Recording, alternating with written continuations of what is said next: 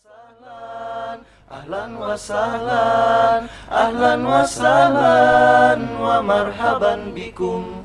Selamat datang, selamat datang, selamat datang semua. Ahlan wa sahlan, ahlan wa sahlan, ahlan wa sahlan, wa marhaban bikum. Selamat datang, selamat datang, selamat datang. Ahlan wa sahlan, ahlan wa sahlan, ahlan wa sahlan, wa marhaban bikum. Selamat datang, selamat datang, selamat datang semua. Ahlan wa sahlan, ahlan wa sahlan, ahlan wa sahlan, wa marhaban bikum. Selamat datang, selamat datang, selamat datang semua. Ahlan wa sahlan, ahlan wa sahlan, ahlan wa sahlan, wa marhaban bikum. Selamat datang, selamat datang, selamat datang semua. Ahlan wa sahlan, ahlan wa sahlan, ahlan wa sahlan, wa marhaban bikum. Selamat datang, selamat datang, selamat datang semua. Ahlan wa sahlan, ahlan wa sahlan, ahlan wa sahlan, wa marhaban bikum. Sekali lagi kami ucapkan selamat datang kepada para peserta dialog kebangsaan pada siang hari ini. Kami persilahkan untuk mengisi tempat yang tersedia yang sudah disiapkan. Peserta yang sudah di dalam ruangan bisa mengisi tempat yang kosong di bagian depan. Selamat datang semua. Ahlan wa sahlan, ahlan wa sahlan, ahlan wa sahlan, wa marhaban bikum. Selamat datang, selamat datang, selamat datang semua. Ahlan wa sahlan, ahlan wa sahlan, ahlan wa sahlan, wa marhaban bikum. Selamat datang, selamat datang, selamat datang semua. Ahlan wa sahlan, ahlan wa sahlan, ahlan wa sahlan, wa marhaban bikum. Selamat datang, selamat datang, selamat datang semua. Ahlan wa sahlan, ahlan wa sahlan, ahlan wa sahlan, wa marhaban bikum. Selamat datang, selamat datang, selamat datang semua. Ahlan wa sahlan, ahlan wa sahlan, ahlan wa sahlan, wa marhaban bikum. Selamat datang, selamat datang, selamat datang semua. Ahlan wa sahlan, ahlan wa sahlan, ahlan wa sahlan, wa marhaban bikum. Selamat datang, selamat datang, selamat datang semua. Ahlan wa sahlan, ahlan wa sahlan, ahlan wa sahlan, wa marhaban bikum. Selamat datang, selamat datang, selamat datang semua. Ahlan wa sahlan, ahlan wa sahlan, ahlan wa sahlan, wa marhaban bikum. Selamat datang, selamat datang, selamat datang semua. Ahlan wa sahlan, ahlan wa sahlan, ahlan wa sahlan, wa marhaban bikum. Selamat datang, selamat datang, selamat datang semua. Ahlan wa sahlan, ahlan wa sahlan, ahlan wa sahlan wa marhaban bikum. Selamat datang, selamat datang, selamat datang semua. Ahlan wa sahlan, ahlan wa sahlan, ahlan wa sahlan wa marhaban bikum.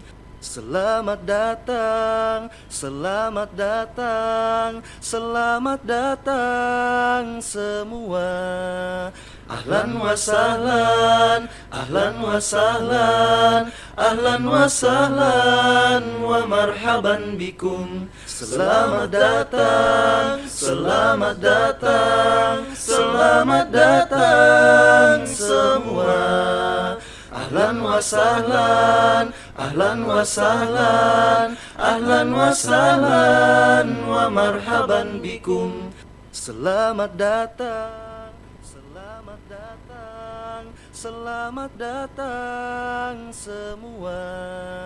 Ahlan wa sahlan, ahlan wa sahlan wa marhaban bikum. Selamat datang, selamat datang, selamat datang semua.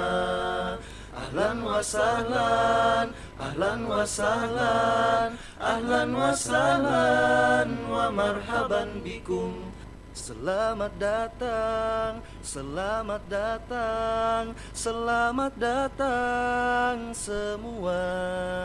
Ahlan wa sahlan, ahlan wa sahlan, ahlan wa sahlan wa marhaban bikum. Selamat datang, selamat datang, selamat datang semua.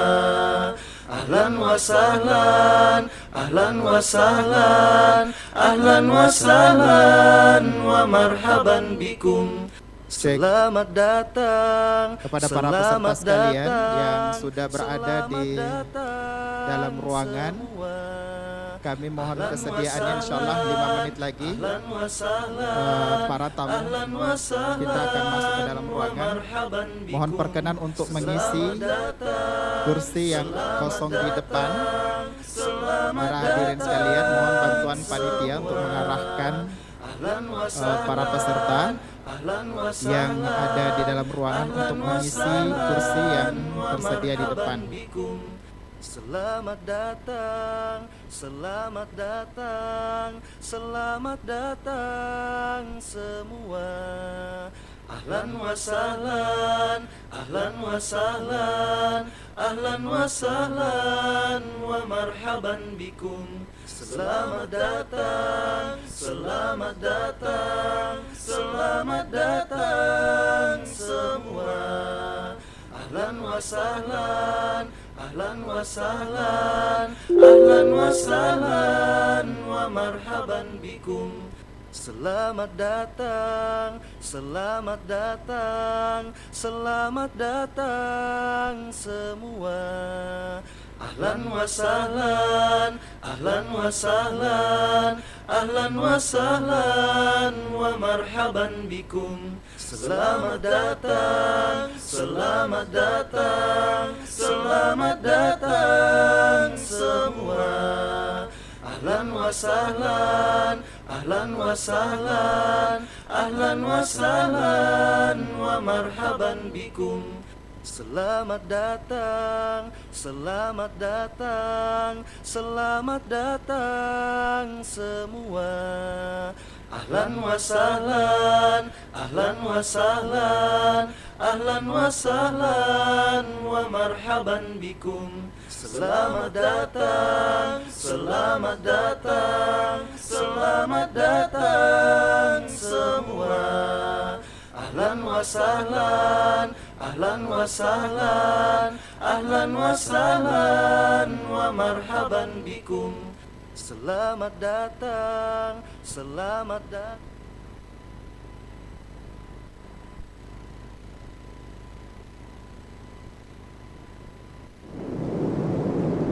ulama memiliki derajat yang sangat tinggi di sisi Allah Subhanahu wa taala. Dan juga Nabi kita Muhammad SAW telah menyebutkan keutamaan-keutamaan mereka. Mereka adalah pewaris sah para nabi dan rasul.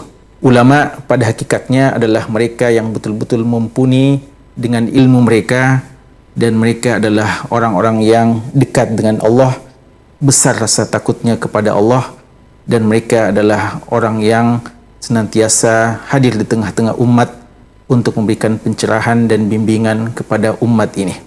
Di tengah fenomena langkahnya figur ulama Rabbani dan pandemi selama 2 tahun terakhir ini dengan banyaknya ulama karismatik yang wafat, maka Sekolah Tinggi Ilmu Islam dan Bahasa Arab atau STIBA Makassar di bawah naungan Wahda Islamiyah didirikan Pusat Pengkaderan Ulama PKU STIBA Makassar.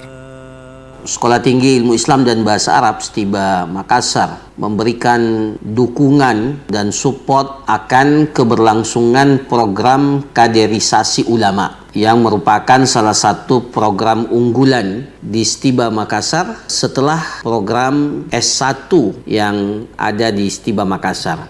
PKU atau Program Kaderisasi Ulama STIBA Makassar adalah suatu program yang bertujuan untuk mencetak ulama Rabbani yang berintegritas serta memiliki daya juang, di samping dapat bersinergi demi kemajuan bangsa dan negara. Input yang kita terima dari program kaderisasi ulama ini adalah pemuda-pemuda pilihan. Syarat utama seorang yang mendaftar di program ini adalah yang telah menguasai sebelumnya bahasa Arab secara aktif dan pasif. Secara aktif dengan percakapan dan secara pasif lewat tulisan atau membaca bahasa Arab dengan baik dan benar.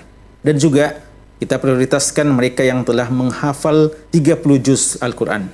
Dan juga dia adalah seorang yang siap untuk mengikuti program ini secara penuh. Saya mendaftar di program kaderisasi ulama ini, tentu motivasi pertama adalah untuk meningkatkan kualitas diri, dan yang kedua dapat bermanfaat kelak kepada umat. Tuntutan umat serta kurangnya ilmu yang ada pada diri saya membawa saya untuk kemudian mengikuti program PKU ini. Kebutuhan masyarakat akan seorang dai sangat besar.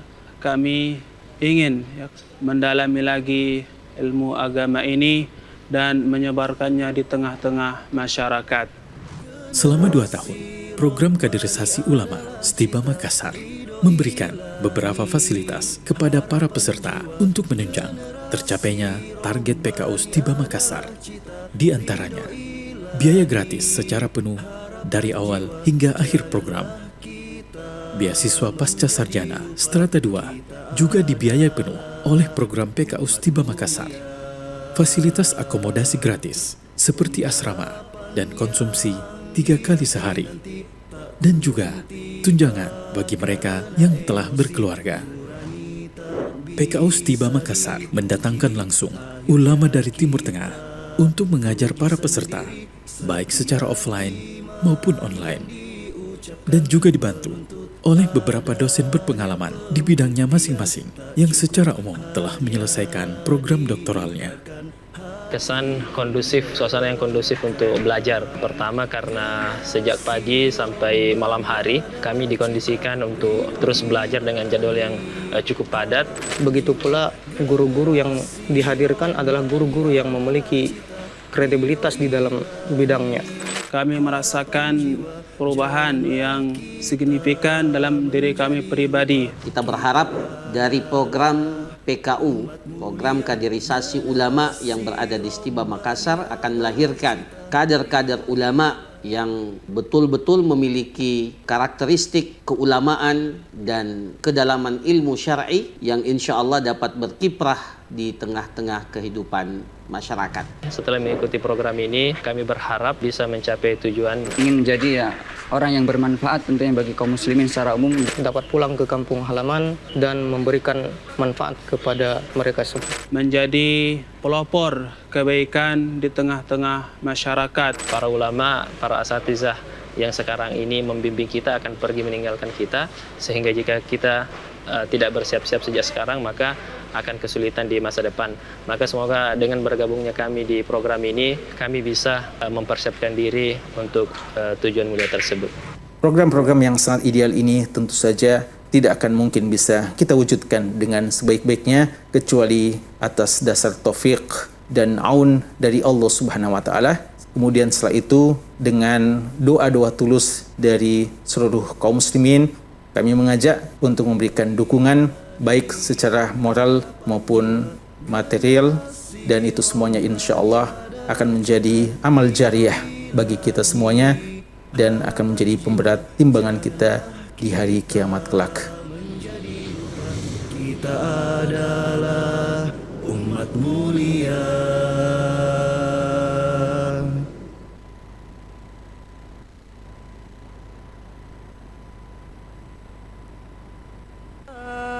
Semua ahlan wa sahlan, ahlan wa sahlan, ahlan wa sahlan wa marhaban bikum. Selamat datang, selamat datang, selamat datang semua.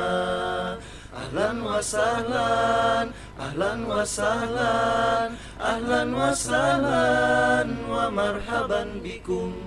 Selamat datang, selamat datang, selamat datang semua. Ahlan wa sahlan, ahlan wa sahlan, ahlan wa sahlan wa marhaban bikum. Selamat datang, selamat datang, selamat datang semua. Ahlan wa sahlan, ahlan wa sahlan, ahlan wa sahlan wa marhaban bikum. Selamat datang, selamat datang, selamat datang semua. Ahlan wa sahlan, ahlan wa sahlan, ahlan wa sahlan wa marhaban bikum.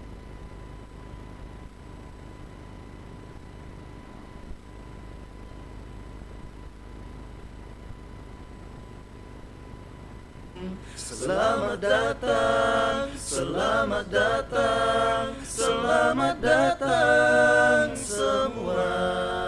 Ahlan wa sahlan, ahlan wa sahlan, ahlan wa sahlan wa marhaban bikum.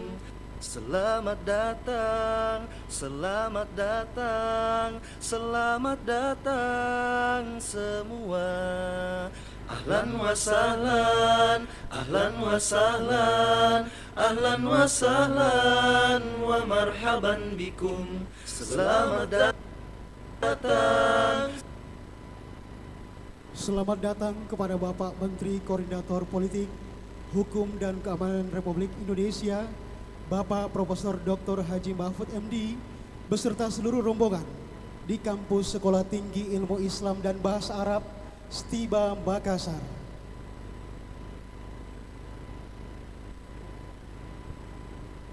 Negeri indah Indonesia memanggil namamu, menyapa nuranimu. Negeri indah Indonesia menanti hadirmu, rindukan karyamu.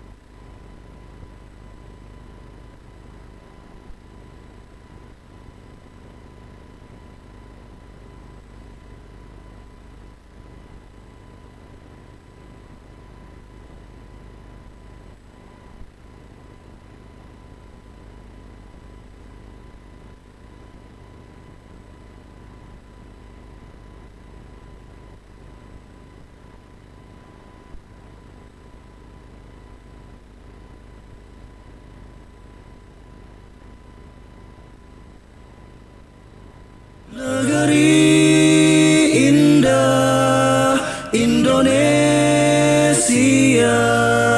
memanggil namamu, menyapa nuranimu.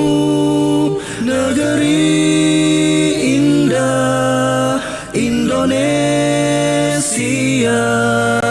menanti hadirmu, rindukan karyamu.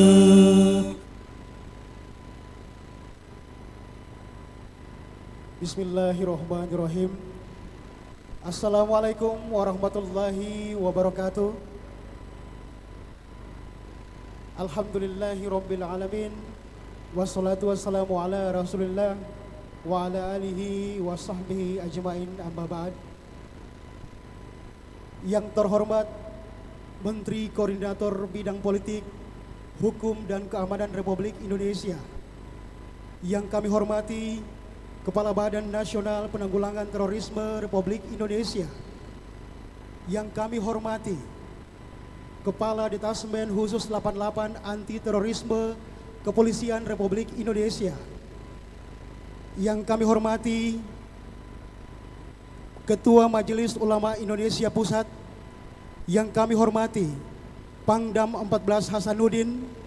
Yang kami hormati Kapolda Sulawesi Selatan.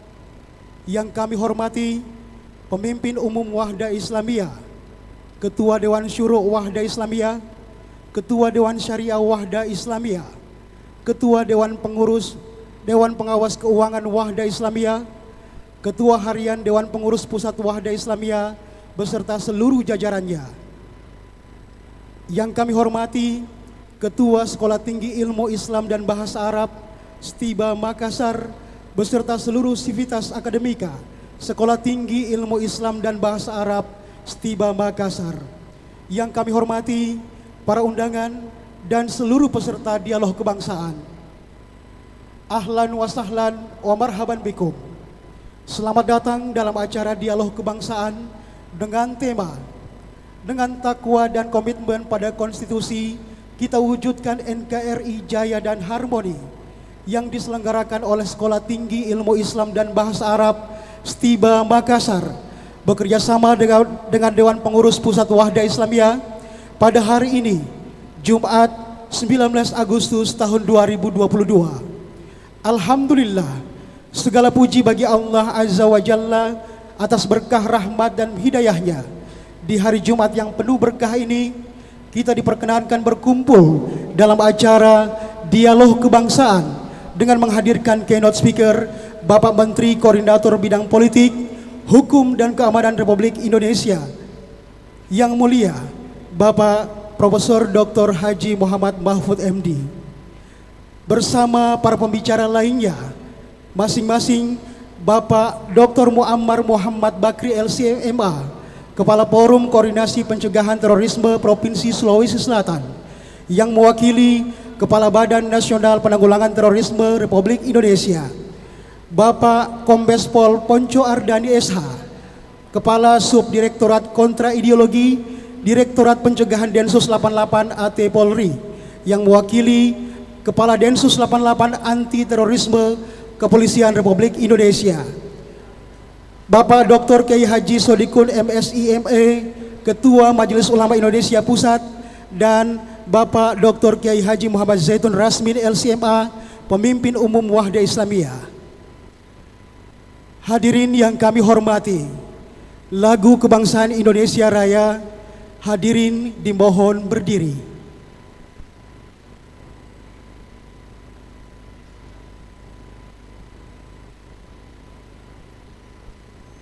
Indonesia tanah airku, tanah tumpah darahku.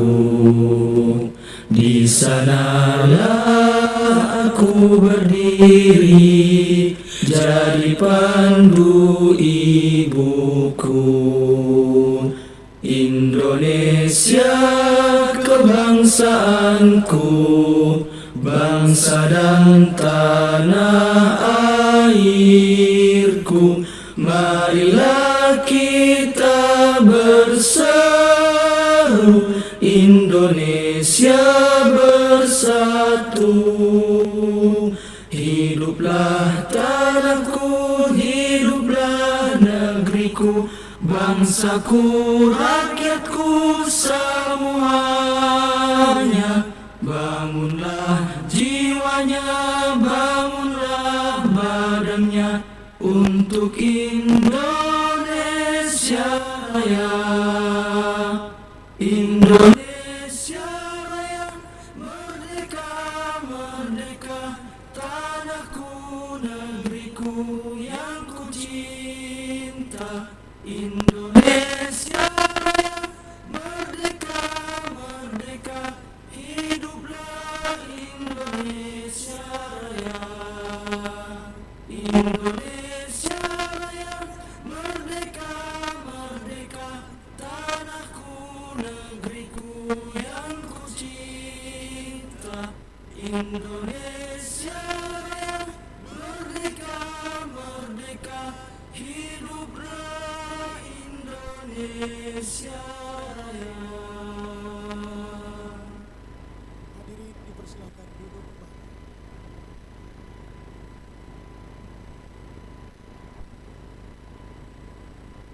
Yang kami hormati, untuk menambah keberkahan acara ini, mari kita simak bersama pembacaan ayat suci Al-Quran oleh Gori Al-Ah Nurdiansyah.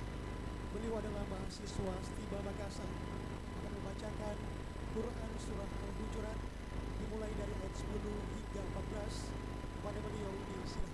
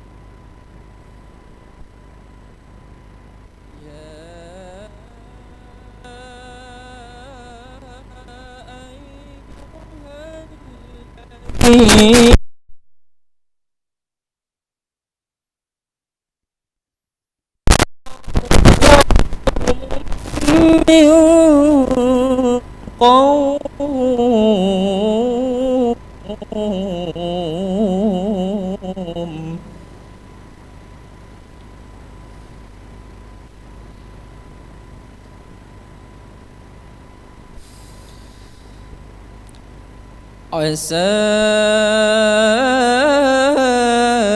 أن يكونوا خيرا منهم ولا نساء من نساء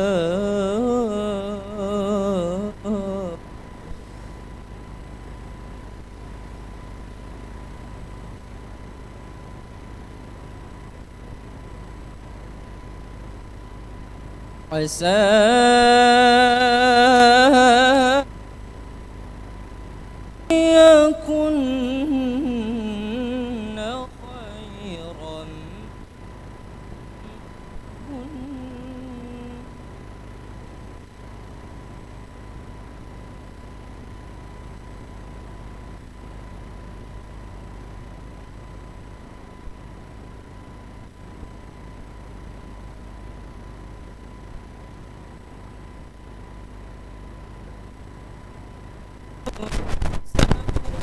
ولا تنابزوا بالألقاب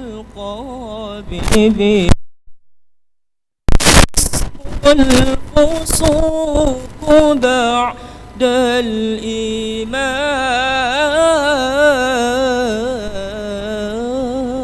الإيمان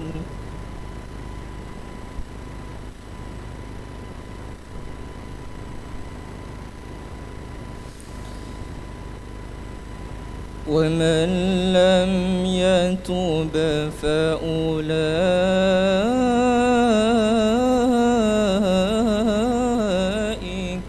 هم الظالمون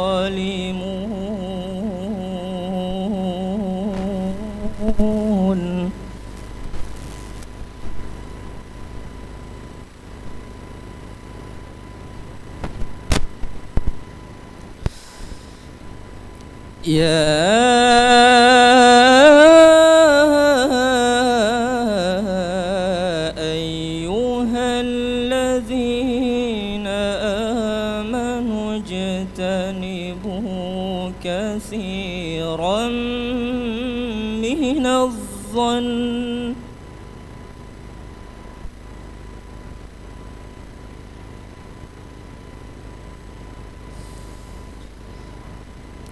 إن بعض الظن إثم ولا تجسسوا ولا يغتب بعضكم بعضا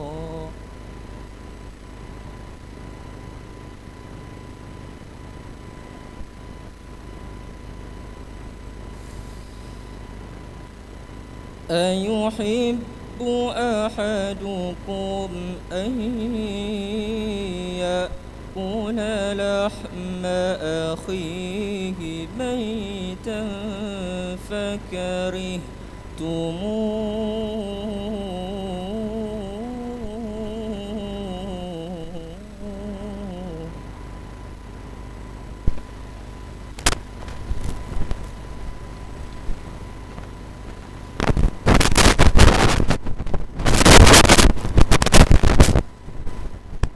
واتقوا الله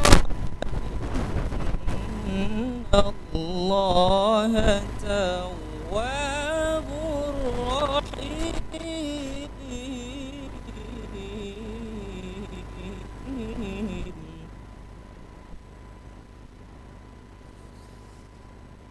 يا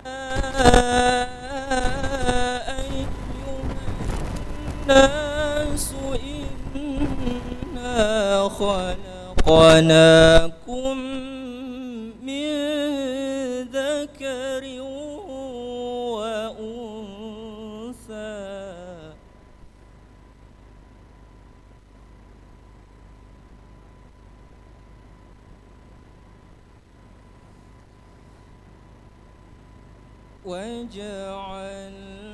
وجعلناكم شعوبا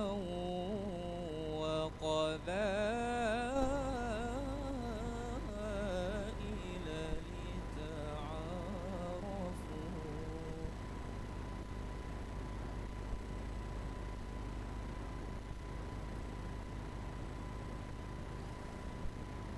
إن أكرمكم عند الله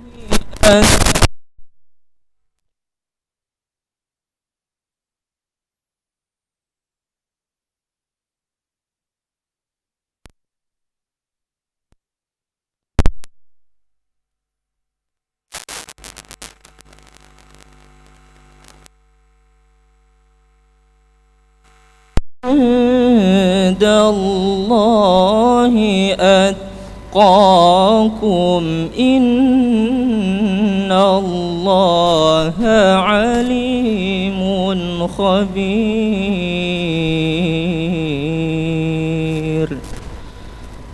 السلام عليكم ورحمة الله وبركاته.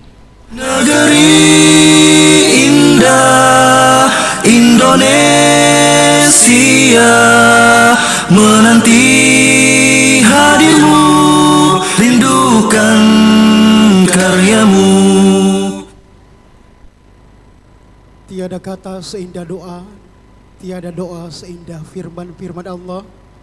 Semoga Allah merahmati kita dengan Al-Quran. Dan kami ucapkan terima kasih kepada Al-Ah Nurdiansyah. Dialog kebangsaan yang bertema dengan takwa dan komitmen pada konstitusi, kita wujudkan NKRI Jaya dan Harmoni, yang terselenggara berkat kerjasama Stiba Makassar dengan Dewan Pengurus Pusat Wahda Islamiyah.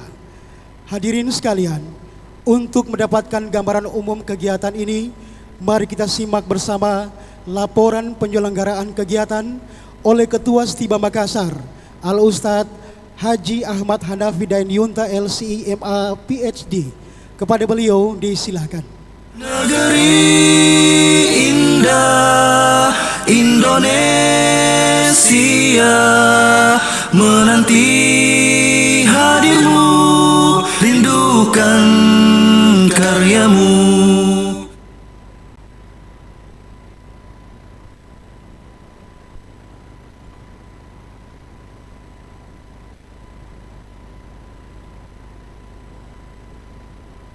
Bismillahirrahmanirrahim.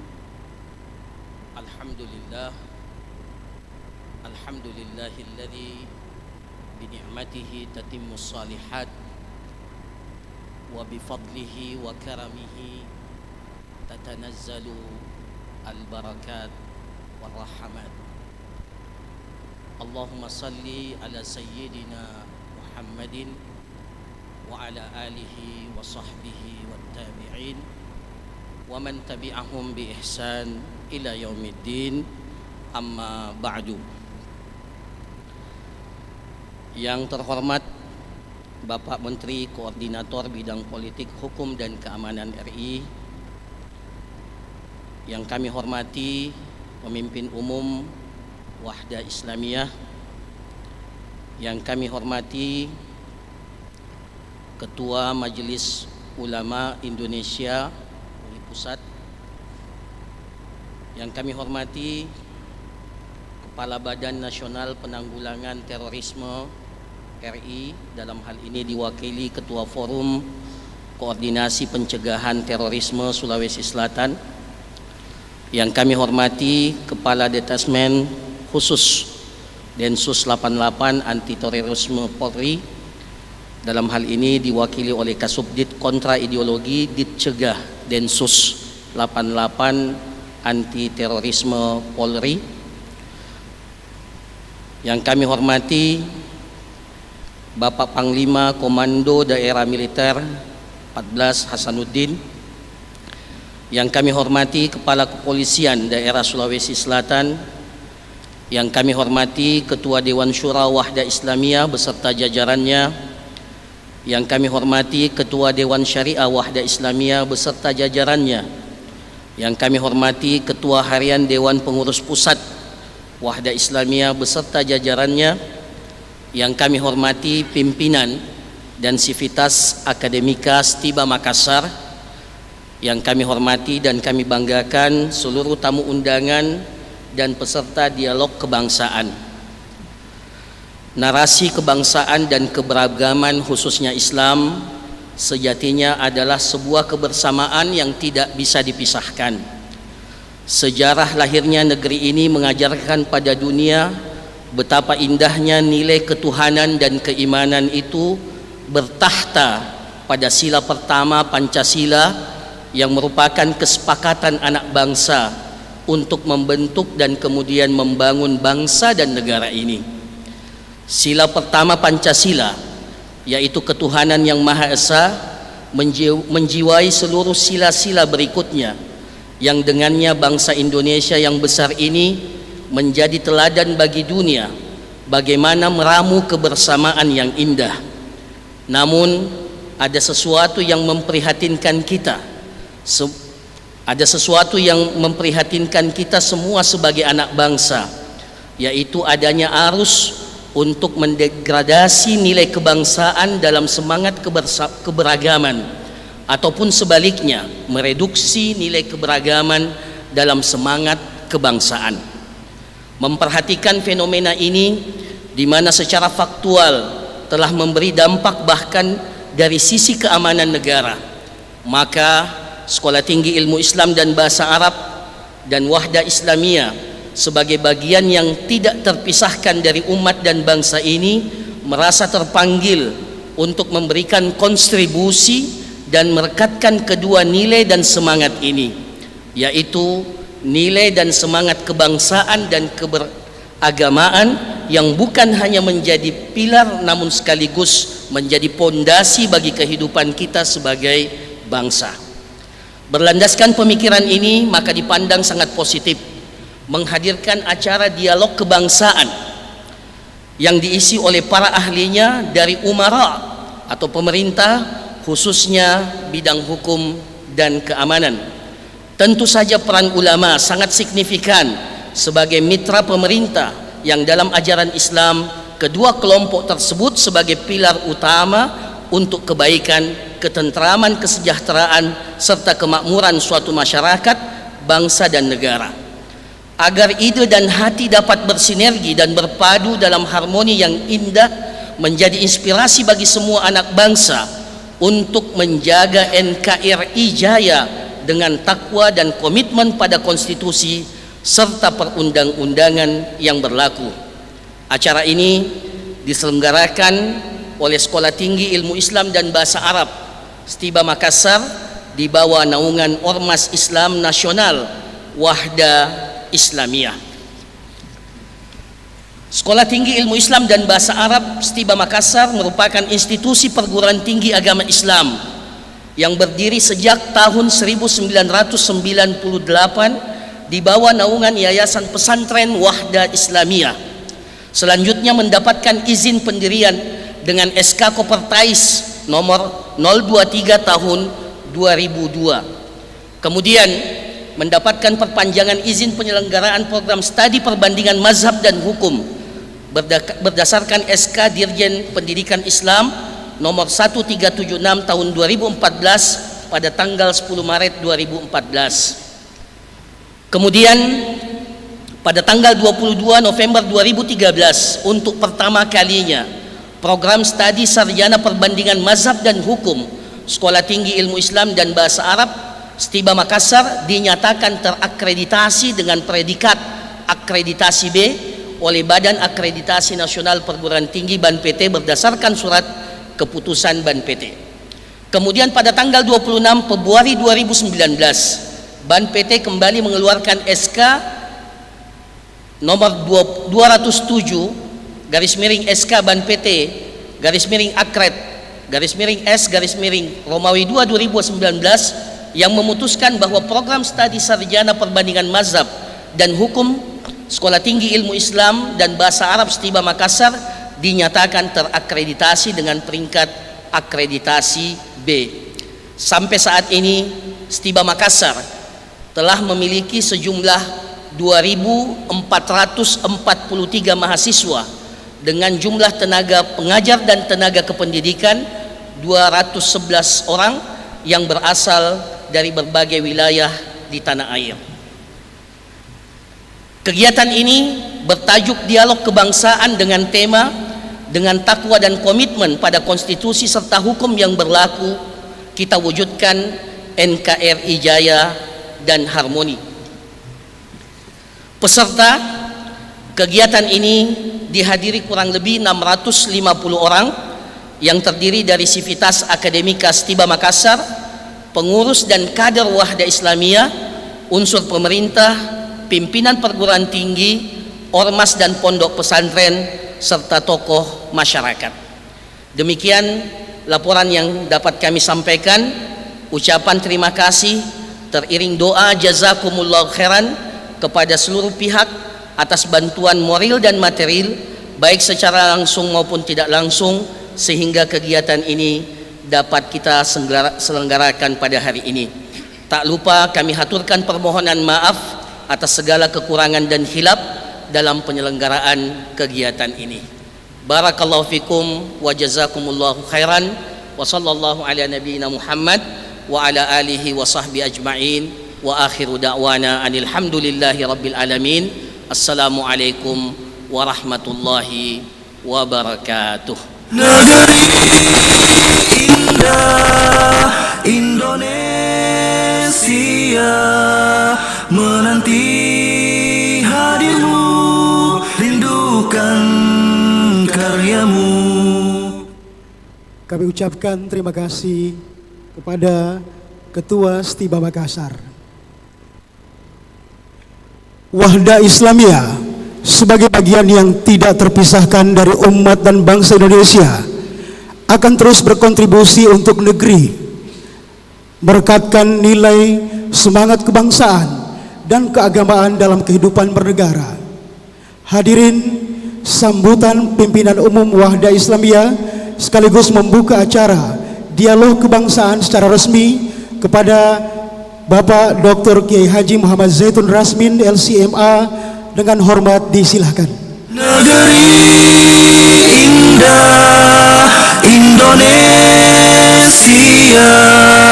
menanti hadirmu, rindukan karyamu.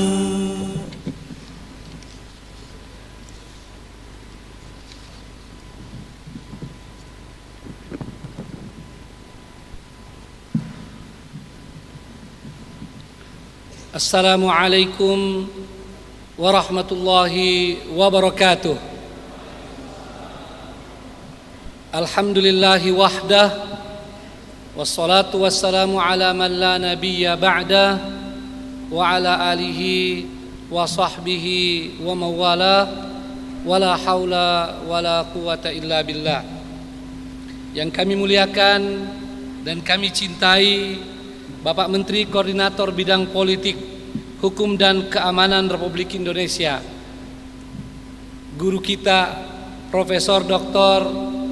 Muhammad Mahfud MD SH SUMIP.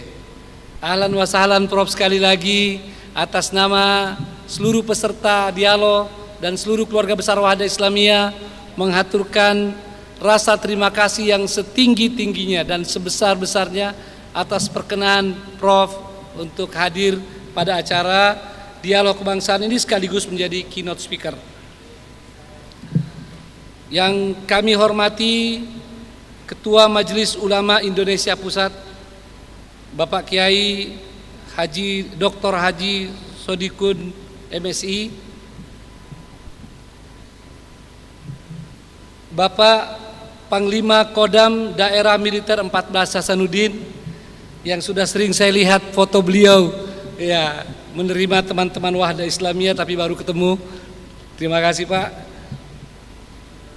Bapak Maijen TNI Andi Muhammad Bau Sawa Andi Mapanyuki. Yang kami hormati Kepala Kepolisian Daerah Sulawesi Selatan Bapak Inspektur Jenderal Polisi Dr. Andes Nana Sujana MM. Beliau sering ketemu dengan kami juga, alhamdulillah, di beberapa tempat tugas beliau sebagai Kapolda.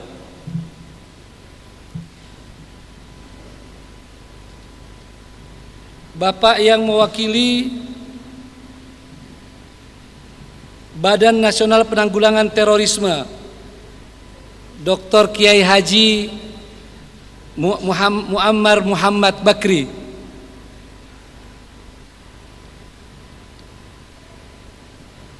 Yang kami hormati pula Bapak yang mewakili Kepala Detasmen Khusus 88 Anti Terorisme Polri, Bapak Kombes Pol Ponco Ardani SH.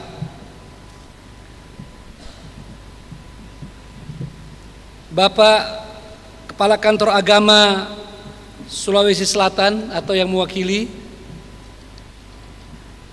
Bapak-bapak para tokoh ulama, tokoh masyarakat yang mohon maaf tidak dapat saya sebutkan satu persatu, para ketua-ketua dewan dalam lingkungan Wahda Islamiyah, ketua Dewan Syuro beserta seluruh anggota Dewan Syuro, ketua Dewan Syariah dan anggotanya, ketua Dewan Pengawas Keuangan, ketua pengurus harian, sekjen dan seluruh pengurus DPP, para pimpinan Stiba dan segenap sivitas akademika Stiba Makassar, seluruh tamu undangan peserta dialog kebangsaan yang dimuliakan oleh Allah Subhanahu wa taala.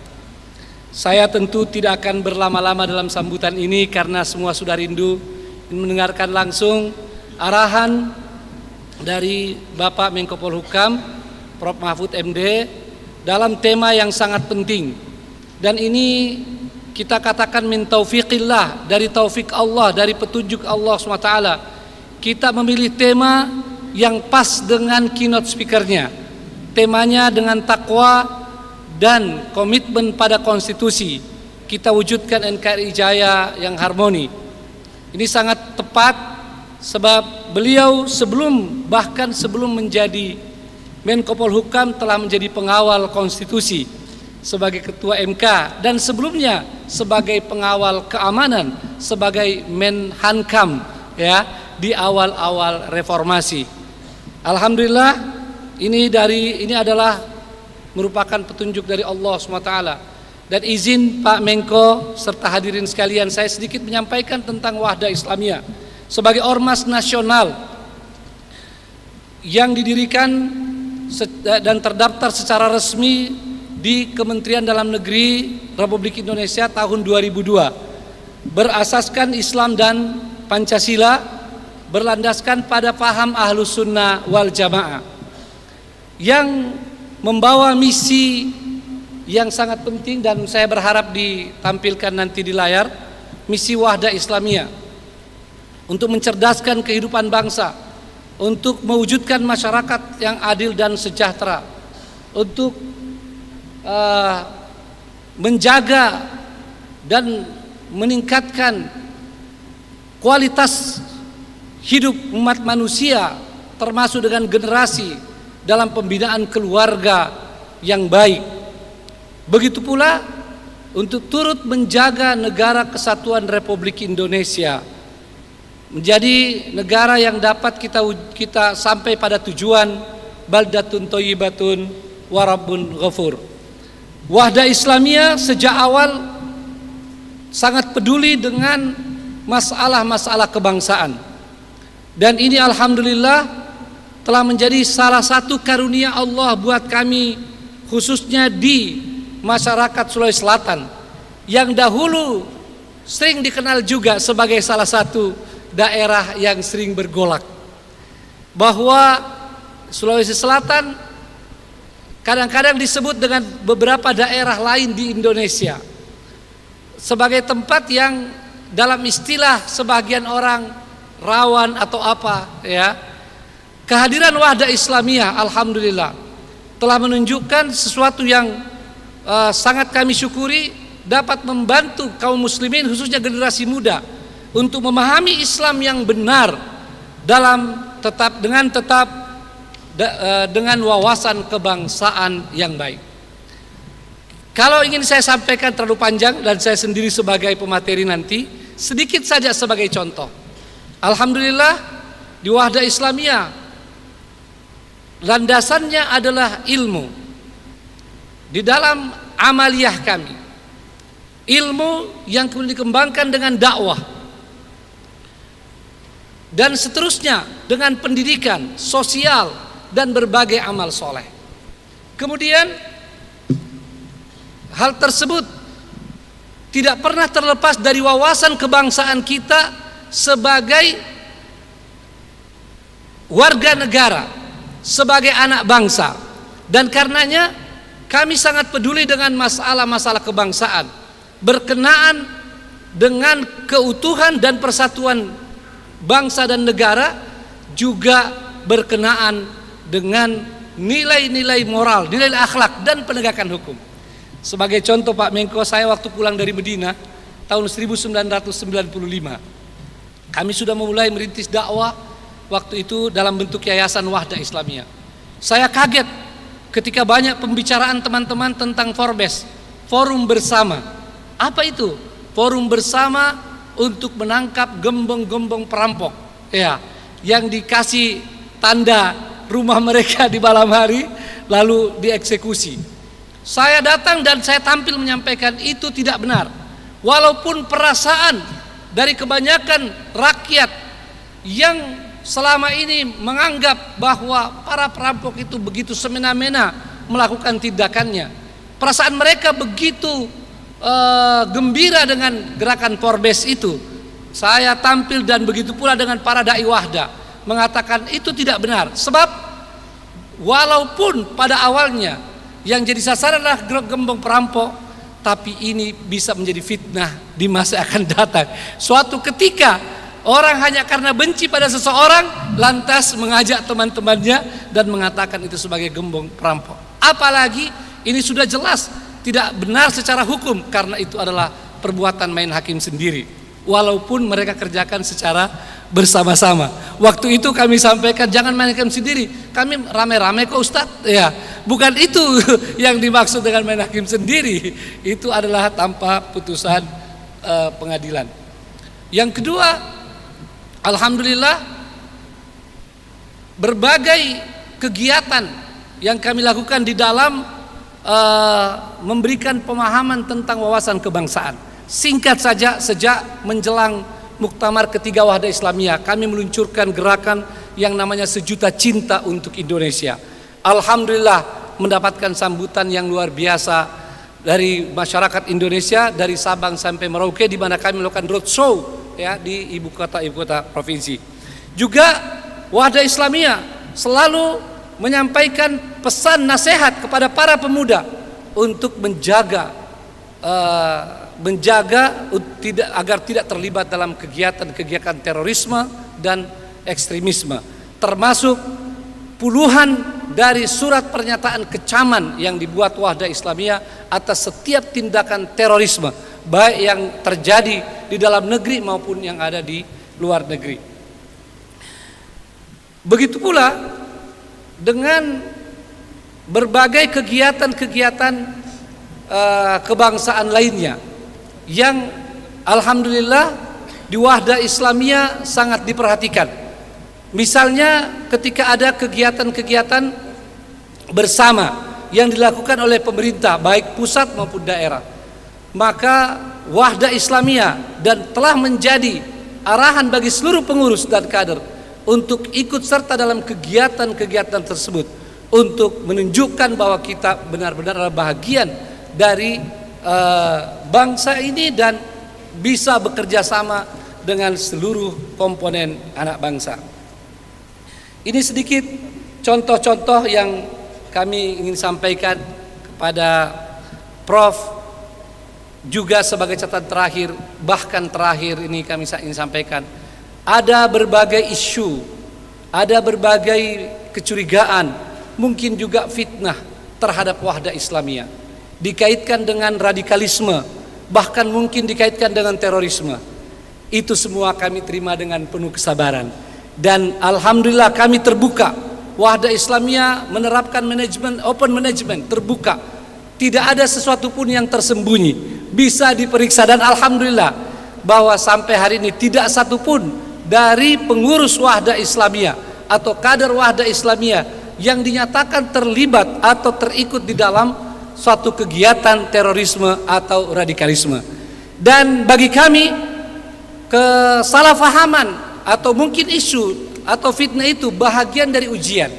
Bahagian dari ujian orang beriman ketika menginginkan kebaikan sebagaimana yang dialami oleh para nabi dan rasul dan pengikut-pengikut mereka selanjutnya. Dan kami mempunyai prinsip sebagaimana dalam Al-Quran, idfa' billati hiya ahsan, jawablah dengan cara yang baik. Fa idzal ladzi bainaka wa bainahu adawatun ka'annahu waliyun hamim.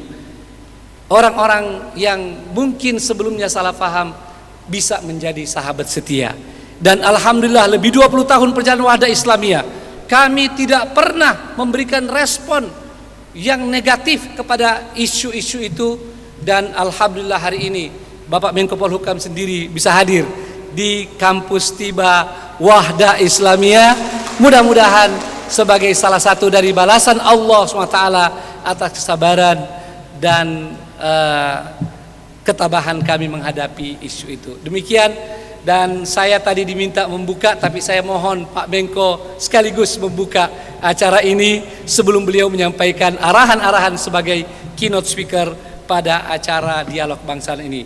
Demikian, barakallahu fikum. Terima kasih kepada semua pihak yang telah membantu, yang telah sudi hadir, dan mohon maaf atas segala kekurangan.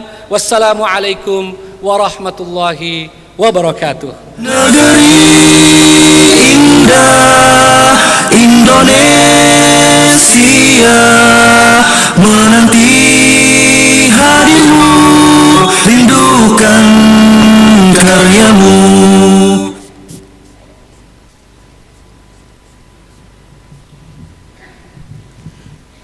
Kami ucapkan terima kasih kepada pemimpin umum Wahda Islamiyah. Hadirin, parade kejayaan dan kemerdekaan negeri bukanlah euforia semata, melainkan manifestasi akan kecintaan pada bumi pertiwi Republik Indonesia. Kita tunjukkan komitmen pada konstitusi dengan spirit takwa, bersama wujudkan NKRI, jaya dan harmoni. Hadirin sekalian, mari kita simak bersama keynote speech oleh Bapak Menteri Koordinator Bidang Politik, Hukum dan Keamanan Republik Indonesia kepada Bapak Profesor Dr. Haji Mahfud MD. Dengan hormat kami persilahkan. Negeri indah Indonesia menanti hadirmu, rindukan karyamu. Assalamualaikum warahmatullahi wabarakatuh. Sebelum saya menyampaikan keynote speech atas permintaan Ketua Umum DPP Wahda Islamiyah, perkenankan saya membuka dialog kebangsaan ini dan dengan mengucap Bismillahirrahmanirrahim. Dialog kebangsaan dengan tema dengan takwa dan komitmen pada konstitusi, kita wujudkan NKRI, jaya dan harmoni, dinyatakan dibuka.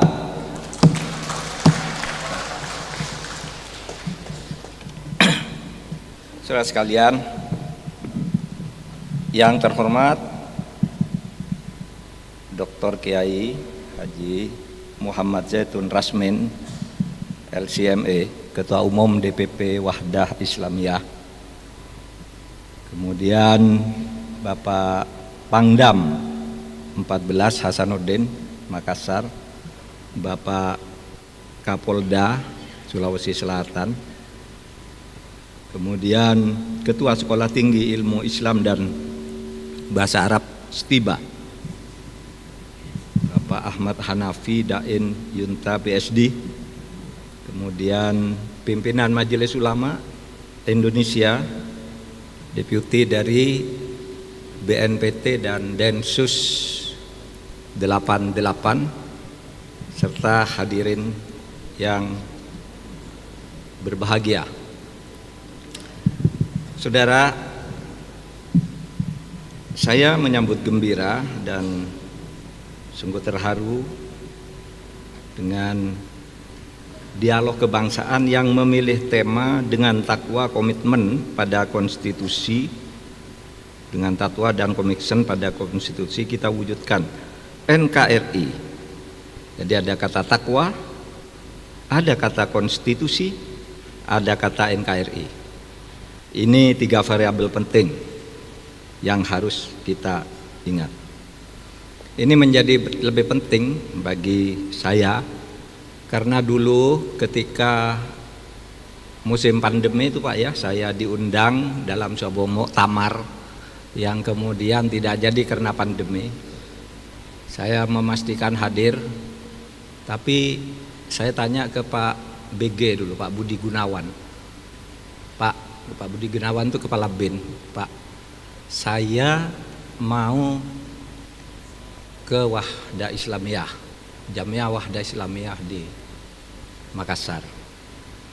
Menurut identifikasi BIN, organisasi ini seperti apa? Saya akan datang, tapi saya ingin tahu potretnya dulu. Bukan saya tidak mau datang karena identitasnya begini begitu. Saya ingin tahu. Lalu identifikasinya begini, Pak. Wahda Islamiyah itu adalah organisasi Islam yang berasas kebangsaan, menyatakan kesetiaannya kepada NKRI. Itu dari Pak Bin. Oleh sebab itu, Pak Menko, kami rekomendasikan datang ke sana dengan tujuan mensolidkan komitmen itu. Kenapa? Karena begini, Pak Zaitun, ketika bulan puasa lalu kali ya, saya ke sini keliling-keliling, saya tanya, gerakan-gerakan Islam yang agak keras di sini banyak enggak? Yang nemeni saya tuh bilang, ada Pak, itu Wahda Islamiyah. Itu yang nyopiri saya tuh dari kantor gubernur. Itu Pak, apa bentuknya? Saya tanya ke orang-orang Unda, siapa Minang mereka? Katanya banyak yang sangat keras, tapi Wahda Islamiyahnya sendiri sebagai sebuah organisasi itu tetap ya tetap komitmen ke Indonesianya ada. Kalau begitu saya mau datang, saya bilang. Karena bagaimanapun ormas Islam itu adalah aset, ya, aset nasional yang bisa memperkuat NKRI seperti halnya ormas-ormas yang lain. Sehingga waktu itu saya sambutan lewat virtual, lalu sekarang saya datang secara fisik untuk menyatukan komitmen. Saudara, Indonesia itu sebenarnya sudah berakar di lubuk hati bangsa Indonesia dari berbagai suku dan bangsa. Ini tadi kita masuk ke sini apa? Itu lagunya yang selalu setel. Negeri indah Indonesia. Ya, Indonesia. Negeri indah Indonesia, menanti hadirmu, rindukan karyamu. Itu Wahda Islamiyah tuh, Indonesia. Bukan hanya di Wahda Islamiyah, saya takjub. Beberapa waktu yang lalu saya disuruh ceramah untuk peringatan Damai Aceh. Saya buka-buka literatur, ternyata pada tahun 1930-an, beberapa satu dekade sesudah perang Aceh selesai dan Aceh ditaklukkan oleh Belanda, dalam arti resmi ditaklukkan. Nah di situ tuh kata Indonesia muncul di lagu-lagu rakyat. Kata tanah air Indonesia muncul di lagu-lagu rakyat dalam bahasa Arab. Nah ini saya catat nih. Ya abna ana jinsana Indonesia, kum min naumikum undur ila watanikum. Aceh tahun 1930, 15 tahun sebelum Indonesia merdeka nih. Wahai anak-anakku bangsa kita Indonesia, bangunlah dari tidurmu, bangunlah tanah airmu. Tahun 1930 saudara, sudah ada kata Indonesia. Di sini sama tadi kan, selalu lagu-lagunya Indonesia. Gitu. Watoni anta abun li salitun min walidaini, watoni anta hayati wa muna aini wa nafsi. Tanah airku, engkau adalah orang tuaku, orang tua yang ketiga sesudah ayah dan ibuku. Ini lagu Aceh dalam bahasa Arab. Kata watoni Indonesia sudah ada. Oleh sebab itu saya bersemangat tuh mau datang ke Aceh. Siapa bilang di Aceh itu tidak Indonesia? Wong lagunya itu tahun 1930. 2 tahun sesudah Sumpah Pemuda itu sudah ada lagu dalam bahasa Arab yang menyebut bangsaku, tanah airku Indonesia. Kalau di Jawa sama kan lagu Subhanul Waton kan? Ya lal waton, ya lal waton, ya lal waton, hubbul waton minal iman, wala takun minal khirman. Inhadu ahlal waton Indonesia biladi. Itu Indonesia lagi. Coba. Indonesia. Nah, oleh sebab itu saya gembira ada tema dengan takwa dan komitmen pada konstitusi. Artinya takwa itu tidak boleh dipertentangkan dengan konstitusi. Di dalam negara kesatuan Republik Indonesia yang punya konstitusi Undang-Undang Dasar 1945, ketakwaan itu dilindungi, bahkan didorong. Ketakwaan itu dijadikan spirit bagi penyelenggaraan negara. Ya Pak, sama Pak Pangdam sama Pak Kapoldanya waktu disumpah kan takwa kepada Tuhan. Ya Pak. Karena takwa menjadi spirit. Di dalam Undang-Undang Pendidikan Nasional kita atau di dalam konstitusi kita pasal 31 tentang Undang-Undang Pendidikan dikatakan di pasal 31 ayat 3 itu pendidikan diselenggarakan berdasar iman, takwa dan akhlak. Apa coba? Kurang islaminya dari mana itu? Iman, takwa, akhlak, semuanya term keislaman. Lalu pendidikan ditujukan untuk memajukan ilmu pengetahuan dan teknologi sesuai nilai-nilai keagamaan, budaya bangsa. Itu pasal 31 ayat 5. Jadi saudara, mari kita isi kemerdekaan ini. Isi kemerdekaan negara kesatuan Republik Indonesia yang telah memberi berkah besar kepada kita. Saudara, karena kita merdeka dan punya Indonesia, maka kita punya Pangdam, punya Kapolda.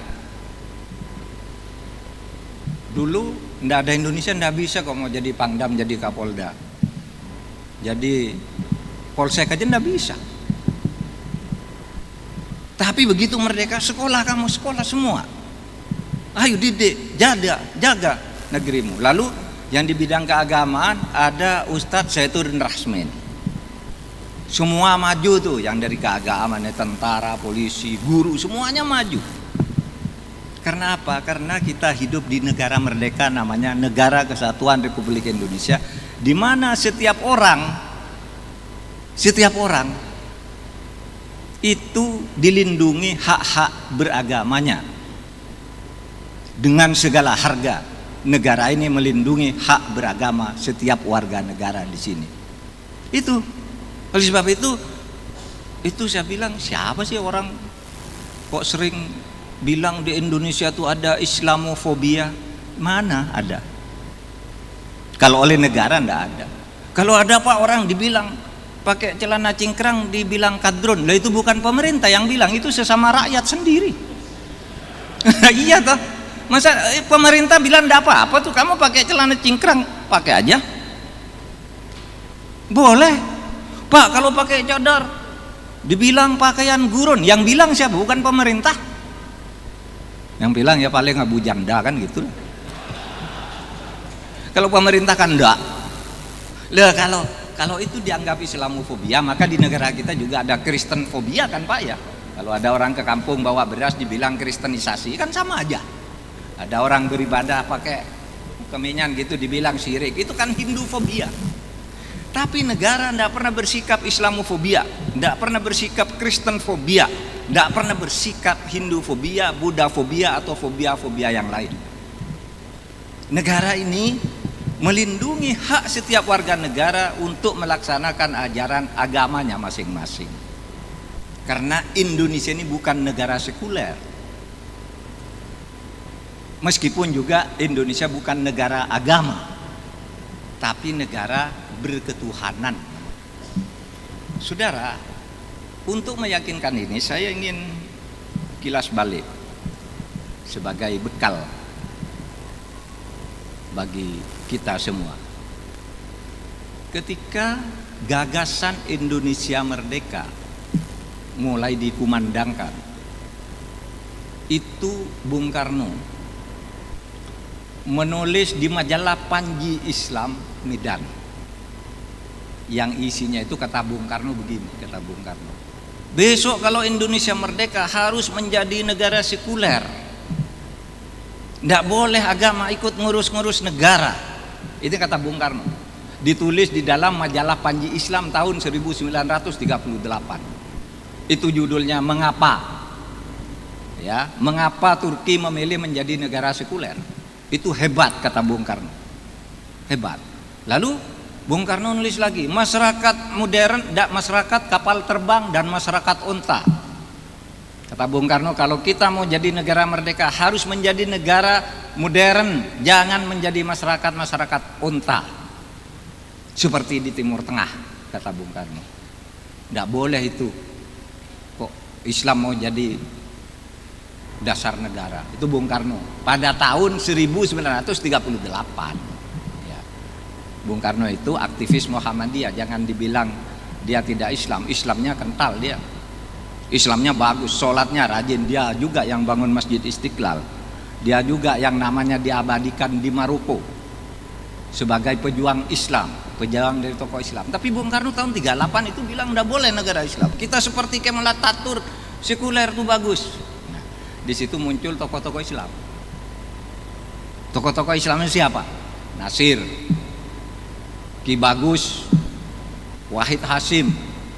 Tidak setuju dengan Bung Karno, Indonesia ini harus negara Islam. Agus Salim, harus negara Islam. 87% penduduknya Islam, masa tidak bisa negara Islam? Terjadilah perdebatan panjang, lalu berujung bermuara di Badan Penyelidik Usaha-Usaha Persiapan Kemerdekaan BPUPK tahun 45. Di situ berdebat.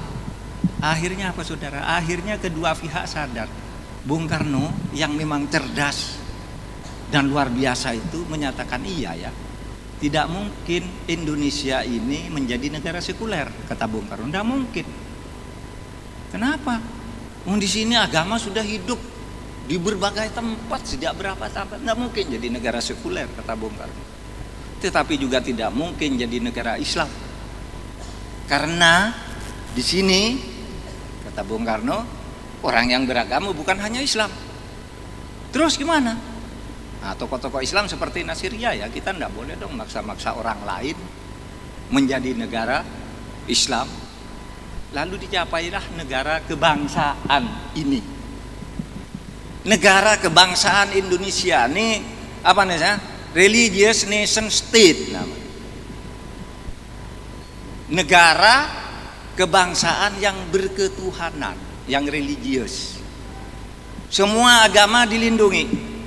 Tidak boleh satu agama mendiskriminasi agama yang lain. Negara harus melindungi semuanya. Karena agama itu adalah forum internum di dalam hak asasi manusia. Nah saudara, itu proses bagaimana para pemimpin kita itu begitu hebat dan besar hatinya tuh mau berkompromi, menerima pikiran-pikiran rasional untuk dimasukkan ke dalam hati nurani yang jujur. Itulah Indonesia, saudara. Memang perdebatannya kan kemudian Bung Karno usul, orang Islam usul negara Islam. Bung Karno usul 1 Juni Pancasila. Macet. Ini tidak diterima, ini tidak diterima. Dua-duanya tidak diterima. Macet. Tanggal 1 Juni itu macet, maka dibentuk Panitia 8. Panitia 8, kamu bentuk dulu ya kompromi. Buat nih rumusan negara apa yang cocok di negara kita ini. Cari kompromi dulu antara golongan Islam dan golongan kebangsaan. Tanggal 1 Juni. Anggotanya 8 orang. Siapa nih? Soekarno, Hatta, Yamin, Meramis, Otto Iskandar Dinata, Ki Bagus Hadikusumo, Wahid Hasim, dan Ahmad Sukarjo. 8. Bung Karno, ketika perang meletus gitu, Bung Karno, wah ini harus segera rapat nih panitia kecil. Tapi Bung Karno bilang gini, nggak adil ini kalau panitia 8, masa 6 itu orang non Islam, yang 2 hanya Islam, Kiai Wahid Hasim dan Kiai Bagus Hadikusumo. Orang non negara Islam, non ideologi Islam tapi tidak ideologi Islam, seperti Soekarno, Hatta, Yamin itu Islam, bagus, tapi ideologinya tidak Islam. Tapi yang ideologi Islam itu hanya Kiai Hasim, Wahid Hasim, dan Kiai Bagus. Oleh Bung Karno dirombak anggota ini. Dimasukkan lagi 3 orang Islam, Agus Salim, ya, Agus Salim, Kahar Muzakir, dan Abi Kusnu Cokro Suyoso. Masuk. Tapi Ki Bagus keluar karena dia ada acara di Jogja. Lalu yang dari kebangsaan itu dikeluarkan, si Otto Iskandar Dinata keluar dari panitia 9 ini, dan Ahmad Sukarjo diganti oleh Ahmad Subarjo. Jadi 5-4. Gimana Anda nuding bahwa Bung Karno itu anti Islam? Dia pakai itu Islam terlalu kecil, masukkan lagi biar komprominya tuh bagus. Lahirlah Piagam Jakarta dari 9 orang yang dirombak dari 8 orang ini. Yang pada saat itu semuanya menerima negara berdasar ketuhanan dengan kewajiban menjalankan syarat Islam bagi pemeluk-pemeluknya. Oke, itu diterima oleh sidang. Tanggal 18 terjadi kompromi lagi. Kompromi lagi. Rame lah, latar belakangnya macam-macam. Ada yang bilang itu intervensi Jepang, ada yang bilang macam-macam. Tapi pada hari itu kompromi, ayo kita perbaiki agar kita ini bersatu lagi menjadi ketuhanan yang Maha Esa. Tok, disahkan. Banyak yang kecewa. Banyak yang kecewa. Itu kata Islam sudah muncul, kenapa dicoret? Saudara, pertama, yang membuat rumusan yang kewajiban menjalankan syariat Islam bagi pemeluk-pemeluknya itu adalah BPUPKI, subpanitia BPUPKI. Nah, yang mencoret ini PPKI, memang beda fungsinya. Yang satu menyiapkan bahan, yang satu mengesahkan. Nah, ketika disahkan itu terjadi perdebatan lagi, lalu banyak yang kecewa, tetapi banyak yang bersyukur. Karena begini coba, ini kalau bagi yang bersyukur itu seperti orang Nurholis Majid, Gus Dur gitu. Coba gitu. Kalau dulu ditentukan negara berdasar ketuhanan dengan kewajiban menjalankan syariat Islam bagi pemeluknya, itu umat Islam itu pasti pecah. Kenapa? Syariat Islam itu kan banyak sekali cabangnya. Fikihnya aja macam-macam. Iya kan? Macam-macam. Maka kata Nurholis Majid, bagus nih ya. Ini yang disebut blessing in disguise. Berkah terselubung. Karena ini lalu menyatukan umat Islam. Kalau satu misalnya, yang menentukan tanggal 1 Ramadan itu siapa? Saya itu. Dia. Kata yang mana tuh yang di Toraja itu yang ini macam-macam. Untuk menentukan tanggal 1 aja banyak cabangnya. Lalu yang mana yang mau dijadikan dasar ketuhanan dengan kewajiban menjalankan syariat, yang mana? Lalu kalau itu bilang, yang mana aja Pak, pokoknya ada kata Islam. Loh, kalau namanya yang mana saja itu tidak perlu ditulis. Ini karena ditulis sebagai ideologi. Kalau yang mana aja kok mau ditulis? Sebagai dasar ideologi negara. Oleh sebab itu lalu ya sudah. Ini atas berkat rahmat Allah yang Maha Kuasa kita sudah punya negara Indonesia yang berdiri bagus. Oleh sebab itu, saudara sekalian, mari kita jaga negara kesatuan Republik Indonesia ini dengan sepenuh hati. Karena ya, Anda bayangkan kalau misalnya karena kita mau sewenang-wenang, kami paling banyak harus ini, saudara. Apa yang sekarang terjadi di Afghanistan? Kiai Zaitun Rasmin pasti tahu. Saudara, di Afghanistan itu begitu dikuasai oleh Taliban, mencekam. Wanita-wanita gitu enggak boleh keluar rumah. Sampai sekarang. Jadi buruh enggak boleh, kerja di kantor enggak boleh. Harus jadi budak seks laki-laki. Sekarang ini di Afghanistan. Di Syria. Yang sekarang perang karena ada ISIS, Syria, Irak. Orang mencekam di situ hidup. Mau pergi takut, kalau enggak pergi enggak makan. Antara anak sekolah, pulang sekolah, bapaknya udah mati, kena bom. Atau anaknya yang mati ketika dijemput, tidak ada, sekolahnya udah dibom. Itu di Syria, Irak. Nah kita ini nyaman di Indonesia ini, baldatun thayyibatun wa rabbun ghafur, itu di sini. Nah oleh sebab itu kita pahami saudara, ketika para pendiri negara, wakil-wakil kita mendirikan negara Islam itu, negara Indonesia dengan ideologi Islam itu semuanya udah diperjuangkan kan. Pertama, Wahid Hasyim, Nasir, Agus Salim, pokoknya minta negara Islam. Gitu. Tapi sesudah diperjuangkan komprominya bukan negara Islam. Maka berlaku tuh dalil usul fikihnya itu, nah, ya, kalau tidak bisa dipenuhi seluruhnya, ambil sisanya, itu malah yukaru kulluhu la yukaru kulluhu malah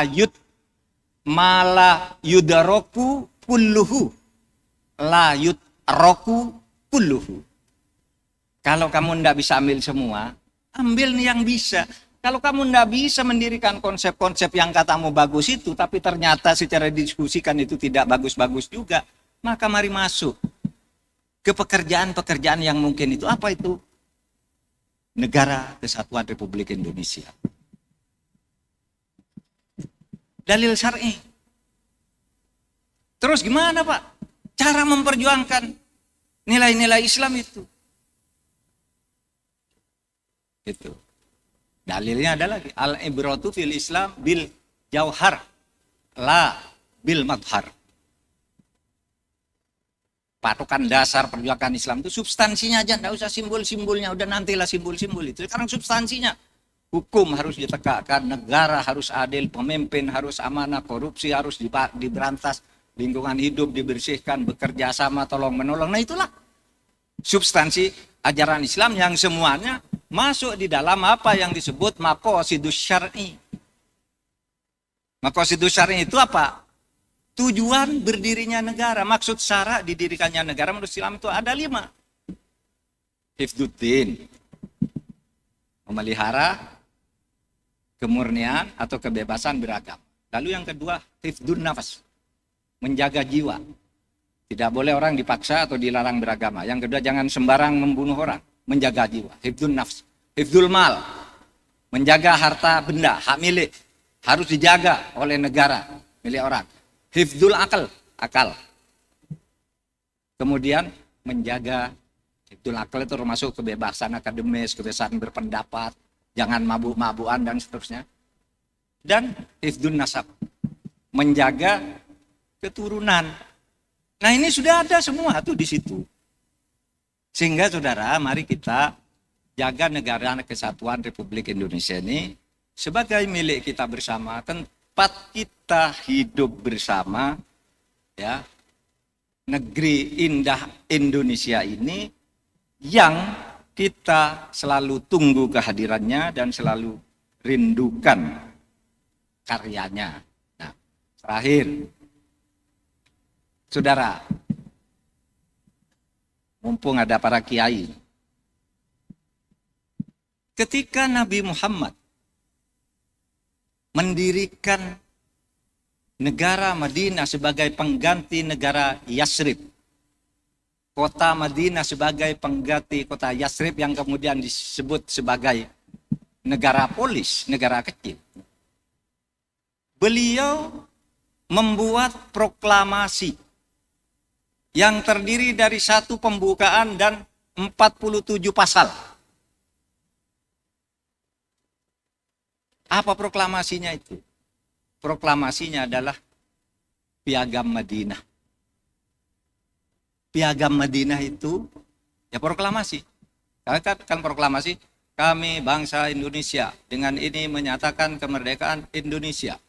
Hal-hal yang mengenai pemindahan kekuasaan dan lain-lain diselenggarakan dengan cara saksama dan dalam tempo yang sesingkat-singkatnya atas nama bangsa Indonesia Soekarno-Hatta.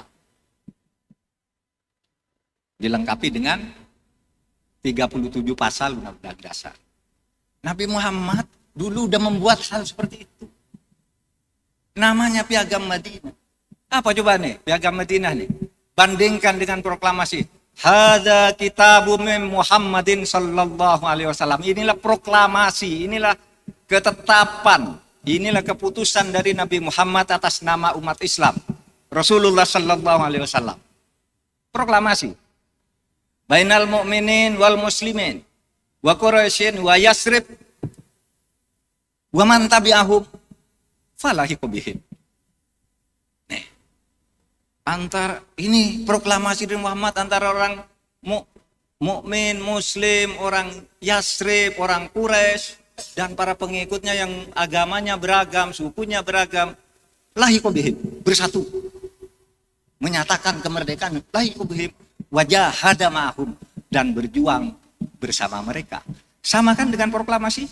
Apa bedanya coba?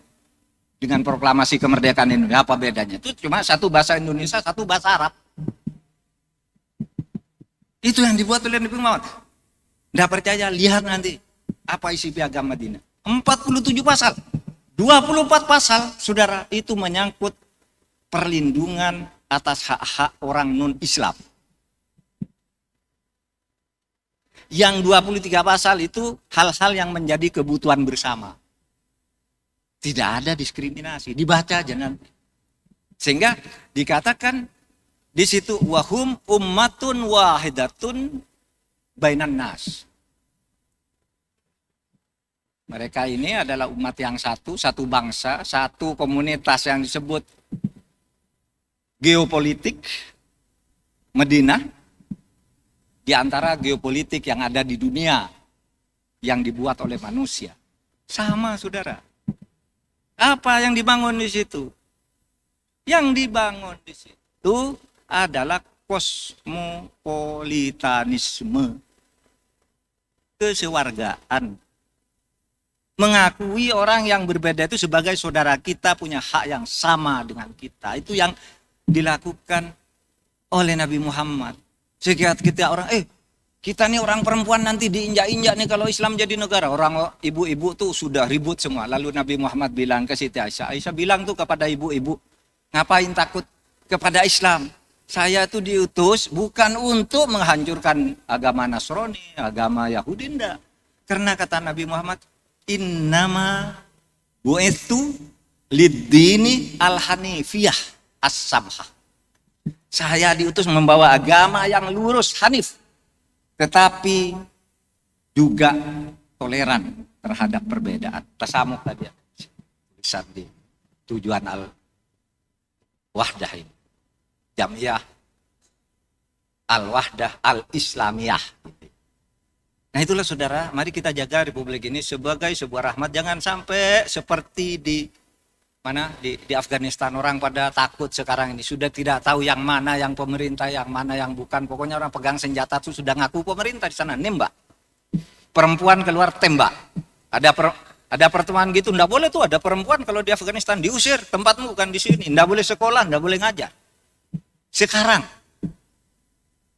kesaksian orang Afghanistan yang berhasil lari ke luar negeri, ke berbagai negara tetangga, ada yang ke Arab Saudi, ke Turki, ke Amerika, kemana, ini kesaksian mereka.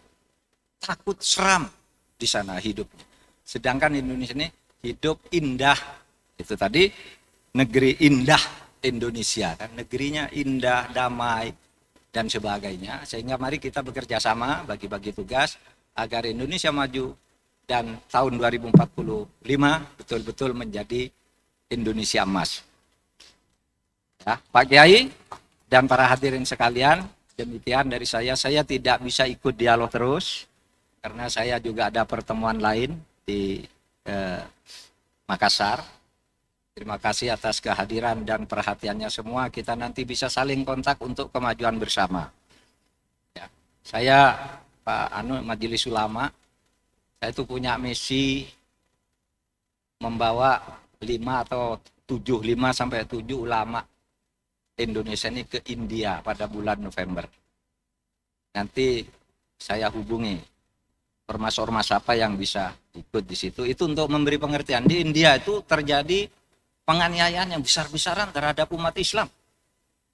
Kita beri pelajaran ini kalau di Indonesia kayak gini. Saya sudah bicara dengan Menteri Dewan Ketahanan Nasionalnya.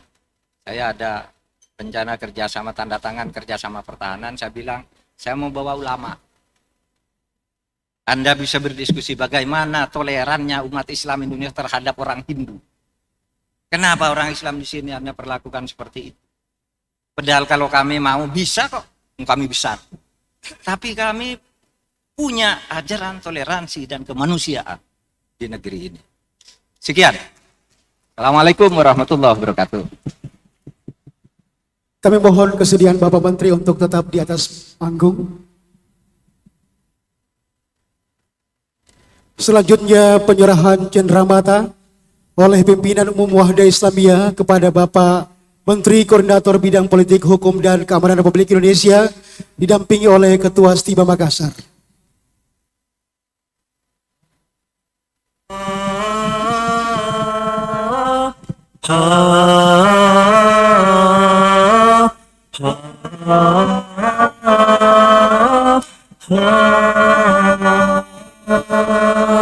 Sing-singkan lengan baju, pancangkan asa, ukirlah hari esok. Pertiwi Jaya bergandengan tangan untuk meraih ridho Allah. Selanjutnya sesi foto bersama dengan Bapak Menteri Koordinator Bidang Politik, Hukum, dan Keamanan Republik Indonesia bersama pimpinan umum Wahda Islamiyah, Ketua Stiba Makassar. Kami mengundang juga Bapak Pangdam 14 Hasanuddin, mengundang juga Bapak Kapolda Sulsel, mengundang juga Bapak Dr. Muammar Muhammad Bakir SMA, Bapak Kombes Polisi Konco Ardani SH, Bapak Dr. Ki Haji Sodikin MSI ME, Ketua Dewan Syuro Wahda Islamiyah, Ketua Dewan Syariah Wahda Islamiyah, Ketua Dewan Pengawas Keuangan Wahda Islamiyah, yang mewakili Bapak Gubernur Sulawesi Selatan, dipersilakan untuk naik untuk berfoto bersama. Singtingkan lengan baju, pancangkan asa, ukirlah hari esok. Pertiwi Jaya bergandengan tangan untuk meraih ridho Allah. Buatlah negeri ini selalu tersenyum, bahagia dan sejahtera. Dalam cintanya tiada lagi resah, tiada lagi duka lara. Negeri indah Indonesia memanggil namamu, menyapa nuranimu. Negeri indah Indonesia menanti hadirmu, rindukan karyamu.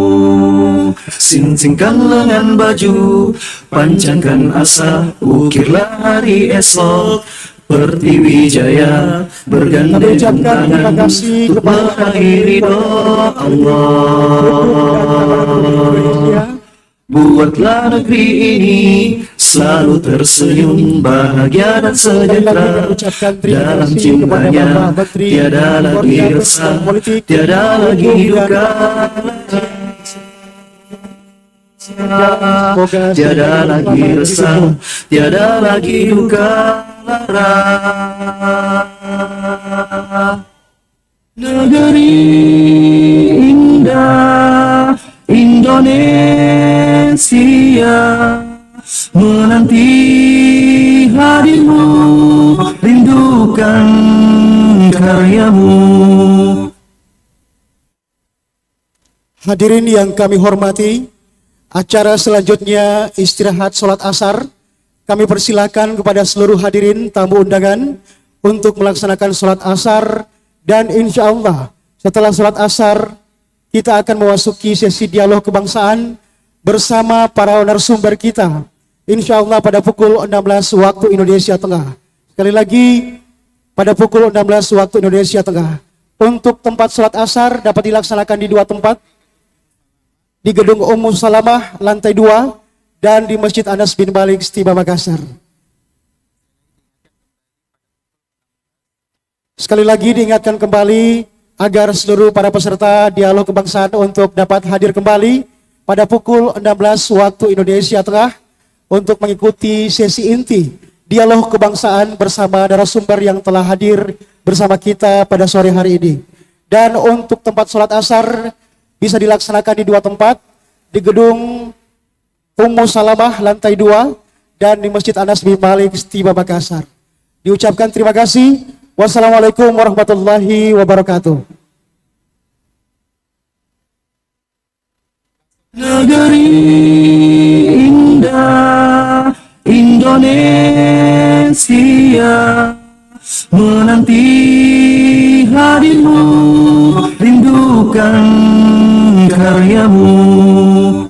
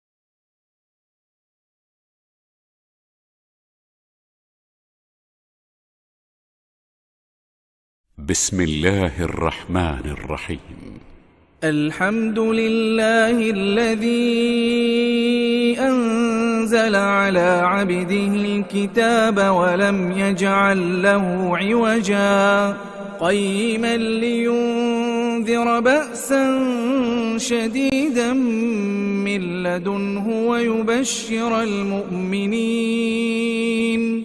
ويبشر المؤمنين الذين يعملون الصالحات أن لهم أجرا حسنا ماكثين فيه أبدا وينذر الذين قالوا اتخذ الله ولدا ما لهم به من علم ولا لآبائهم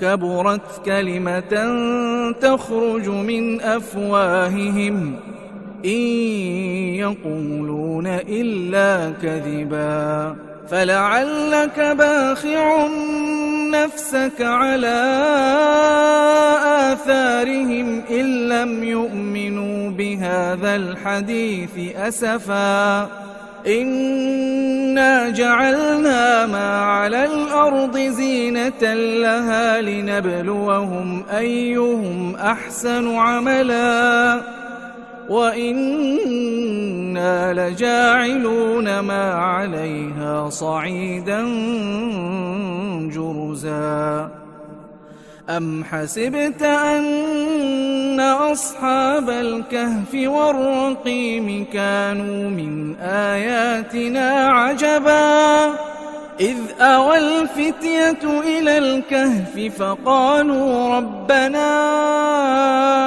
آتنا من لدنك رحمة وهيئ لنا من أمرنا رشدا فضربنا على آذانهم في الكهف سنين عددا ثم بعثناهم لنعلم أي الحزبين أحصى لما لبثوا أمدا نحن نقص عليك نبأهم بالحق إنهم فتية آمنوا بربهم وزدناهم هدى وربطنا على قلوبهم إذ قاموا فقالوا ربنا رب السماوات والأرض لن ندعو من دونه إلها لقد قلنا إذا شططا هؤلاء قومنا اتخذوا من دونه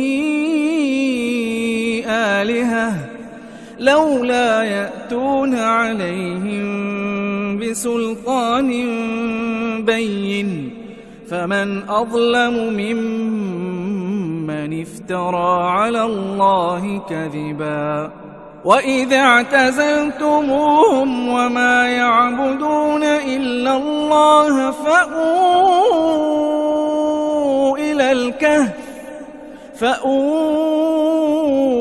إلى الكهف ينشر لكم ربكم من رحمته ويهيئ لكم من أمركم مرفقا وترى الشمس إذا طلعت تزاور عن كهفهم ذات اليمين وإذا غربت تقرضهم ذات الشمال وهم في فجوة منه ذلك من آيات الله من يهد الله فهو المهتد ومن يضلل فلن تجد له وليا مرشدا وتحسبهم أيقاظا وهم رقود ونقلبهم ذات اليمين وذات الشمال وكلبهم باسط ذراعيه بالوصيد لو اطلعت عليهم لوليت منهم فرارا ولملئت منهم رعبا وكذلك بعثناهم ليتساءلوا بينهم قال قائل منهم كم لبثتم قالوا لبثنا يوما أو بعض يوم قالوا ربكم أعلم بما لبثتم فابعثوا أحدكم بورقكم هذه إلى المدينة فلينظر أيها أزكى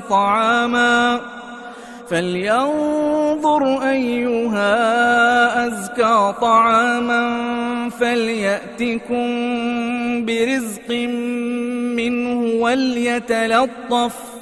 وليتلطف ولا يشعرن بكم أحدا إنهم إن يظهروا عليكم يرجموكم أو يعيدوكم في ملتهم ولن تفلحوا إذا أبدا وكذلك عثرنا عليهم ليعلموا أن وعد الله حق وأن الساعة لا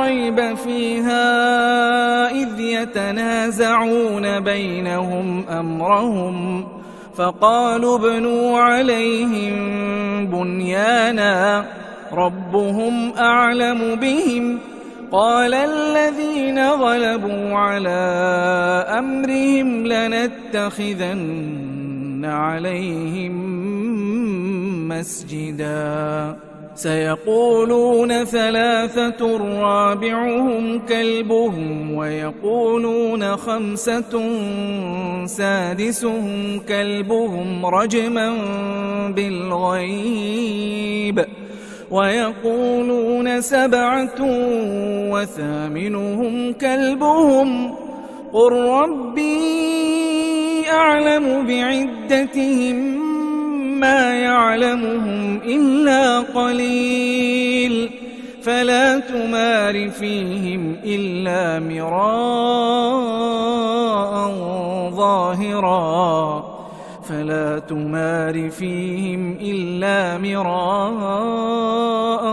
ظاهرا ولا تستفت فيهم منهم أحدا ولا تقولن لشيء إني فاعل ذلك غدا إلا أن يشاء الله واذكر ربك إذا نسيت وقل عسى أن يهديني ربي لأقرب من هذا رشدا ولبثوا في كهفهم 300 سنين وازدادوا 9 قل الله أعلم بما لبثوا له غيب السماوات والأرض أبصر به وأسمع ما لهم من دونه من ولي ولا يشرك في حكمه أحدا واتل ما أوحي إليك من كتاب ربك لا مبدل لكلماته ولن تجد من دونه ملتحدا واصبر نفسك مع الذين يدعون ربهم بالغداة والعشي يريدون وجهه ولا تعد عيناك عنهم تريد زينة الحياة الدنيا ولا تطع من أغفلنا قلبه عن ذكرنا واتبع هواه وكان أمره فرطا وقل الحق من ربكم فمن شاء فليؤمن ومن شاء فليكفر إنا أعتدنا للظالمين نارا أحاط بهم سرادقها وإن يستغيثوا يغاثوا بماء كالمهل يشوي الوجوه بئس الشراب وساءت مرتفقا إن الذين آمنوا وعملوا الصالحات إنا لا نضيع أجر من أحسن عملا أولئك لهم جنات عدن تجري من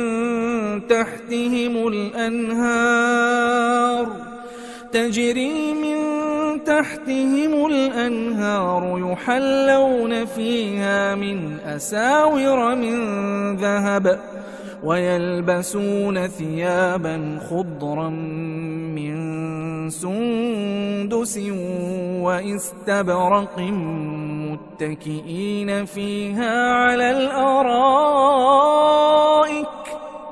نعم الثواب وحسنت مرتفقا واضرب لهم مثلا الرجلين جعلنا لأحدهما جنتين من أعناب وحففناهما بنخل وجعلنا بينهما زرعا كلتا الجنتين آتت أكلها ولم تظلم منه شيئا وفجرنا خلالهما نهرا وكان له ثمر فقال لصاحبه وهو يحاوره أنا أكثر منك مالا وأعز نفرا ودخل جنته وهو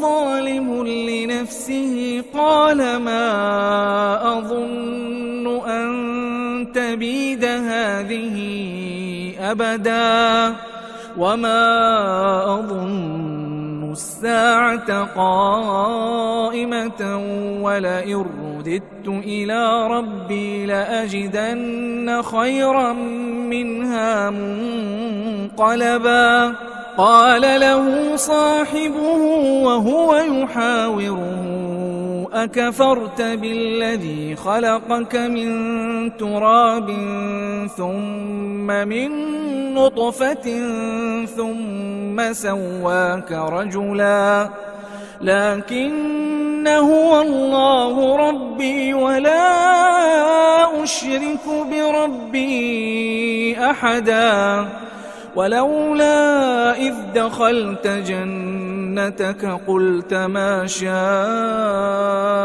الله لا قوة إلا بالله إن ترني أنا أقل منك مالا وولدا فعسى ربي أن يؤتيني خيرا من جنتك ويرسل عليها حسبانا من السماء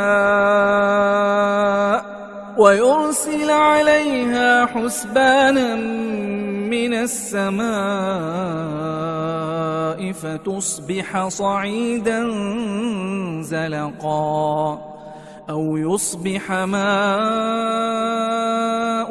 غورا فلن تستطيع له طلبا وأحيط بثمره فأصبح يقلب كفيه على ما أنفق فانفلق فيها وهي خاوية على عروشها ويقول يا ليتني لم أشرك بربي أحدا ولم تكن له فئة ينصرونه من دون الله وما كان منتصرا هنالك الولاية لله الحق هو خير ثوابا وخير عقبا واضرب لهم مثل الحياة الدنيا كماء أنزلناه من السماء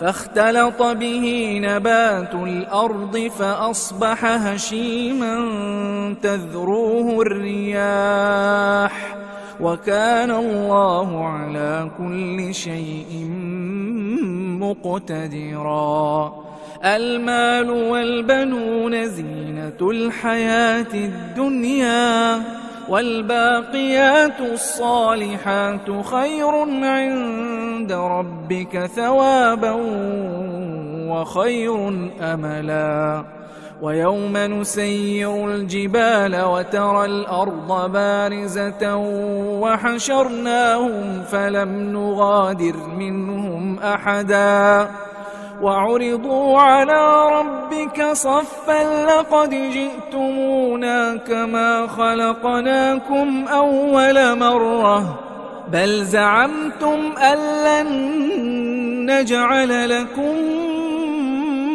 موعدا ووضع الكتاب فترى المجرمين مشفقين مما فيه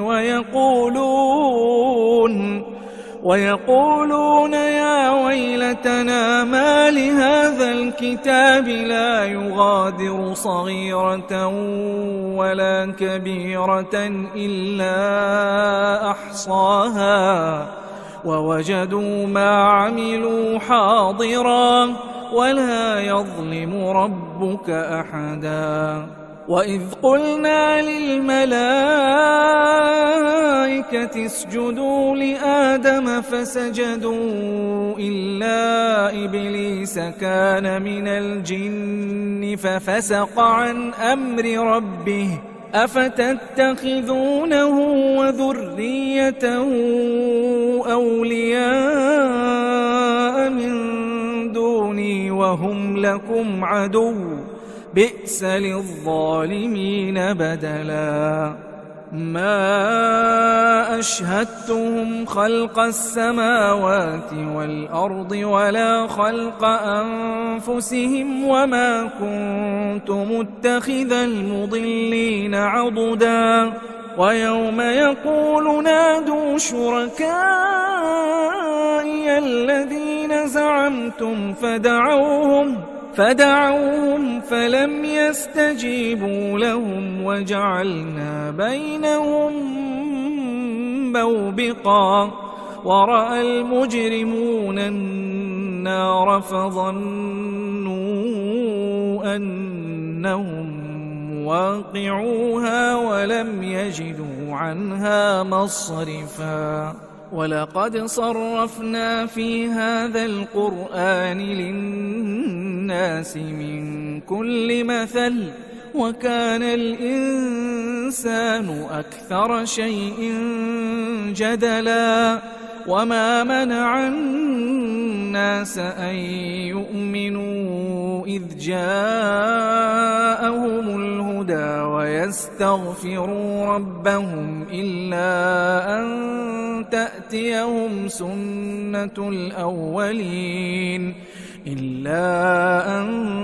تأتيهم سنة الأولين أو يأتيهم العذاب قبلا وما نرسل المرسلين إلا مبشرين ومنذرين ويجادل الذين كفروا بالباطل ليدحضوا به الحق واتخذوا آياتي وما أنذروا هزوا ومن أظلم ممن ذكر بآيات ربه فأعرض عنها ونسي ما قدمت يداه إنا جعلنا على قلوبهم أكنة أن يفقهوه وفي آذانهم وقرا وإن تدعوهم إلى الهدى فلن يهتدوا إذا أبدا وربك الغفور ذو الرحمة لو يؤاخذهم بما كسبوا لعجل لهم العذاب بل لهم موعد لن يجدوا من دونه موئلا وتلك القرى أهلكناهم لما ظلموا وجعلنا لمهلكهم موعدا وإذ قال موسى لفتاه لا أبرح حتى أبلغ مجمع البحرين أو أمضي حقبا فلما بلغا مجمع بينهما نسيا حوتهما فاتخذ سبيله في البحر سربا فلما جاوزا قال لفتاه آتنا غداءنا لقد لقينا من سفرنا هذا نصبا قال أرأيت إذ أوينا إلى الصخرة فإني نسيت الحوت وما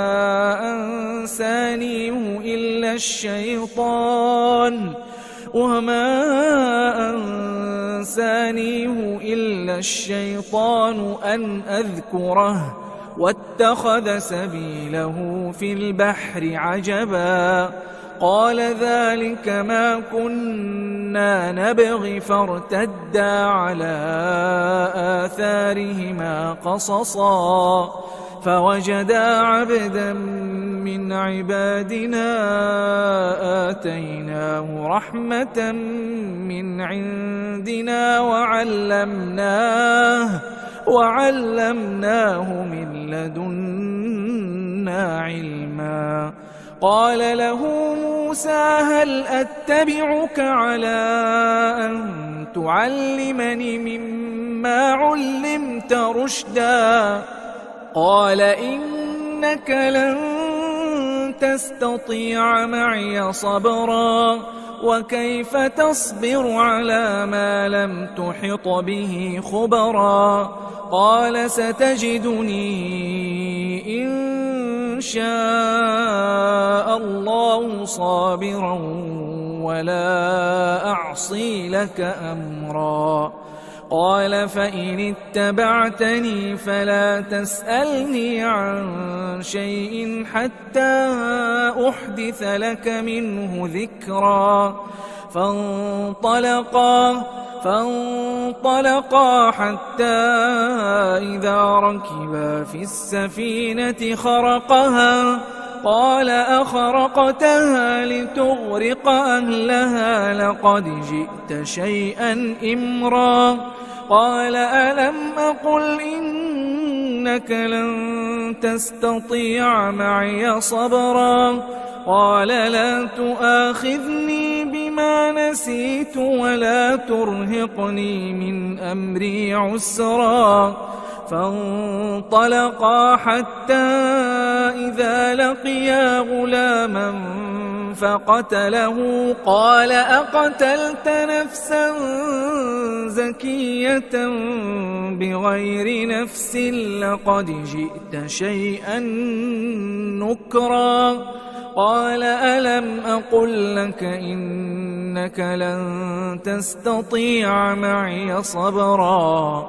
قال إن سألتك عن شيء بعدها فلا تصاحبني قد بلغت من لدني عذرا فانطلقا حتى إذا أتيا أهل قرية استطعما أهلها فأبوا أن يضيفوهما فوجدا فيها جدارا يريد أن ينقض فأقامه قال لو شئت لاتخذت عليه أجرا قال هذا فراق بيني وبينك سأنبئك بتأويل ما لم تستطع عليه صبرا أما السفينة فكانت لمساكين يعملون في البحر فأردت أن أعيبها وكان وراءهم ملك يأخذ كل سفينة غصبا وأما الغلام فكان أبواه مؤمنين فخشينا أن يرهقهما طغيانا وكفرا فأردنا أن يبدلهما ربهما خيرا منه زكاة وأقرب رحما وأما الجدار فكان لغلامين يتيمين في المدينة وكان تحته كنز لهما وكان أبوهما صالحا فأراد ربك أن يبلغا أشدهما ويستخرجا كنزهما رحمة من ربك وما فعلته عن أمري ذلك تأويل ما لم تسطع عليه صبرا ويسألونك عن ذي القرنين قل سأتلو عليكم منه ذكرا إنا مكنا له في الأرض وآتيناه من كل شيء سببا فأتبع سببا حتى إذا بلغ مغرب الشمس وجدها تغرب في عين حمئة ووجد عندها قوما قلنا يا ذا القرنين إما أن تعذب وإما أن تتخذ فيهم حسنا قال أما من ظلم فسوف نعذبه ثم يرد إلى ربه فيعذبه عذابا نكرا وأما من آمن وعمل صالحا فله جزاء الحسنى وسنقول له من أمرنا يسرا ثم أتبع سببا حتى إذا بلغ مطلع الشمس وجدها تطلع على قوم لم نجعل لهم من دونها سترا كذلك وقد أحطنا بما لديه خبرا ثم أتبع سببا حتى إذا بلغ بين السدين وجد من دونهما قوما لا يكادون يفقهون قولا قالوا يا ذا القرنين إن يأجوج ومأجوج مفسدون في الأرض فهل نجعل لك خرجا على أن تجعل بيننا وبينهم سدا قال ما مكني فيه ربي ربي خير فأعينوني بقوة أجعل بينكم وبينهم ردما آتوني زبر الحديد حتى إذا ساوى بين الصدفين قال انفخوا حتى إذا جعله نارا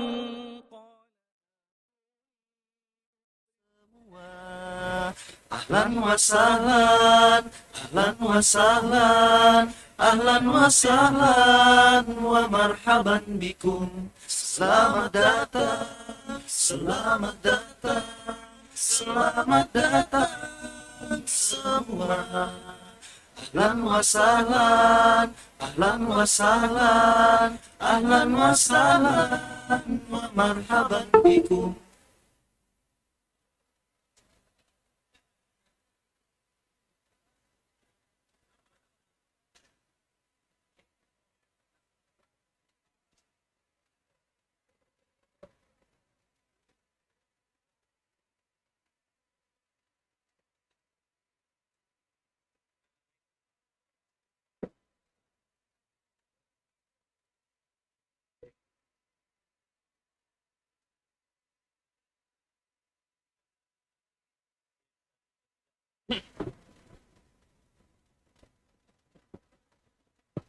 Cek.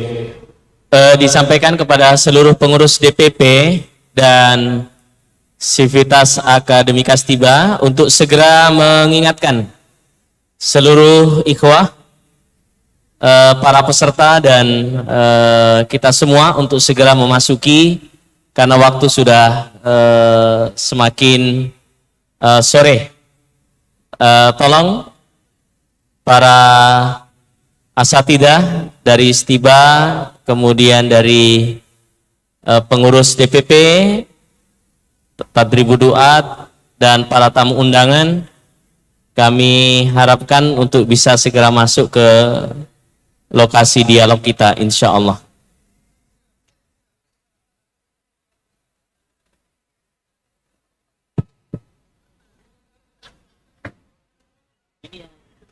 Cek. Cek.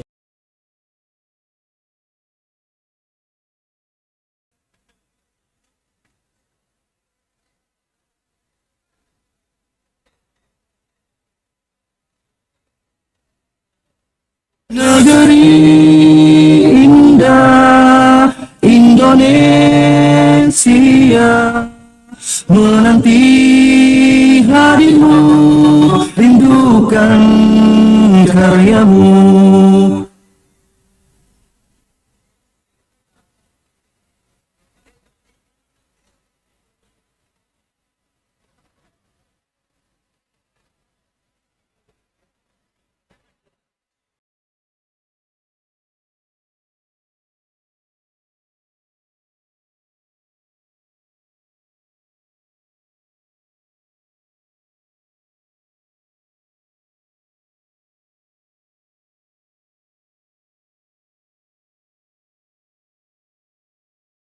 Selamat datang semua. Ahlan wa sahlan, ahlan wa sahlan, ahlan wa sahlan wa marhaban bikum. Selamat datang, selamat datang, selamat datang semua. Ahlan wa sahlan, ahlan wa sahlan, ahlan wa sahlan wa marhaban bikum.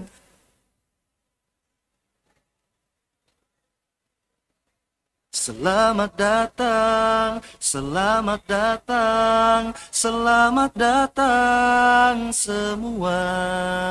Ahlan wa sahlan, ahlan wa sahlan, ahlan wa sahlan wa marhaban bikum. Selamat datang, selamat datang, selamat datang semua.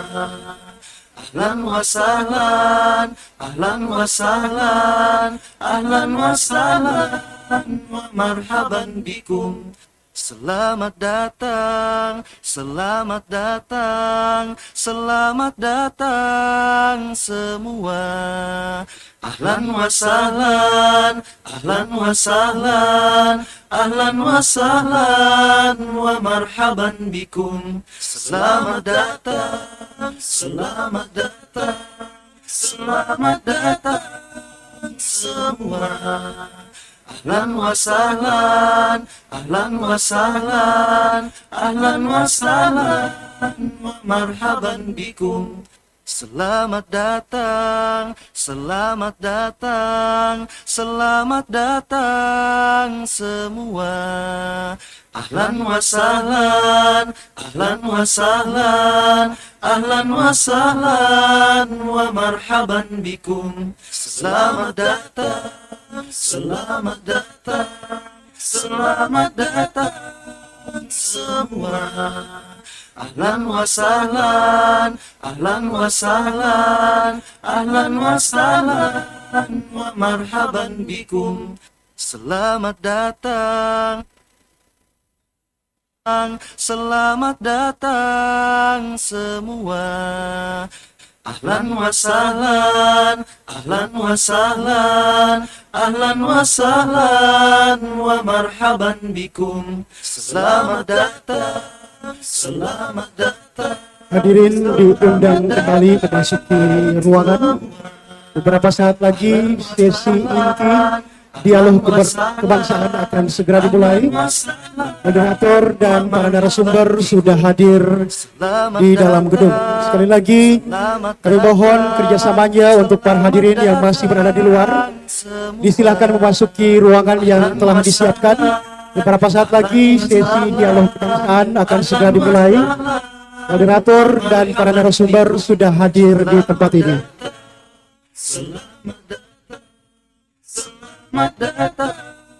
Disilakan mengisi kursi-kursi yang kosong di bagian depan dan mengikuti secara hikmat dialog kebangsaan yang akan berlangsung sesaat lagi. Selamat datang, selamat datang, selamat datang semua.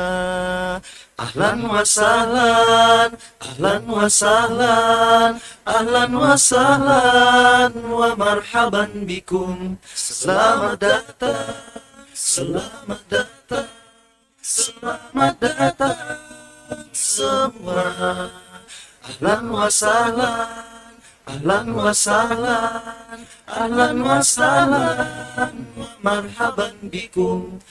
Selamat datang, selamat datang, selamat datang semua.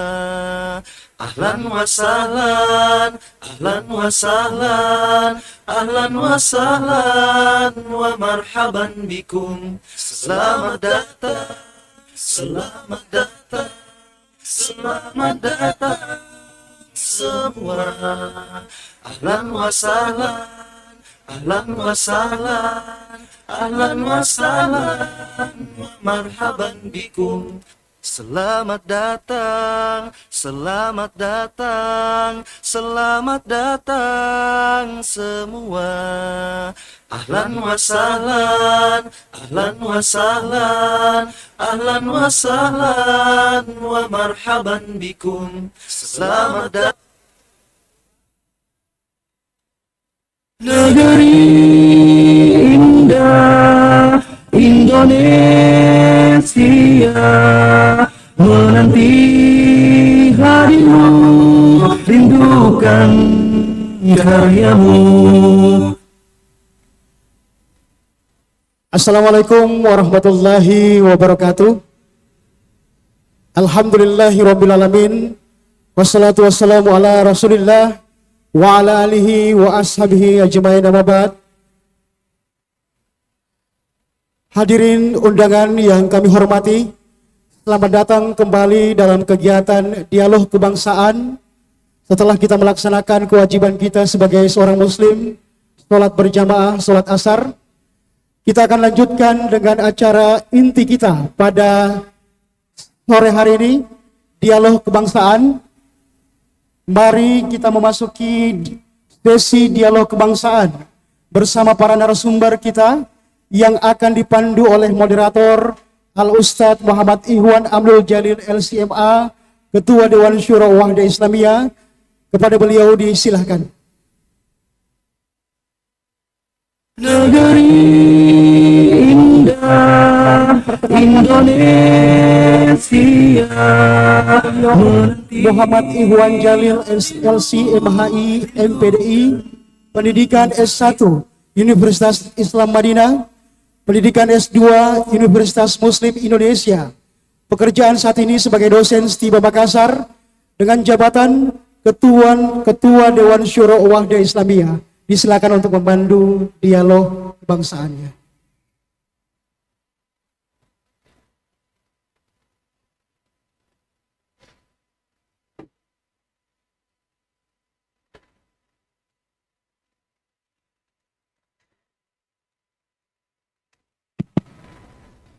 Bismillahirrahmanirrahim. Assalamualaikum warahmatullahi wabarakatuh.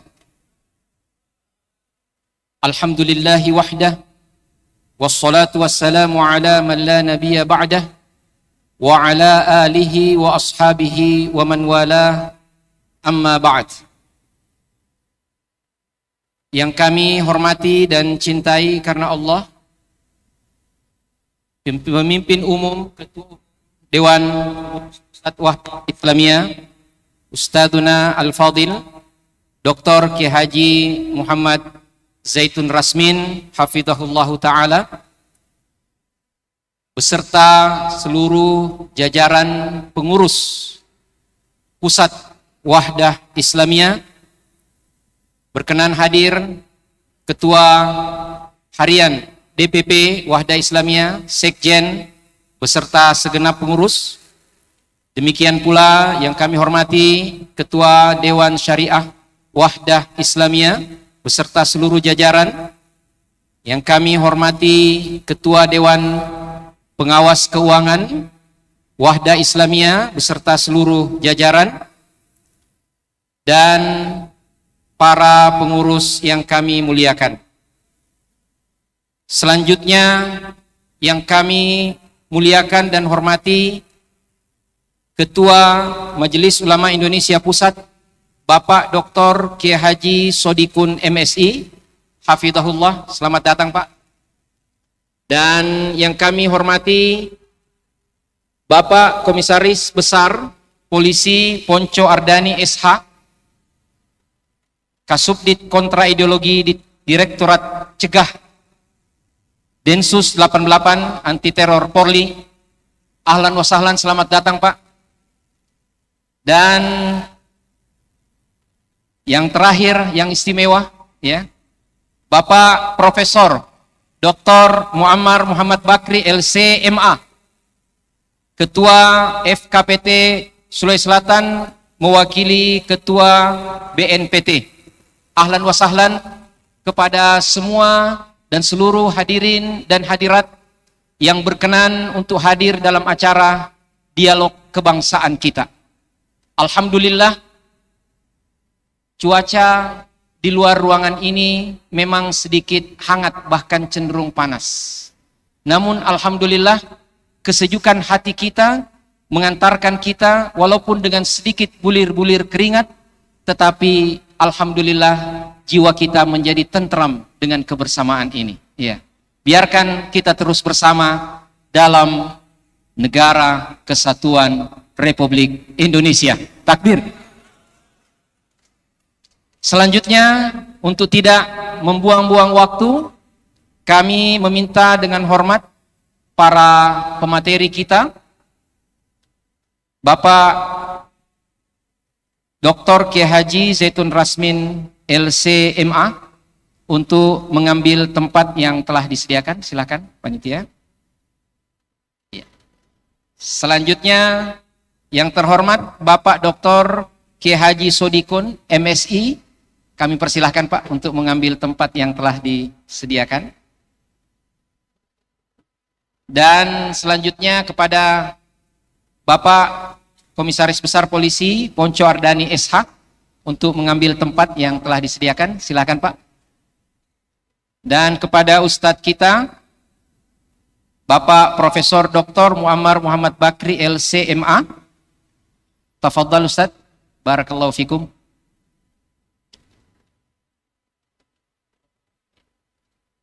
Alhamdulillah, ya. Saya tadi kepada panitia sebenarnya meminta posisi saya jangan di tengah ini, ya, karena diapit dengan al-amlaq, ya, orang-orang besar, ya. Tetapi panitia mengarahkan harus taat Ustadz, jadi siap Ustadz, ya, alhamdulillah. Barakallahu fikum. Saya kira tidak perlu pengantar terlalu banyak. Apa yang tadi telah disampaikan oleh para tokoh-tokoh kita, terutama Bapak Menko Polhukam, Profesor Dr. Muhammad Mahfud MD, demikian jelas, gamblang, ya, dan Masya Allah, ya, barakallahu fikum. Tema kita, ya, dalam dialog kebangsaan ini menjadi sangat luar biasa. Bagaimana komitmen kita dengan dasar takwa kepada konstitusi akan membawa kita bersama dalam bahtera yang sangat luar biasa yang bernama Indonesia ini. Bahtera kebersamaan kita untuk Indonesia Jaya. Dengan tidak membuang-buang waktu, ya, kami mempersilahkan sebagai pemateri pertama Bapak Komisaris Besar Polisi Ponco Ardani SH yang mewakili Densus 88 anti teror. Jabatan beliau, ya, sebagai tokoh senior di Densus 88 adalah Kepala Subdirektorat Kontra Ideologi Direktorat Cegah Densus 88 anti teror Polri, ya. Masya Allah, saya kira kita semua terkesima dengan penampilan beliau, ya. Ya, kebersahajaan itu adalah sesuatu yang mahal dan mewah hari ini, ya. Dan insya Allah hal itu ada pada Bapak Ponco Ardani, ya. Selanjutnya dengan alokasi waktu 15 menit, ya, kami persilahkan kepada Bapak untuk menyampaikan dan memaparkan materinya. Tolong panitia dipersiapkan. Ya. Terima kasih. Silahkan Pak. Baik, terima kasih. Assalamualaikum warahmatullahi wabarakatuh. 15 menit nih ngaci ucapan selamat udah habis nih.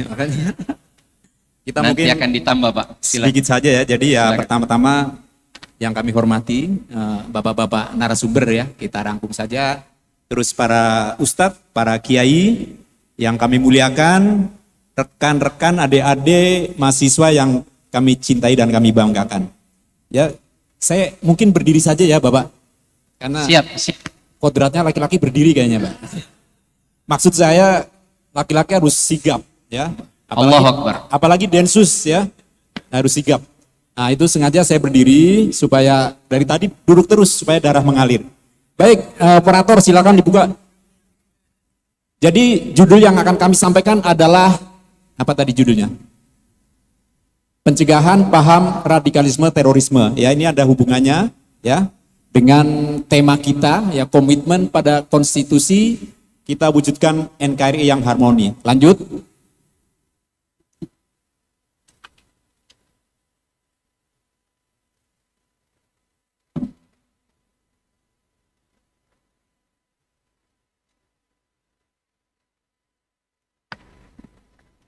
Tolong panitia. Di source. Awal dari awal. Slide pertama di source. Nah, pertama.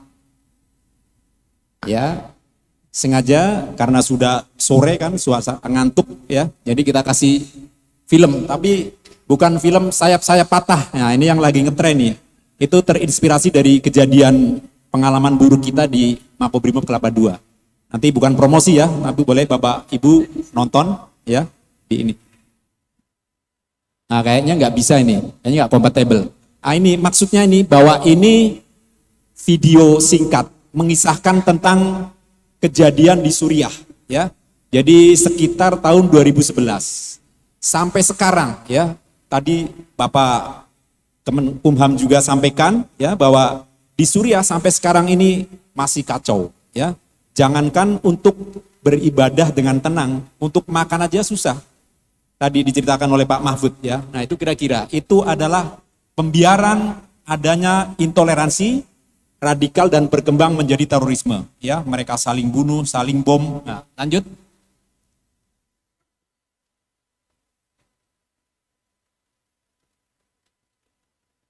Nah, ini Bapak Ibu sekalian, ini adalah salah satu di antara banyak negara yang terdampak karena intoleran tadi itu, radikal dan radikalisme ya. Itu di Afghanistan, Irak, Syria dan Libya ya, rata-rata di negara Timur Tengah. Lanjut. Nah, sekarang kita berbicara di Indonesia, kita juga pernah punya pengalaman ya bahwa awal intoleran, radikal dan teror itu pernah terjadi di Indonesia. Ya, Bapak Ibu masih ingat semuanya, ingatannya ya. Khususnya yang pernah ngetren itu kejadian di Bom Bali, ya. Jadi di sini terlihat ya Bom Bali itu 202 orang meninggal dunia, ya. Terus 209 luka dan banyak tempat lagi, ya. Ada JW Marriott, Kedubes Australia, terus bom Sarina, Surabaya, yang terakhir bom Makassar di 2021, ya. Mungkin Bapak lebih paham lah kira-kira begitu. Lanjut. Nah, Bapak Ibu sekalian, ini adalah semacam apa ya? Teori kita ya. Jadi itu adalah seperti pohon ya. Jadi ada akar, ada batang, ada buah. Akar ini adalah menjadi media daripada intoleransi ya. Karena akar itu kan menyebar. Dia lebih jauh jangkauannya. Jadi intoleransi itu bermula dari akar. Kalau terjadi pembiaran dia akan meningkat kepada batang. Batang itu adalah radikal, ya. Terus kalau radikal dibiarkan juga dia akan berbuah. Nah, buahnya itu adalah teror. Intoleransi itu adalah tahap dalam pemikiran, ya, paham. Itu intoleransi. Terus kalau radikal itu sudah terpapar melalui sikapnya. Nah, untuk teror itu dia sudah melakukan aksi-aksi. Lanjut. Pak moderator nanti kalau waktunya ini tolong diingatkan. Ya. Siap. Nah, terus ini ada beberapa definisi mengenai intoleran itu ya. Jadi intinya intoleran itu mereka tidak tenggang rasa ya.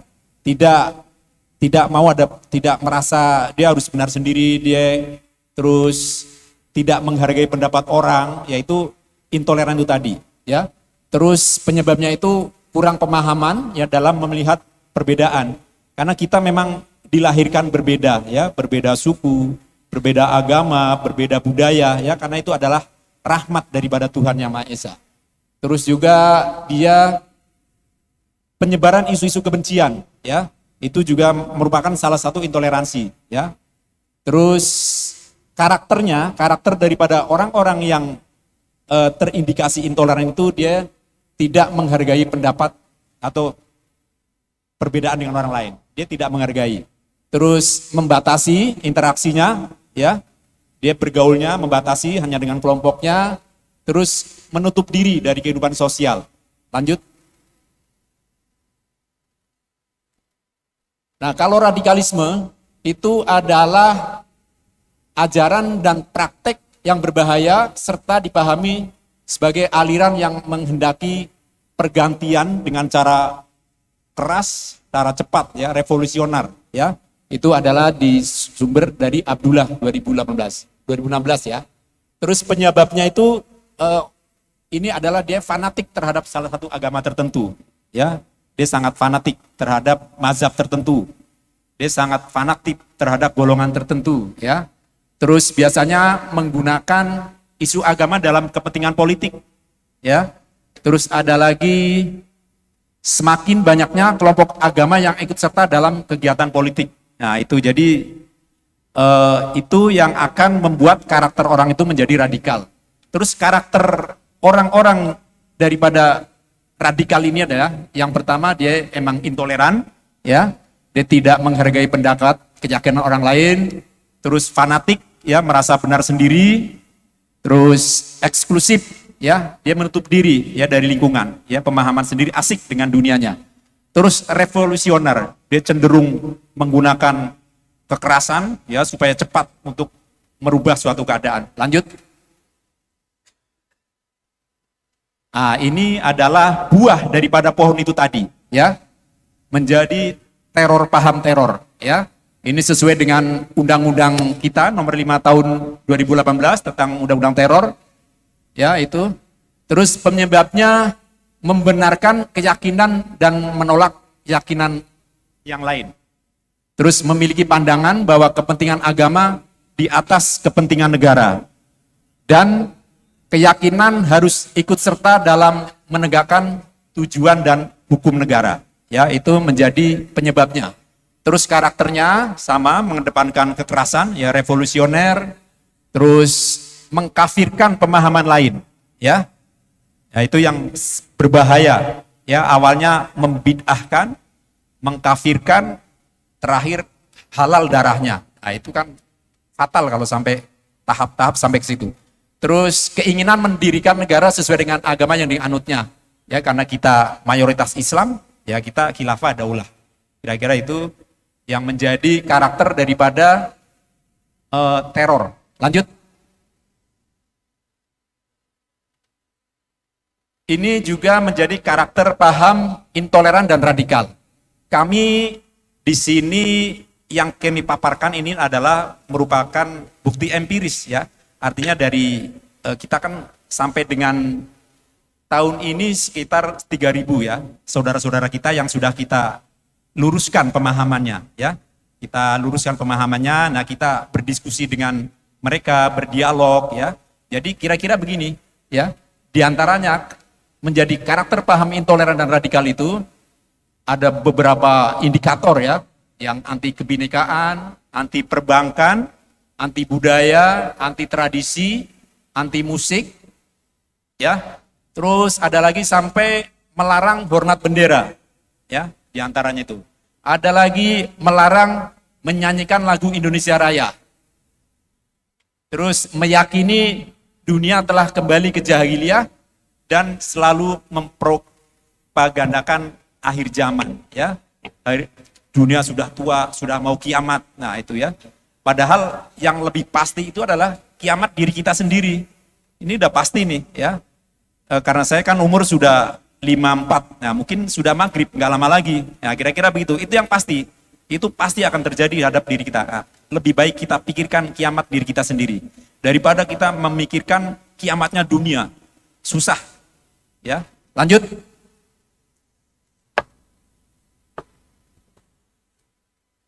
Nah, ini adalah karakter daripada terorisme paham, ya.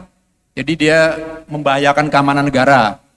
Terus membenci kelompok lain, itu tadi, membidahkan, menyesatkan, mengkafirkan, ya, halal darahnya. Nah, itu karakter-karakter daripada paham teroris, ya. Terus ada lagi dia menimbulkan perpecahan di masyarakat, ya. Terus berakidah al-wala wal barok, ya, itu buku panduannya daripada mereka, ya. Jadi al-wala al barok. Terus meyakini pemerintahan ini tidak islami, ya, atau togut atau kafir, ya. Terus mempunyai ideologi pengkafiran terhadap pemerintah, menganggap kelompok mereka sunnah, ya, yang lain itu kelompok bid'ah, ya, kelompok kafir, ya, atau kelompok yang di luar pemahaman dia. Terus memaknai jihad sebagai perang, ya. Jadi mereka itu memaknai jihad ya harus perang, perang ke Suriah, perang ke Filipina, aja ke Poso. Nah, itu maknanya jihad begitu. Padahal Bapak Ibu hadirin sekalian hadir di sini adalah jihad, ya. Karena untuk menuntut ilmu, ya, menambah wawasan. Ini adalah jihad juga. Artinya kalau mohon maaf misalkan ada yang Allah cabut satu saja di sini, nah itu syahid. Kira-kira begitu, ya. Karena Bapak Ibu kesini ini adalah jihad untuk menuntut ilmu. Jadi tidak harus jihad kita pergi ke Suriah berperang, ya, atau pergi ke Palestina berperang, ya. Itu diantaranya. Lanjut.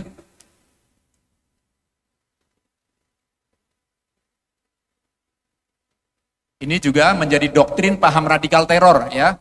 Di antaranya takfiri, terus togut, ansor togut. Nah, Ini karena waktu terbatas, mungkin saya nggak bisa satu-satu, tapi nanti bahan bisa kita bagikan kepada Bapak Ibu ya, supaya ada untuk dibaca ulang-ulang atau mungkin di ini dalam keluarga atau bagaimana gitulah. Lanjut. Nah, ini agak penting ya, apalagi menjelang tahun politik ya. 2 tahun lagi kita akan tahun politik.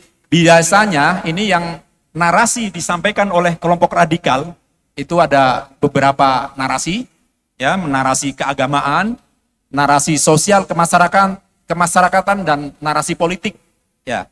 Kalau narasi agama itu selalu digaungkan kita harus kembali kepada agama yang murni ya, sesuai Quran dan hadis ya. Kita tinggalkan agama-agama yang lama. Terus pentingnya perubahan total ya, cara beribadah dan berpakaian ya, itu juga menjadi narasi keagamaannya. Terus mengkafirkan, membid'ahkan yang di luar kelompoknya ya.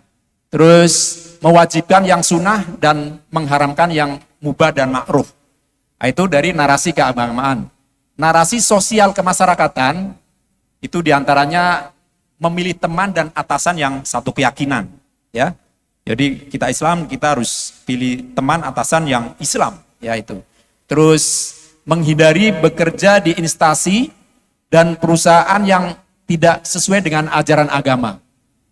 Terus memilih keluar dari lembaga institusi yang dipimpin berbeda agama. Yaitu mungkin juga pernah agak ini ya, orang yang bekerja di bank itu ada beberapa yang fenomena itu pernah dia mengundurkan diri karena dianggap bank itu riba. Nah, itu salah satu juga menjadi narasi itu tadi. Terus mereka hanya memilih bersosialisasi dan berkomunitas dengan seagama dan sealiran ya. Jadi dia tidak mau bersosialisasi dengan mazhab selain dia. Dia hanya kelompoknya saja. Nah, ini yang terakhir adalah narasi politik. Nah, ini sudah mulai ya, dari sekarang sudah mulai terasa ya, mulai terasa ininya, gejala-gejalanya. Jadi narasinya selalu umat ini sedang dizalimi ya, umat Islam sedang ditindas. Ya, tadi yang Pak Mahfud bilang lah itu juga beririsan ya dengan pendapat beliau. Terus ada konspirasi dengan negara asing ya untuk memerangi umat Islam ya. Mungkin kita konspirasi dengan Amerika, konspirasi dengan Cina. Ya, itu narasi yang selalu dijadikan alasan ya. Terus seolah-olah pemerintah tidak memihak kepada mayoritas ya, seolah-olah memusuhi Islam ya. Padahal tadi penjelasan Pak Mahfud juga jelas ya. Ini Indonesia adalah negara yang paling memberi kebebasan kepada masyarakatnya untuk menjalankan agama sesuai keyakinannya ya. Jadi tidak ada, kita tidak memihak ya. Karena negara ini adalah berdiri di beberapa agama ya, kita harus melindungi. Terus ada lagi, negara ini tidak berdasarkan hukum agama ya, negara kafir ya, karena kita hukumnya dibuat oleh manusia ya, padahal harusnya hukum Allah yang harus kita ini. Nah, itu narasi-narasi juga ya. Terus perlunya perjuangan mengganti dasar-dasar negara dan pemerintah ya. Jadi Pancasila ini harus kita rubah, kita ganti dengan khilafah atau daulah. Nah, itu. Terus perlunya pindah ke negara lain yang menjamin kepemimpinan sesuai ajaran agama. Nah, ini saudara-saudara kita sudah banyak yang pergi ke Suriah ya. Dia punya rumah, punya harta dijual, dia bersama anak istrinya pergi ke Suriah. Ya, karena ini, pemahaman ini. Jadi dia harus hijrah kepada negara yang menjalankan hukum Islam. Perasaannya begitu, istilahnya propagandanya begitu. Tapi faktanya di sana dia terlantar, terluta-luta, ya, bahkan terzolimi ya di sana, saling ini. Terus satu lagi, perlunya membantu secara fisik saudara seiman yang ditindas. Nah, itu seperti katakanlah kejadian di Suriah, itu sudah banyak yang sana. Terus di Palestina ya. Tapi jangan kita berusaha untuk akhirnya memindahkan tragedi yang ada di Suriah, tragedi yang ada di Palestina ke Indonesia. Nah, itu akan begitu jadinya. Makanya dari kita sarankan tetap kita membantu dengan cara berdoa, ya. Kita doakan mereka supaya bisa kuat berjuang untuk memperjuangkan haknya. Terus kita doakan juga supaya cepat merdeka lah Palestina, kira-kira itu. Nah, kita sebagai umat Islam di sini lebih wajib lagi membantu saudara-saudara kita yang ada di sekitar kita, ya, tetangga kita, lingkungan kita, di luar daerah kita, itu masih banyak umat Islam yang membutuhkan bantuan daripada kita-kita ini. Lanjut. Ini faktor-faktor penyebab radikalisme, ya. Jadi ada beberapa faktor, ya. Ada faktor domestik, ya. Itu kondisi dalam negeri, ya, persepsi ketidakadilan, ya, merasa pemerintah tidak adil, ya, diantaranya. Terus kemiskinan juga itu, susah cari kerja, susah ini, ya, akhirnya bisa terjerumus kepada itu. Terus kecewa kepada pemerintah, ya, atau balas dendam, itu juga menjadi faktor. Terus faktor internasional, ya, ada ketidakadilan global, ya, seperti tadi seolah-olah kalau Amerika itu standar ganda, dia terhadap Israel dia membela, untuk tempat lain, nah gitu ya. Jadi kita merasa tidak adil, ya, dia standar ganda, tidak netral. Terus ada lagi eksistensi kelompok teror internasional. Nah, mungkin Bapak Ibu juga tahu, ya, yang sudah ngetop juga itu. Pertama ada ISIS, ya, ada Al-Qaeda, terus ada yang di Filipina Selatan, Afghanistan, sama di Thailand Selatan. Nah, itu menginspirasi juga. Karena banyak saudara-saudara kita ini yang pergi ke sana untuk berlatih, ya, untuk berlatih. Nanti kembali dia untuk menerapkan hasil latihannya itu. Terus ada lagi diskriminasi rasial, ya. Jadi kalau kita nih pergi ke Eropa, muka Asia itu udah, ini muka kriminal lah, kira-kira begitu, ya. Itu di sana diskriminasi rasialnya begitu, ya. Kalau muka-muka Arab, nah ini teroris gitu kan. Itu kalau kita di negara-negara yang, tapi tidak semuanya juga, tapi merasa begitu. Terus ada lagi faktor kultural, ya. Di antaranya pemahaman agama yang dangkal. 3 menit lagi. 3 menit, lanjut. Kita pilih. Ah, ini penting nih, cara penyebaran paham radikal terorisme nih. Ya, dari kajian tuh hati-hati kalau anak-anak Bapak ikut kajian, ya. Terus hubungan keluarga dan kerabat, rata-rata pelaku ini dia keluarga atau kerabat, atau kalaupun mau ngambil mantu juga dari kelompoknya, ya. Terus perkawinan, buku dan tulisan, nah ini juga berbahaya, harus diselektif. Terus lembaga pendidikan, nah ini juga pernah tren, ya, Pak. Dari ini ada mengatakan ada beberapa ponpes yang terindikasi, nah itu juga memang faktanya begitu, karena ada pelaku yang ditangkap dari situ, ya. Jadi ini lembaga pendidikan kita harus selektif, ya, harus dalam memasukkan anak sekolah atau lainnya. Terus konflik SARA, mungkin Bapak Ibu juga tahu di Ambon itu, gara-gara konflik SARA itulah banyak memunculkan yang radikal. Terus media sosial, nah ini lebih penting lagi, karena sekarang kita hidup dengan selalu gadget di tangan, ya. Itu mungkin sehari bisa 8 jam atau apa, ya. Lebih banyak kita pegang gadget. Nah, sementara di situ isinya banyak sekali narasi-narasi yang intoleran, radikal, dan teror, ya. Lanjut.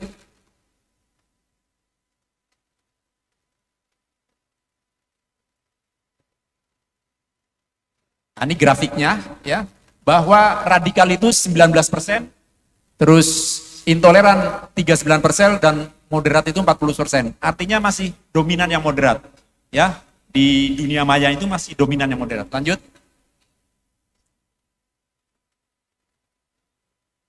Nah, ini yang menjadi sasaran, ya, kelompok perempuan, anak-anak. Lanjut.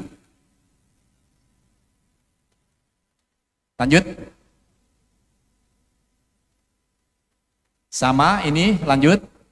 Sebentar, balik. Nah, ini kembali Mas.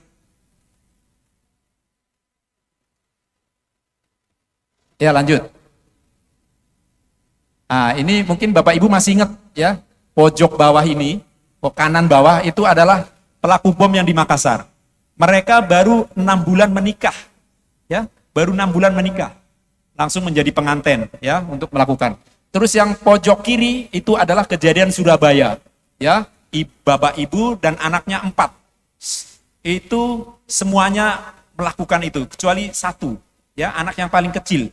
Itu saat naik motor, begitu sudah mau diledakkan oleh ibunya, dilempar anaknya ya, karena naluri keibuan. Mungkin dia mendapat ilham dari Allah ya, jadi anaknya dilempar. Nah, umurnya 6 tahun waktu itu. Makanya selamat anaknya itu ya, jadi tidak ini. Dan sekarang dalam pengawasan kita sudah kita kembalikan kepada ini, dan 6 tahun itu sudah radikal dia ya, karena rupanya setelah kita tanya-tanya, Pak, saat saya setiap mau tidur sama abinya itu dicekokin itu, didoktrin terus ya, doktrin masalah itu tadi. Lanjut. Dia menjadi sasaran ya, tempat ibadah. Nah, tempat ibadah itu yang aneh lagi, kejadian Cirebon itu Polres, masjid di Polres itu dibom. Nah, bayangkan kan, masjid juga dibom ya, apalagi di luar sana ya, di Afghanistan tiap hari kita dengar ya, saling ngebom antara masjid. Lanjut. Ini modusnya, lanjut. Nah, mungkin Bapak Ibu juga perlu tahu nih jaringan teror yang ada di Indonesia ya. Dari JAD, JI, JAK, JAS, MIT, NII dan separatis Papua. Nah, ini sudah masuk dalam kategori separatis, itu adalah jaringan teror ya, cuman dia beda motivasi, beda orientasinya. Lanjut. Nah, ini barusan tadi yang kita dengarkan bersama Pak Mahfud ya. Jadi bahwa Islam itu, teror itu tidak mewakili agama apapun. Poinnya itu kira-kira ya. Jadi tidak mewakili agama apapun ya. Itu terjadi di Islam, terjadi di Kristen, terjadi di Hindu, Buddha ya. Jadi seolah-olah tidak Islamophobia ya. Tapi memang faktanya bahwa karena kita mayoritas dan pelakunya rata-rata beragama Islam ya, akhirnya seolah-olah ya, padahal kita tidak Islamophobia. Memang karena fakta hukum yang kita pakai. Lanjut. 1 menit lagi, Pak. 1 menit lagi. Ini bahwa teror itu tidak mengatasnamakan agama. Lanjut. Nah, ini langkah-langkah pencegahan ya, ada 3 langkah: deteksi dini, partisipasi dan sinergitas ya. Lanjut. Nah, ini peran masing-masing stakeholder. Situ ada masyarakat keluarga, RT RW, Babin Kaptipmas, Babinsa, Polsek, Poramil dan Forkompinda ya, itu menjadi peran masing-masing daripada itu. Lanjut. Lanjut. Nah, satu lagi nih, mungkin tadi juga Pak Mahmud sudah singgung ya, keselarasan antara Pancasila dan Al-Quran. Nah, kira-kira begini. Jadi sila ke-1 itu sesuai dengan Al-Ikhlas. Terus sila kedua sesuai dengan An-Nisa 135 ayatnya. Sila ketiga sesuai dengan Al-Hujarat ayat 13. Sila keempat sesuai dengan Asy-Syura ayat 38. Dan sila kelima sesuai dengan An-Nahl 90. Nah, bahwa Pancasila memang itu digali dari nilai-nilai Al-Quran. Karena itu tadi diceritakan sejarahnya oleh Pak Mahfud tadi kan. Lanjut. Ini 4 pilar yang harus Bapak Ibu sekalian jaga dan pertahankan ya. Jadi ada Pancasila, Undang-Undang Dasar 45, NKRI dan kebinekaan ya, Bhinneka Tunggal Ika. Lanjut. Nah, ini adalah quotes daripada pimpinan kita ya, Kadensus, bahwa radikal dan teror adalah kejahatan yang luar biasa dan butuh penanganan serius ya, karena berasal dari pola pikir dan keyakinan. Makanya yang harus kita utamakan adalah pencegahan ya, kita melakukan edukasi, kita melakukan pendidikan, kita melakukan pendekatan-pendekatan terhadap ini para yang terpapar itu tadi. Terus satu lagi, cegah intoleran, radikal dan terorisme dengan pendidikan ya, sama ini senafas ya, dengan menjunjung tinggi nilai-nilai kemanusiaan dan nilai-nilai kebangsaan. Habis waktu? moderator. Siap. Sementara itu yang bisa saya sampaikan, nanti kalau Bapak Kita berikan perlu, aplaus. bisa berikan. Terima kasih, mohon maaf kalau ada kata-kata yang kurang berkenan. Assalamualaikum warahmatullahi wabarakatuh. Waalaikumsalam warahmatullahi wabarakatuh. Terima kasih banyak pemaparan yang sangat mendalam dan memberikan kita pencerahan insya Allah. Dari apa yang disampaikan oleh beliau, tentunya saya tidak ingin menyimpulkan, tapi saya hanya mendapatkan bisikan-bisikan intelektual dari apa yang telah beliau paparkan. Bahwa terorisme sejatinya adalah merupakan sesuatu yang lahir dari ketidaksiapan untuk berbeda. Ya. Dan adanya ketidakadilan global dan respon yang tidak sabar terhadap ketidakadilan itu. Maka tentunya kita semua perlu mendapatkan pencerahan yang lebih dalam lagi bagaimana penanganan terorisme yang berketuhanan dan berkemanusiaan. Olehnya itu, alhamdulillah telah hadir Ustadz kita, ya, ini alhamdulillah kita ucapkan selamat kepada beliau telah mendapatkan gelar sebagai guru besar, ya, Profesor Dr. Haji Muammar, ya, alhamdulillah Ketua FKPT Forum Koordinasi Penanggulangan Terorisme Sulawesi Selatan, ya. Namun sebelum itu izinkan saya Pak kepada Pak Ponco untuk menyerahkan ini ukurannya kecil Pak, ya, mushaf Al-Quran. Insya Allah ini akan mencegah seluruh bentuk terorisme Pak. Ya, insya Allah. Barakallahu fiik. Barakallahu, alhamdulillah. Barakallahu fiik. Quranul Latif. Ditashih oleh beliau.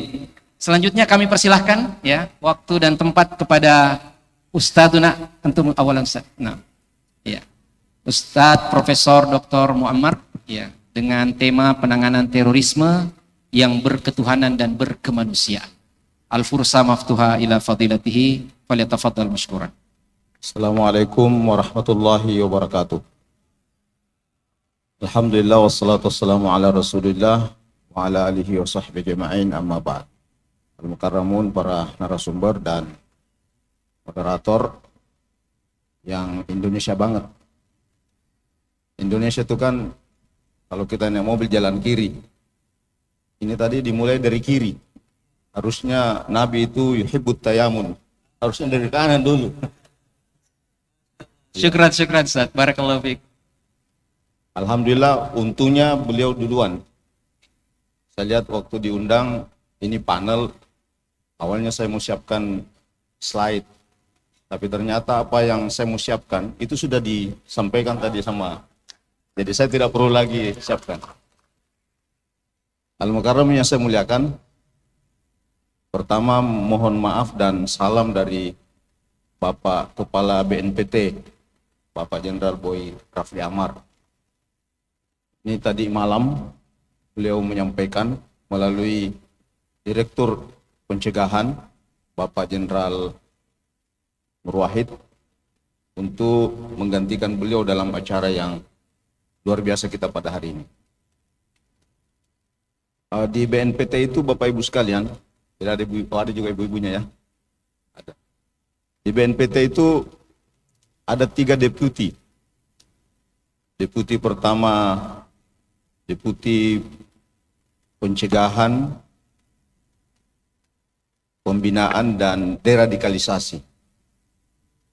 Lalu deputi yang kedua adalah penindakan, ini kaitannya dengan Densus, kalau deputi penindakan.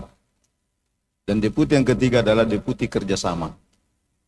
Nah, BNPT yang ada di provinsi-provinsi itu namanya FKPT, perpanjangan dari BNPT, Forum Koordinasi Pencegahan Terorisme. Dari sekian persen urusan BNPT, FKPT itu hanya mengurusi urusan pencegahan. Jadi kira-kira kalau diibaratkan terorisme itu adalah virus yang bisa menggerogoti pikiran kita, maka tugasnya FKPT sama dengan tugas Al-Mukarramun semua untuk mencegah. Jangan sampai virus itu hinggap di pikiran-pikiran anak bangsa. Jadi sebenarnya apa yang kita lakukan ini upaya mengimunisasi anak-anak bangsa agar tidak terkena virus. Jadi kalau kita imun vaksin corona sampai booster, maka kegiatan kita ini saya kira bagian dari vaksinasi untuk menjadi vaksinator agar tidak terjadi seperti apa yang disampaikan tadi Pak Ponco. Dan saya yakin setelah saya menikmati persahabatan dari teman-teman dari Wahda, ada Pak Rahmat, ada Pak Kasman. Ini Pak Kasman ini saudara saya Pak, karena Bakri di belakangnya. Jadi banyak yang tanya saya, ini saudara sama Pak Kasman Bakri ya? Bila iya saudara.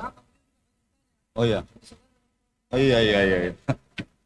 Jadi setelah saya menikmati persahabatan itu dan hari ini memastikan bahwa sesungguhnya Wahda Islamiyah bukanlah kelompok radikal, apalagi sampai kepada teror.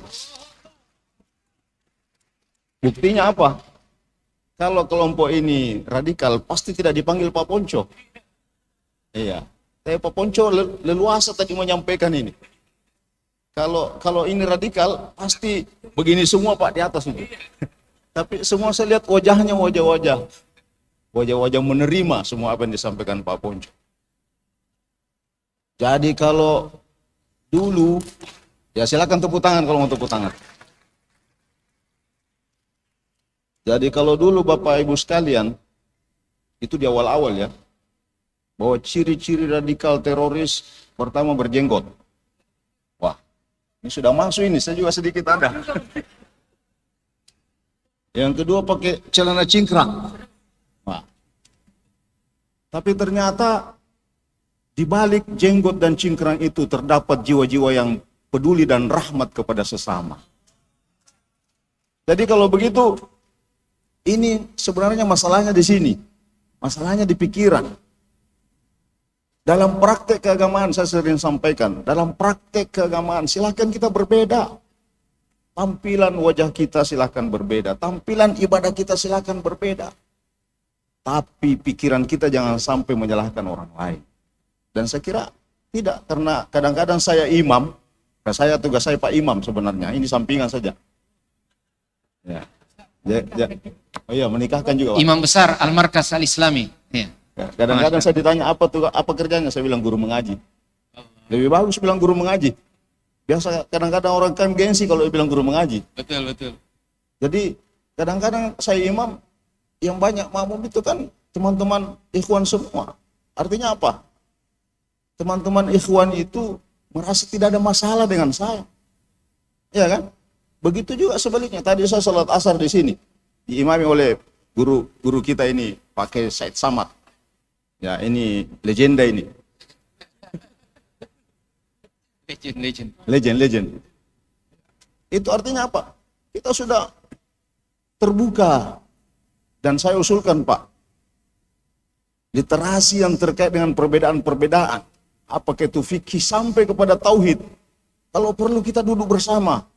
At-taqribu baina abnai ahli sunnah. Kita satukan saja. Ya.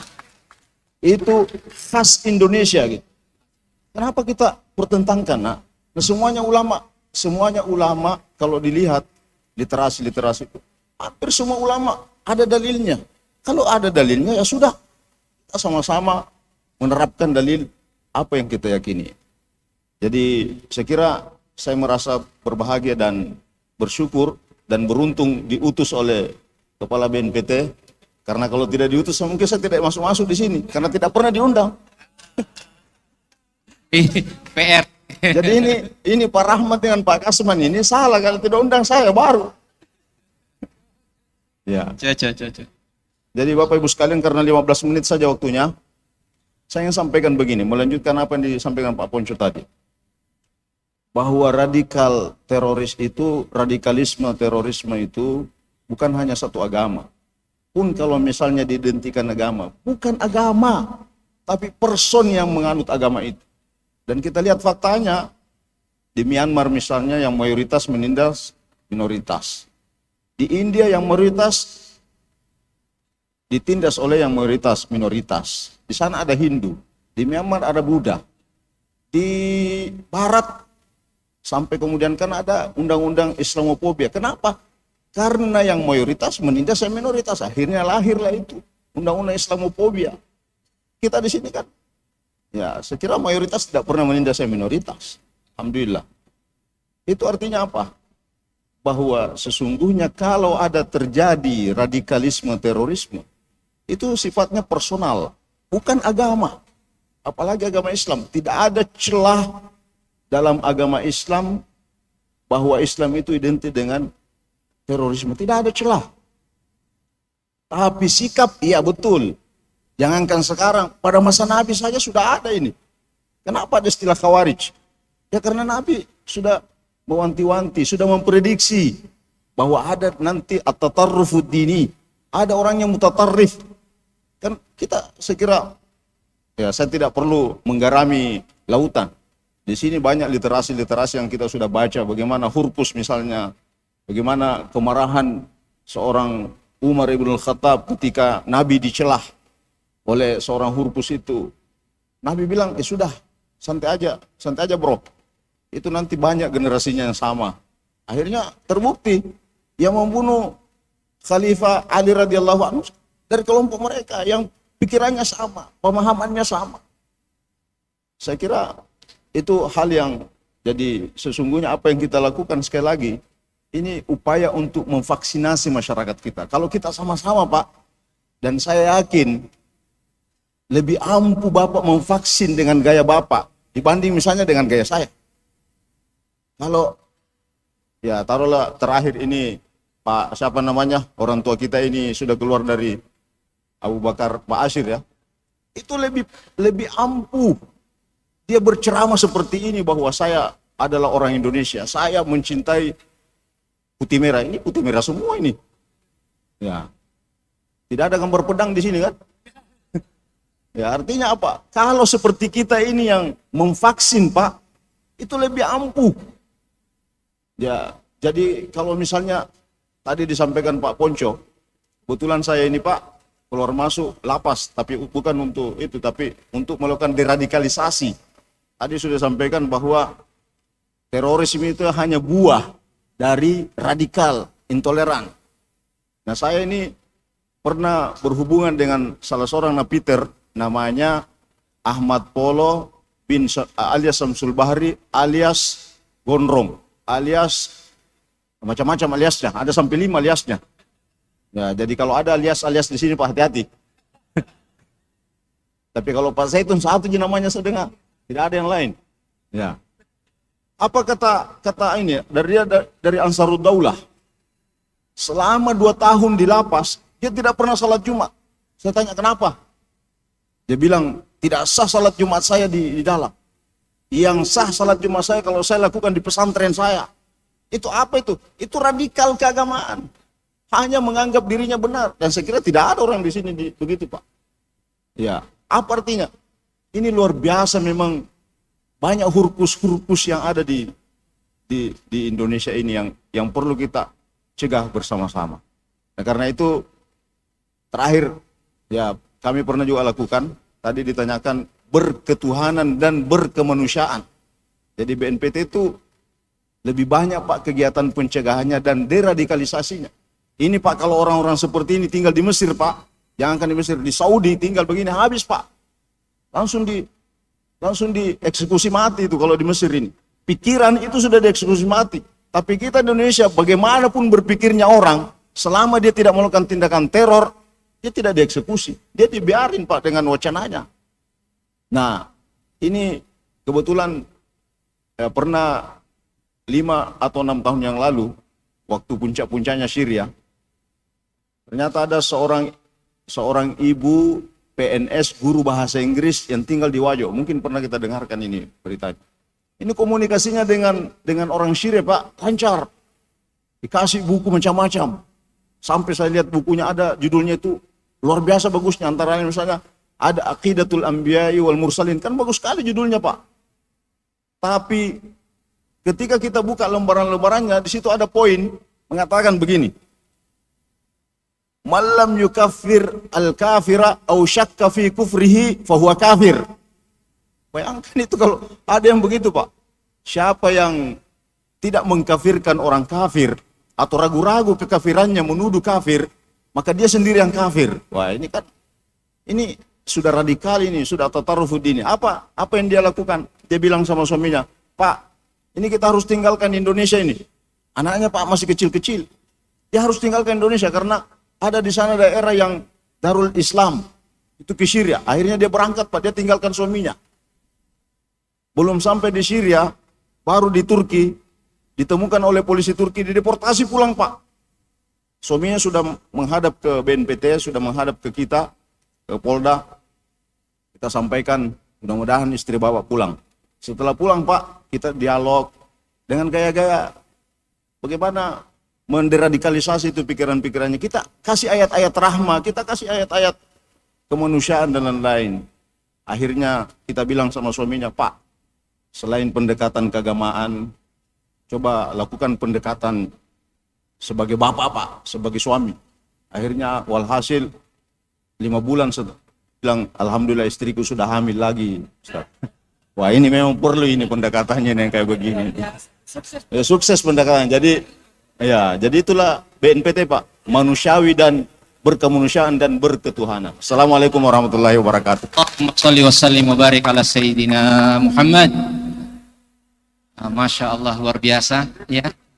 Closing yang sangat luar biasa dari Prof. Muammar.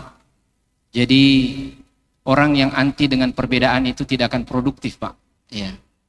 Nah, ini sekarang luar biasa anti terhadap perbedaan itu, termasuk perbedaan antara laki-laki dan perempuan. Iya.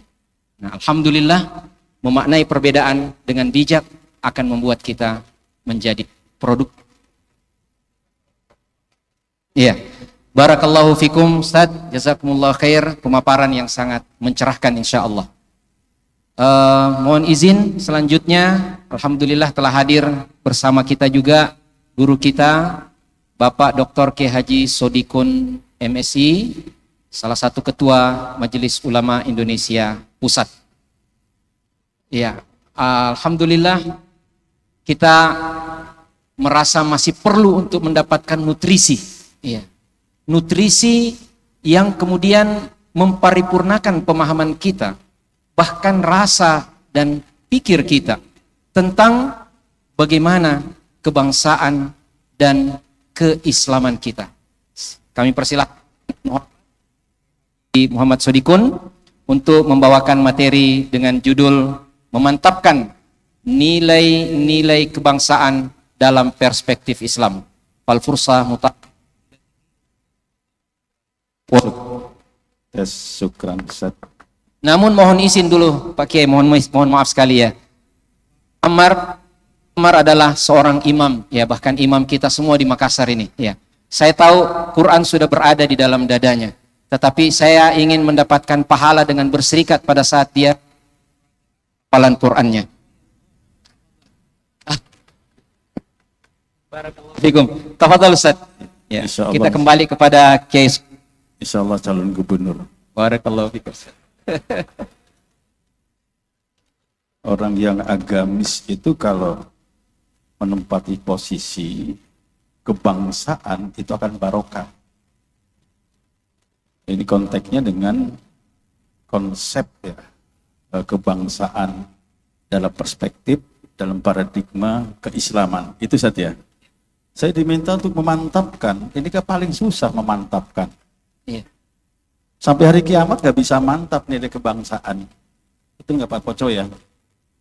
Kalau sudah selesai, kita nggak ada tugas. Iya, Pak Ponco dari Jakarta nggak bisa ke sini, saya pun nggak bisa ke sini. Tapi yang menariknya adalah kita mencoba menangkap ya realitas permasalahan kebangsaan. Jadi kalau menangkap realitas kebangsaan, kita memang harus betul-betul objektif. Gak bisa dengan pendekatan parsial, apalagi emosional ya Prof ya. Apalagi yang, kalau yang tadi bagus perbedaan menghasilkan produktif, setuju sangat. Yang terakhir itu luar biasa itu. Hah? Nutrisi imunisasi COVID ya.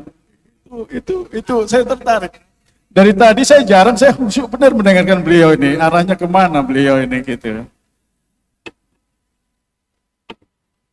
Jadi yang menariknya ya kebangsaan ini adalah sejatinya, hakikinya membicara masalah permasalahan. Permasalahan kebangsaan sangat complicated. Ini para cendekiawan, Pak Poco yang saya hormati, saya dengan tampilan beliau, saya merasa adem saya. Terus terang aja Pak. Dengan hadirnya Prof. Amar, Pak Dokter LCMA, saya terus terang saja hadir ini karena kecintaan saya kepada sahabat saya. Karena saya ketua MUI, beliau Dewan Penasehat, saya senurut. Saya harus ke Garut, kata beliau, tolong siap saya bilang. Jadi nggak bisa menolak kalau Pak Zaitun, Prof, minta saya nggak bisa menolak. Di pusat pun seperti itu. Karena persahabatan harus melebihi segala-galanya. Boleh jadi kalau diundang presiden saya nggak mau datang. Ini serius, saya berkali-kali beliau tahu.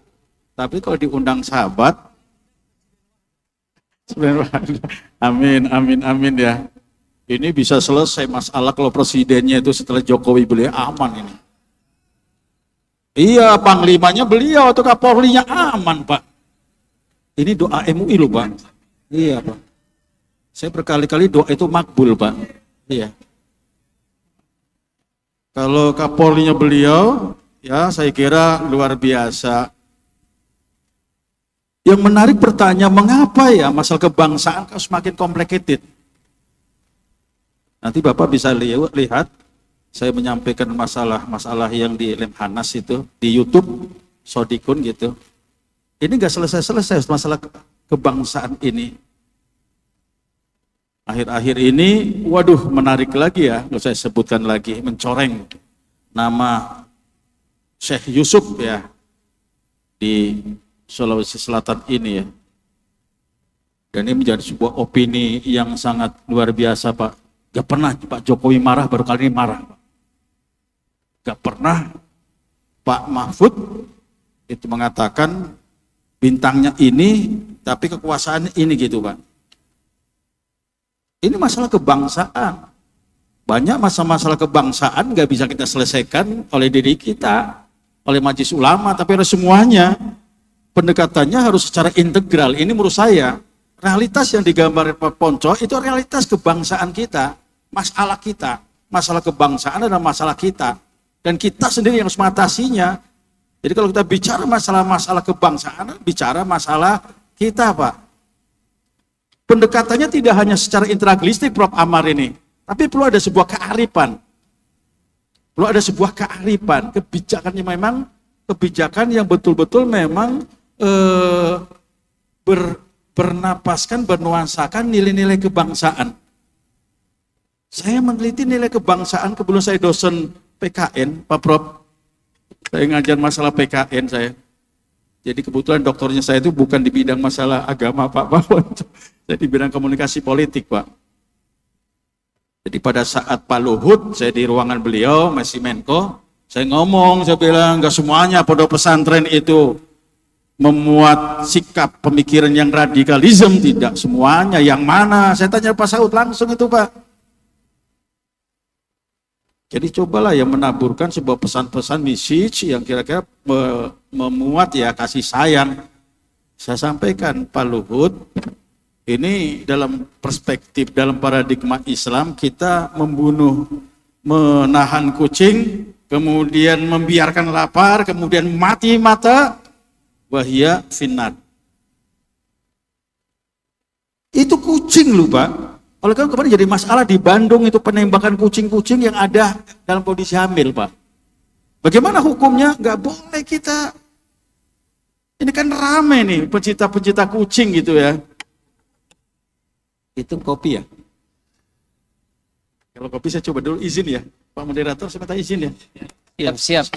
Saya kan orang Jakarta haus. Betul Pak. Iya. Izin Prof. Siap. Kalau Prof kan orang sini nggak haus. Oh yes. Oh iya. Oh iya, kopi ya. Ini. Iya. Ini 8. Awas jangan kasih kopi radikal ya. Kalau kopi pakai gula manis, saya nggak mau pulang-pulang di sini. Ada manisnya kan? Ini enggak ya?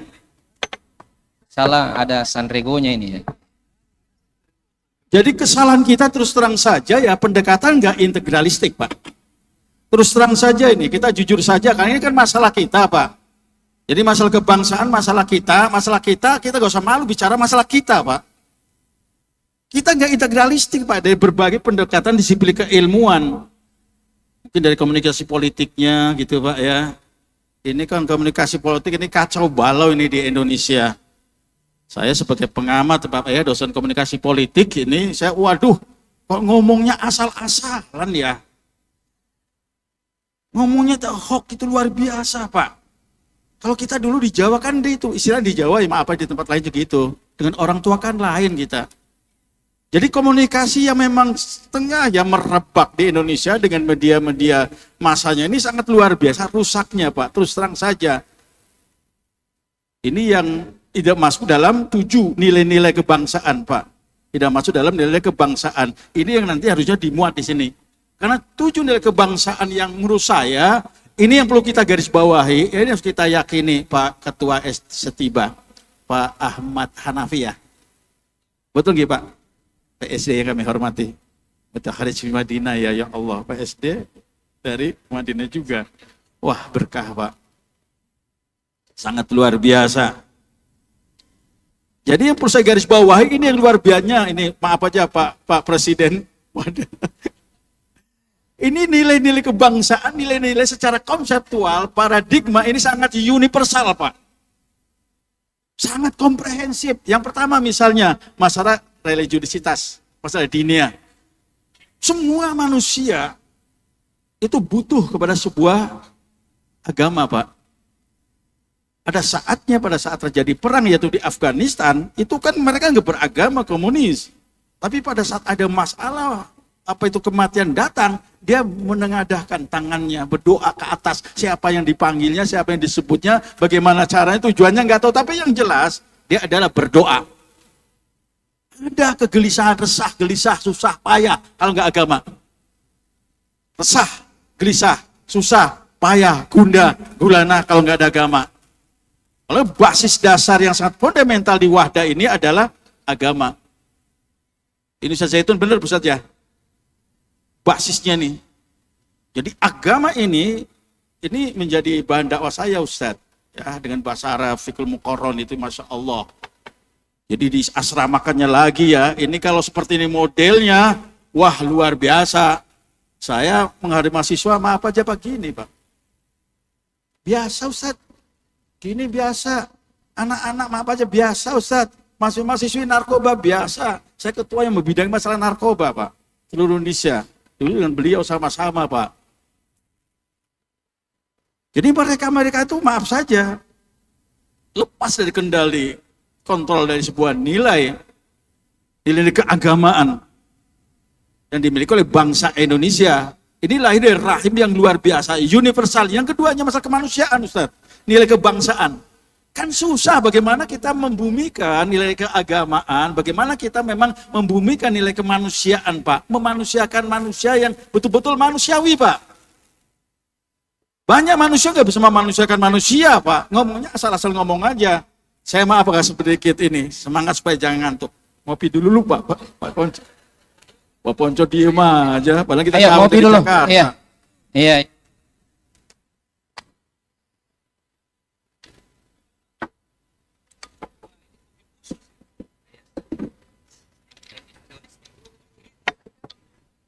Itu sasarannya dari materi beliau tadi. Iya, insya Allah Pak. Ini sasarannya untuk lead.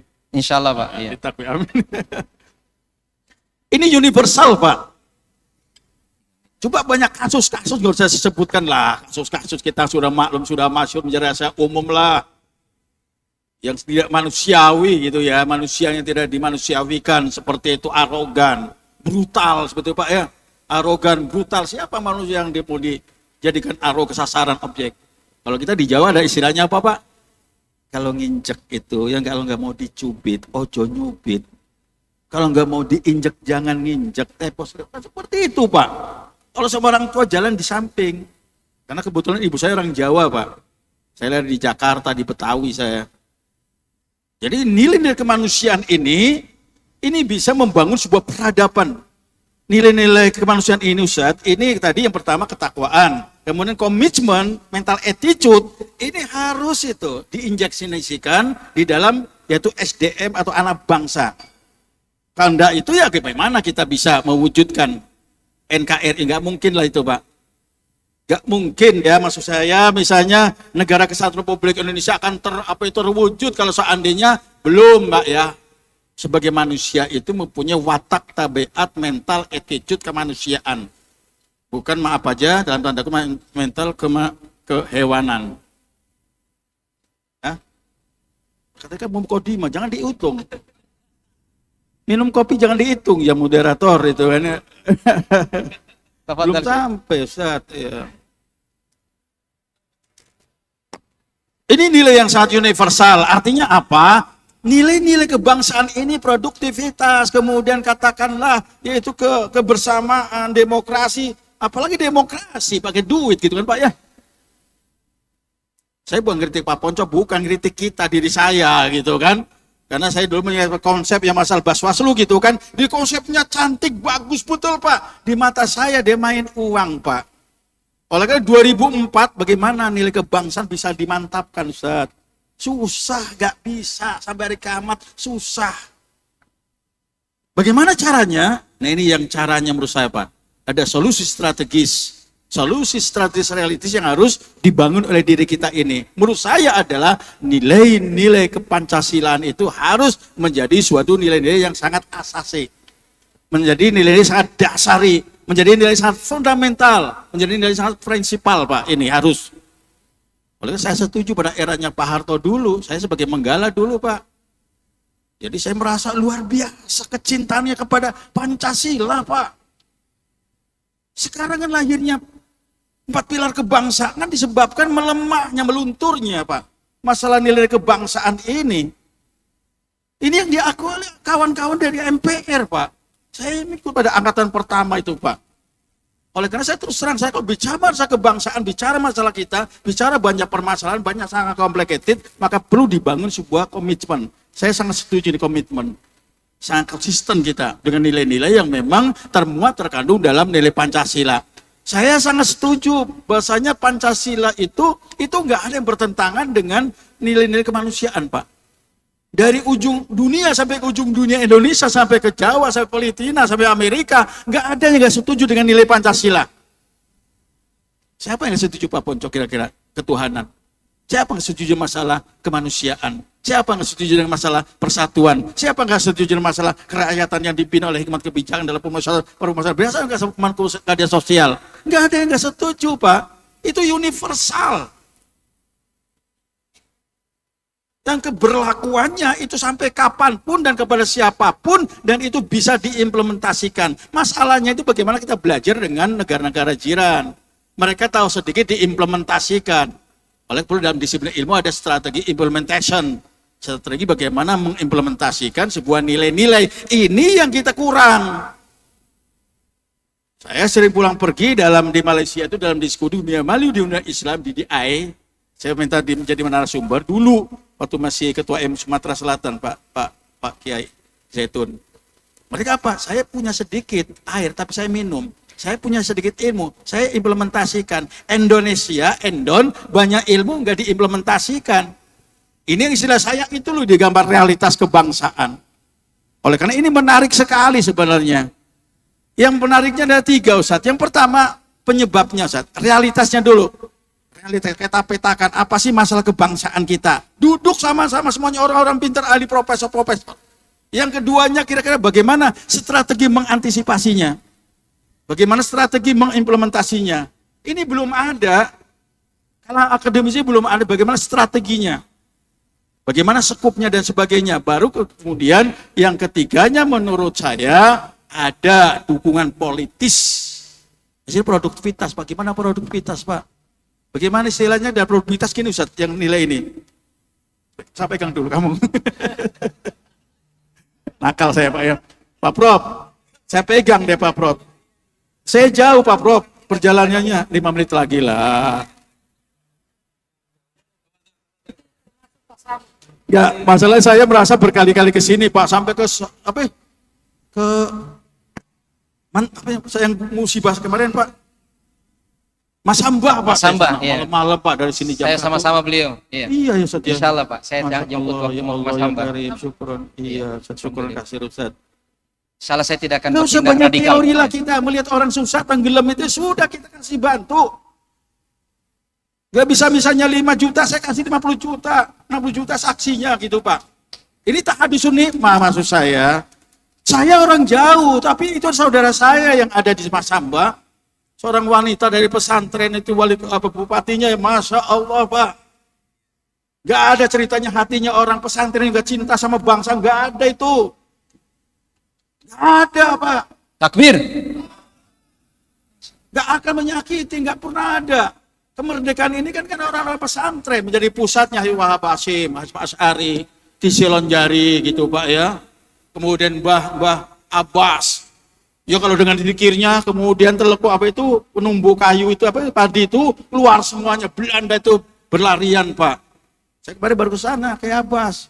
Itu di WA pimpinan Majelis Ulama mengatakan ini menjadi Sudirman. Nanti dulu Mbah Hasyim Asy'ari dan nunggu dulu nanti ada macan dari Sumatera, dari Jawa Barat. Siapa yang dari Cirebon? Abdullah Abbas dia Pak. Yang ditakuti. Gak kelihatan Pak dia Pak. Kalau sekarang kan gak kelihatan kalau ada kegiatan gitu Pak.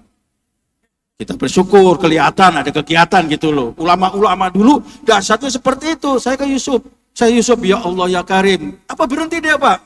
Pahlawan nasional Pak. Dia nggak punya nilai-nilai yang 7 tadi tuh Pak, tapi dia mengimplementasikan nilai-nilai yang universal itu Pak. Dia nggak rela tanah airnya itu dijajah, diinjak oleh Belanda Pak. Dia sama-sama ke Banten dia Pak. Diusir lagi Sri Lanka lagi Pak. Punya lagi dia itu di Afrika Selatan. Nangis kita Pak. Ukur sejauh mana kita.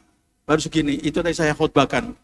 Jadi memang banyak masalah, jadi mungkin ini produktivitas, kreatif, inovatif ya, ini yang memang sarana prasarana pemerintah ini. Prioritaskan sajalah. Saya ngeliat di pinggir-pinggir sungai Jakarta itu dari dulu 10 tahun masih nggak berubah di situ. Ini yang masalah kebangsaan Pak. Jadi banyak masalah-masalah kebangsaan yang memang mengundang kita untuk bisa memberikan jawaban yang serius dengan penuh keikhlasan. Terima kasih. Mohon maaf para cediron. Aplaus. Ya. Assalamualaikum warahmatullahi wabarakatuh. Sodikun, masalah jazakumullah khair. Saya mendengarkan pemaparan yang sangat luar biasa ini membuat saya terpaksa untuk mencuri. Ya. Mencuri sedikit waktu untuk menyampaikan bahwa ya, apa yang menjadi kegelisahan beliau menjadi kegelisahan kita bersama, namun sesungguhnya itu akan bermuara pada tasbih semesta yang menyatu pada setiap jengkalmu wahai Nusantara. Cintaku padamu tak padam oleh badai kedengkian, tak hilang oleh derasnya kemungkaran. Karena sejuta cintaku padamu wahai Indonesia hanya karena Allah, untuk Allah, dan melebur dalam cinta sejati kepadanya. Nah, karena kita berbicara tentang cinta, maka banyak yang barangkali kurang tahu. Maka hari ini saya ingin menyampaikan bahwa Ustadzuna Ustadz Muhammad Zaitun Rasmin adalah pakar cinta. Bahkan lebih daripada sekedar pakar teoritis, beliau adalah pencinta sejati. Karena cintanya bermula kepada cinta kepada Allah dan kemudian terwujud dalam ormas Wahdah Islamiyah yang secara operasional memberikan kontribusi yang nyata dalam kebangsaan itu. Apa dan bagaimana? Kita langsung saja mendengarkan dari beliau. Falyatafaddal mashkuran wa ma'jura. Syukran jazakumullah khairan, moderator kita yang Masya Allah kreatif, ya, inovatif, ya, dan juga lucutif, ya. Tapi saya ingin menyelamatkan moderator kita supaya konsisten. Tolong berikan mushaf kepada Kiai Oh iya. Iya. Nah, Iya, takut saya nanti- memberikan kesempatan takut- beliau iya, untuk takut minum beliau- kopi dulu, Ustaz. Takut beliau Iya. protes dan sedih. Oh iya. Iya, serahkan dulu, Ustaz, Ustaz. ya, ini saya tahu semua nilai-nilainya insya Allah sudah bersemayam dalam hati dan jiwa Ustaz. Namun saya ingin berserikat dalam pahala bersama dengan Ustaz. Barakallahu fikum, Syekh. Hayyakumullah. Dan kita terhibur dengan puisinya tadi. Sebetulnya ini namanya takdir Allah saja. Saya lupa tadi pagi. Teringat saya mau bilang sama Ustaz Ikhwan, tolong buatkan puisi untuk Pak Mahfud. Iya, iya. Tapi ya mungkin ada saja hikmahnya. Nanti tolong disusulkan Ustaz. Setelah keynote speech yang beliau sampaikan. Qabla an yartadda tarfuk. Allahu Akbar. Iya. Syukran. Sangat berbahagia di sini berada di tengah-tengah para pakar dan moderator kita yang Masya Allah ya. Saya mohon maaf tidak menyebut lagi satu persatu, Prof, Pak Kombes, Pak Kiai. Saya dapat materi tentang peran ormas Islam di dalam internalisasi nilai-nilai kebangsaan. Saya alhamdulillah sudah buatkan PowerPoint, tapi saya ingin menghemat waktu jadi tidak usah mengikuti PowerPoint ini. Saya langsung saja ke 2 slide terakhir. Ya, saya tidak perlu banyak pengantar-pengantar lagi. Ya, nanti silahkan dibagi, di-share nanti PowerPoint ini ke para peserta. Yang mau silahkan hubungi panitia atau di website Stiba juga bisa diletakkan ya. Ini insya Allah mudah-mudahan bermanfaat. Saya langsung ke 2 slide terakhir, 2 atau 3 nih ya. Secara cepat, ormas Islam telah berkontribusi besar dalam kehidupan berbangsa dan bernegara sebelum kemerdekaan, malah sebelum kemerdekaan pun sudah ya. Jadi kalau berbicara nilai kebangsaan ini, ormas Islam luar biasa. Mulai daripada NU Muhammadiyah yang sebelum kemerdekaan dan dilanjutkan ormas-ormas lain. Sekedar catatan misalnya beberapa. 1, membentuk kesadaran untuk bersatu sebagai satu bangsa dan negara. Peran ormas Islam ini luar biasa. Coba lihat saja mulai dari Syarikat Dagang Islam, Syarikat Islam, kemudian ada Muhammadiyah, Nahdlatul Ulama, dan lain sebagainya. Ini semua luar biasa menanamkan nilai-nilai ini. Sehingga kemudian lahir sampai ke Sumpah Pemuda, lalu kemudian pada proklamasi. Dan tadi Prof. Mahfud MD sudah menceritakan bagaimana peran tokoh-tokoh ormas itu. Orang-orang yang telah terbina dari ormas untuk melahirkan karya besar ya. Negeri ini, bangsa ini dengan nilai-nilai kebangsaan mereka tanamkan pada diri mereka dan santri-santrinya. Yang kedua, kesadaran untuk memperjuangkan kemerdekaan. Ini luar biasa. Saya kira salah satu nilai kebangsaan yang paling tinggi ini ya, memperjuangkan kemerdekaan. Yang ketiga, kesadaran mempertahankan kemerdekaan. Keempat, kesadaran mengisi kemerdekaan ya, dan seterusnya di bidang dakwah, pendidikan dan sebagainya. Kelima, kesadaran dan upaya menjaga kedaulatan dan keutuhan NKRI dari berbagai ideologi menyimpang dan gerakan-gerakan ekstrim dari dulu sampai sekarang, seperti komunisme, liberalisme maupun terorisme. Saya ke slide terakhir karena kita akan diskusi peran strategis ormas kini. Dan kalau dalam judul bahasa Arab itu misalnya Daur Al-Jamiyatul Islamiyah, Daur Al-Jamiyatul Islamiyah Al-Wahda Namudajan ya. Wahda kira-kira sebagai contoh ya. Ini karena saya ketua umum ormas dan sekaligus menceritakan sedikit peran ormas dan nyambung dengan apa yang disampaikan Prof. Muammar tadi. Saya ingin poin-poinnya dulu sebelum saya akan jelaskan. 1, mengajarkan ajaran Islam yang benar. Ini poin penting sekali. Ya, ajaran Islam yang benar ketika dia ditanamkan, difahamkan, kemudian masuk ke relung-relung jiwa dan pengamalan sehari-hari. Ini sudah merupakan poin utama, mungkin sudah 99% ya dari masalah kebangsaan selesai. Ya, masih ada 1 tinggal kita tambahkan nanti itu. Ya, kenapa? Karena ajaran Islam yang benar ini ajaran Islam yang penuh dengan nilai-nilai seperti wasatiyah, nilai-nilai kemudahan, tidak ada haraj, ya.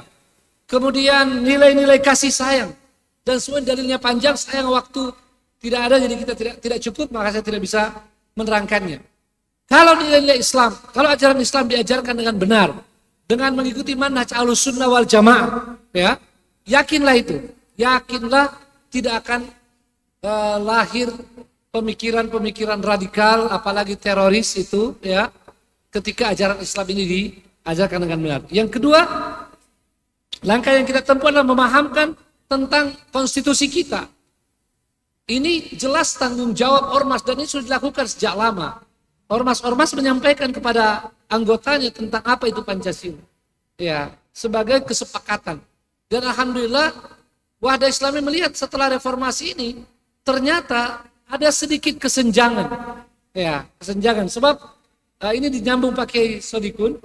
Sejak reformasi orang takut kalau dibilang bicara P4, bicara Pancasila dianggap Orde Baru. Maka ada kesenjangan membicarakan Pancasila, ya. Dan banyak anak muda tidak lagi mengetahuinya. Nah, kemarin waktu ada ada isu untuk membuat Pancasila jadi Trisila, ya, jadi Ekasila, timbul kesadaran, ya, bahwa ini perlu diajarkan kembali. Jadi ini kata orang Arab rubah dharratin nafi'ah. Kadang-kadang yang tidak baik itu bermanfaat. Gara-gara isu itu ormas-ormas berlomba-lomba lagi ngajarin Pancasila. Ini loh Pancasila yang benar, ya. Karena kalau tidak takut nanti ada yang menyelewengkannya. Jadi alhamdulillah sebagai contoh saja di Wahda Islamiyah kita dengan jelas bahwa Pancasila dasar negara, falsafah negara kita, dia adalah kesepakatan, ya. Dia adalah sumber hukum, ya, di dalam kehidupan berbangsa dan bernegara, ya. Ini saya akan menjelaskan sedikit yang barangkali agak kurang didengarkan, ya, tentang kaitan antara Pancasila dan penegakan syariat Islam. Ya, pasti mau dengar nih kira-kira bagaimana, ya. Bagaimana upaya penegakan syariat Islam dalam bingkai konstitusi kita Pancasila 45. Saya biar agak belakang supaya penasaran, ya. Yang kedua, membangun kesadaran ketiga, membangun kesadaran konstitusi dan kesadaran hukum lainnya. Ini penting sekali. Sekedar contoh, di Wahda Islamiyah kami selalu mengulang-ulang dari dahulu, perjuangan apapun harus konstitusional. Harus konstitusional. Ya, dan inilah yang dilakukan Nabi SAW. Tidak mau merusak kesepakatan. Dan itu dari ajaran Quran, ya. Jadi konstitusional itu maksudnya sesuai kesepakatan, ya. Dan Nabi SAW bagaimanapun keadaan, ya, selama kesepakatan itu terjaga, maka Nabi SAW tidak akan meninggalkan kesepakatan itu. Ya, inilah yang dimaksud dengan konstitusional. Jadi seperti kata Bung Karno, yang Islam mau perjuangkan Islam silahkan, ya, yang Kristen silahkan, tapi ada bingkainya. Dan begitu juga Prof. Mahfud selalu mengulanginya. Jadi seperti sekarang ini, apapun yang kita inginkan, jalurnya adalah konstitusi. Artinya sesuai dengan konstitusi kita dan dengan undang-undang yang berlaku. Ya. Maka jangan berpikir untuk mendapatkan kekuasaan dari jalur-jalur yang lain, ya. Karena itu bisa merusak tatanan kehidupan kita. Nah, tentang kesadaran hukum lainnya. Tadi saya sudah sampaikan tapi barangkali diizinkan saya ulang karena ada Prof, ya. Tadi di pembukaan saya sampaikan. Dulu waktu saya pulang dari Medina, di Sulsel dan di beberapa tempat di Indonesia ada yang namanya gerakan bersama menghukum gembong perampok. Mungkin Prof ingat juga, ya. Disebut dengan Forbes, ya. Siapa yang dari Bone? Ya. Di perbatasan itu ada di mana? Saya pulang dan saya sampaikan itu tindakan salah, walaupun menyenangkan kita. Kan enak juga perasaan kalau gembong perampok itu dihukum. Dia dihukum oleh massa. Kami dengan lantang di Wahda Islam mengatakan itu tidak benar. Ya. Walaupun terasa ada manfaatnya, itu berbahaya. Itu bisa jadi fitnah. Besok lusa ada yang bukan gembong perampok bisa dihukum oleh mereka hanya karena dendam. Ya. Karena ini tidak melalui jalur hukum. Karena itu penghormatan pada hukum. Dan kami sangat berharap mudah-mudahan, ya, ini yang akan terus kita gaungkan. Mohon maaf Pak Prof dan Pak Kombes, kalau ini benar-benar dapat kita kuatkan bahwa landasan kita hukum, ya. Saya kira BNPT termasuk Densus sangat menghormati hukum. Mungkin yang kurang Pak, komunikasi ke masyarakat. Ya, ketika ada tindakan ini, tindakan itu. Ini kira-kira seperti apa? Dari sisi itu sebetulnya juga kita ingin di dialog ini Pak, andaikan bisa sedikit penjelasan tentang Undang-Undang nomor 5 ya. Ya, nomor 5 itu sangat penting. Kami merasa Pak Kombes itu perlu disosialisasikan. Ya, agar kemudian masyarakat tidak terkaget-kaget. Tiba-tiba ada yang diambil misalnya. Ya, seperti itu kan beberapa kejadian. Ini benar-benar penting sehingga kesadaran berdasarkan hukum ini kita bangun. Dan alhamdulillah kita di Wahda melalui Ormas Wahda kita bahas ini. Dan dalam hal-hal yang sekecil-kecilnya kami walaupun saya ketua umum ya, kita selalu kalau ada rapat Pak, ini dalam rangka membangun kesadaran hukum. Kalau ada rapat Pak, saya menyampaikan sesuatu itu mungkin pengurus baru Pak tiba-tiba bilang Ustadz itu tidak sesuai anggaran dasar. Tidak sesuai anggaran dasar atau apa? Oh saya bilang ayo kita cek ya. Artinya kesadaran hukum benar-benar ditanamkan dari awal. Yang keempat, membangun semangat toleransi. Ini alhamdulillah semangat toleransi baik dengan pemeluk agama lain, dan ini jelas sekali lakum dinukum waliyadin, apalagi sesama muslim. Sesama muslim, alhamdulillah Wahda Islamiyah. Kami ini Pak, betul-betul Allah lindungi. Sejak awal kami berdiri Pak sebagai yayasan, tiba-tiba ada fitnah Islam Jamaah. Ya, bahkan yang fitnah ini nulis buku Islam Jamaah. Lah kita ini anti Islam Jamaah. Kita dibilang Islam Jamaah, tapi kami tidak pernah emosional. Kami tidak pernah marah, tidak pernah mencari. Jadi andaikan kami ini radikal Pak, mungkin sudah banyak yang jadi korban. Orang-orang yang memfitnah kami. Ya, tapi kami walau difitnah akan tetap sebagai ahlus sunnah yang wasatiyah. Takbir. Allahu Akbar. Aplaus. Ya. Jadi alhamdulillah kami begitulah selanjutnya. 3 menit. Tinggal berapa? 3 menit sedikit lagi kalau gitu ya. Tasamu. Termasuk kadang-kadang begini ini Prof. Ya. Kami itu sering dikritik oleh sebagian teman-teman dari alumni Medina, alumni Yaman, alumni mana. Kita dianggap sebagai orang-orang yang ahli bid'ah, bayangkan itu. Ya. Tapi di sisi lain, perbuatan mereka dianggap dari Wahda. Ini, kemarin saya sama Ustadz Dasat, Ustadz, saya ini, kalau Ustadz Wahda semua saya acung jempol. Tapi kadang-kadang saya pusing, ada anak muda di bawah itu. Saya bilang, Ustadz, salah itu. Ya, itu Panas bukan Wahda. Panas saya. Ya? Panas saya. Saya bilang Ustadz, itu bukan Wahda. Memang ada juga di Makassar mirip-mirip Wahda, ya, dan di tempat lain di Indonesia. Tapi kami tidak pernah mau menyebut, ya, kami walau mereka bicara di mimbar terang-terangan menyebut Wahda, kami tidak akan mungkin menyebut mereka di mimbar. Sebab kami punya prinsip, mudah-mudahan ini Pak Kombes, ya, salah satu prinsip di Wahda dalam menjaga toleransi, biarlah mereka salah pada kami, tapi kami tidak akan pernah salah pada mereka. Sebab mereka adalah saudara kita. Sedangkan sesama anak bangsa kita menjaga, apalagi sama muslim. Ada 2 ikatan di situ, anak bangsa dan muslim. Jadi kami insya Allah akan terus menjaga dalam kaitan dengan toleransi ini. Dan insya Allah kami ingin menjadi pelopor toleransi yang sesungguhnya. Ya, kami juga sudah sampaikan, tentu Bapak Prof tahu, mungkin Pak Kombes apalagi tadi Pak Menko sudah sampaikan, banyak isu-isu fitnah tentang Wahda radikal. Ada keadaan teroris, ya itu ada isu-isu Pak. Alhamdulillah sejarah membuktikan itu tidak pernah ada, alhamdulillah. Dan tadi Prof sudah menyampaikan karena memang dari akar permasalahan. Cuma kalau kelihatan bahwa ada hal-hal yang seperti itu, nah inilah masalahnya Pak. Kadang-kadang serupa tapi tidak sama. Seperti yang kami ceritakan. Nah ini sedikit tentang akhwat. Dahulu Pak, kita memang kadang-kadang juga gerah. Karena begitu terjadi peristiwa terorisme, ya kasihan akhwat kita itu dipandang, ini jangan-jangan ini teman-teman teroris ini. Muslimah maksudnya. Karena dengan pakaian mereka, ya pakai cadar misalnya. Tapi mereka luar biasa. Mereka adalah pejuang-pejuang. Ya. Orang yang sabar. Dalam kondisi pandangan masyarakat seperti mereka tetap sabar dan tetap menjaga hubungan baik dengan dengan sesama, terutama tetangga. Karena biasanya teroris itu tidak punya hubungan baik dengan tetangga. Para akhwat kita. Dan salah satu langkah maju akhwat wahdah, ini kita akan catat, insya Allah, dalam sejarah.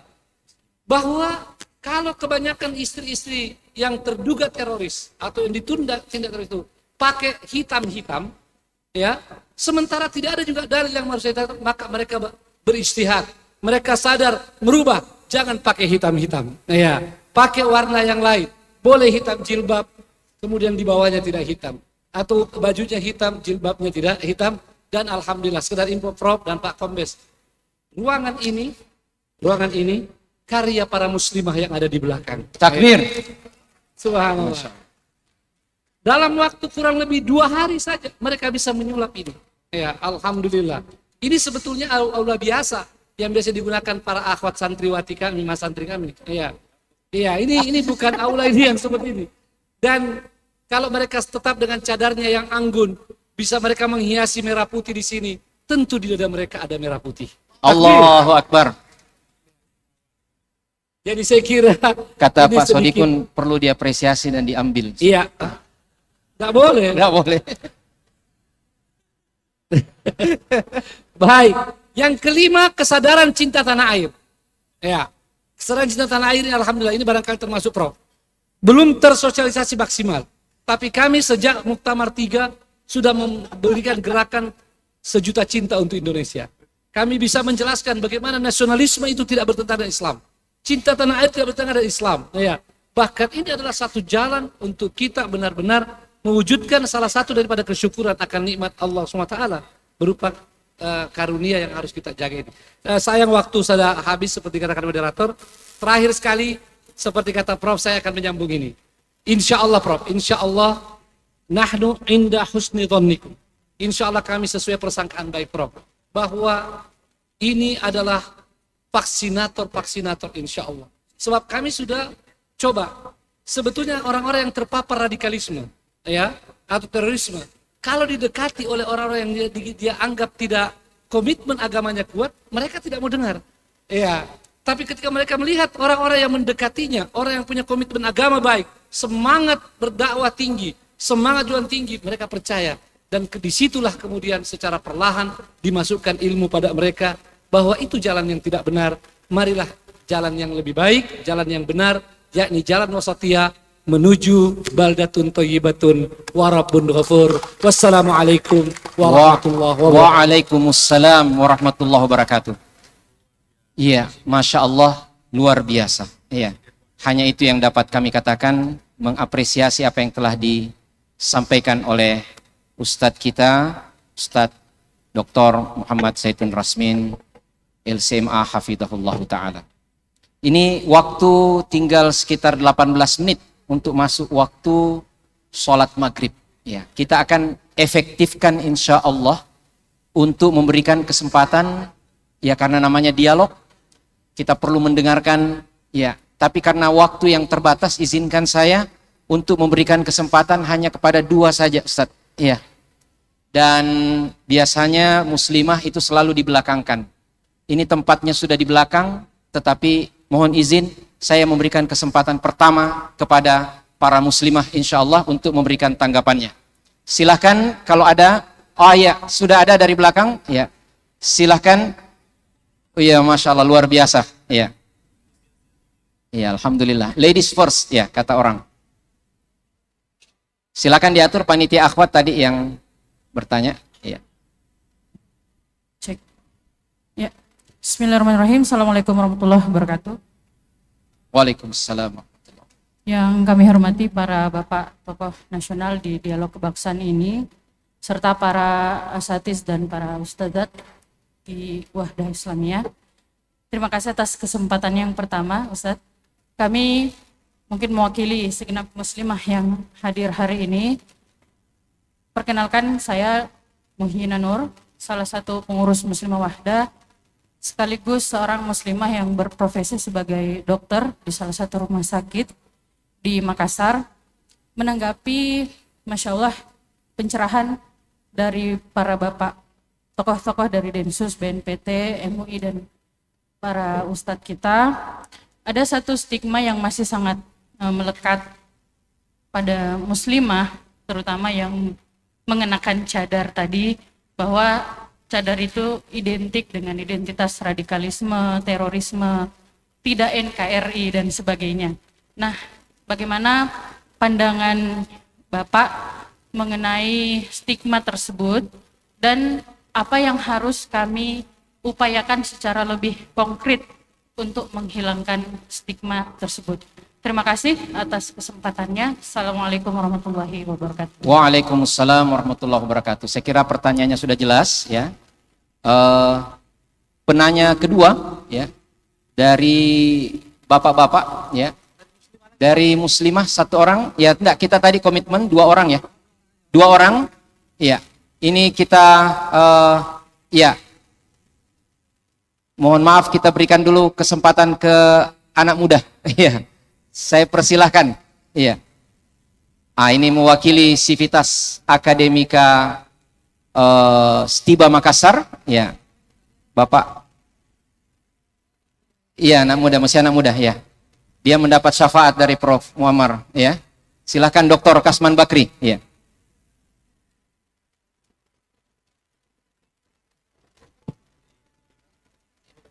Nanti kita lihat Prof ya kalau masih ada waktu ya. Tafadhal. Assalamualaikum warahmatullahi wabarakatuh. Waalaikumsalam Terima warahmatullahi kasih kepada moderator dan sahlan kepada para narasumber telah bersedia datang ke kampus kami ini. Alhamdulillah. Juga pada bapak-bapak sekalian, terkhusus ini guru saya sekaligus kakanda saya dan sekaligus namanya Mushtaq. Prof, ini baru selesai mendapatkan gelar guru besar, insya Allah sebentar lagi SK-nya turun. Saya panggil kakanda saja karena masih muda. Kakanda Dr. Kiai Haji Muammar Muhammad Bakri, LCMAG, Hafizahullah. Pertanyaan saya ini ada 2, Ustadz kalau diizinkan. Yang pertama saya ingin tujukan kepada Pak Ponco, Kombes. Dunia kampus atau perguruan tinggi itu dikenal dengan kebebasan mimbar akademik. Sehingga itu memberikan peluang kepada para mahasiswa untuk bisa belajar dengan baik. Kemudian kami sebagai dosen tentu memberikan pemahaman kepada mereka dengan pemahaman yang benar. Jurusan di kampus kami ini namanya perbandingan madhab.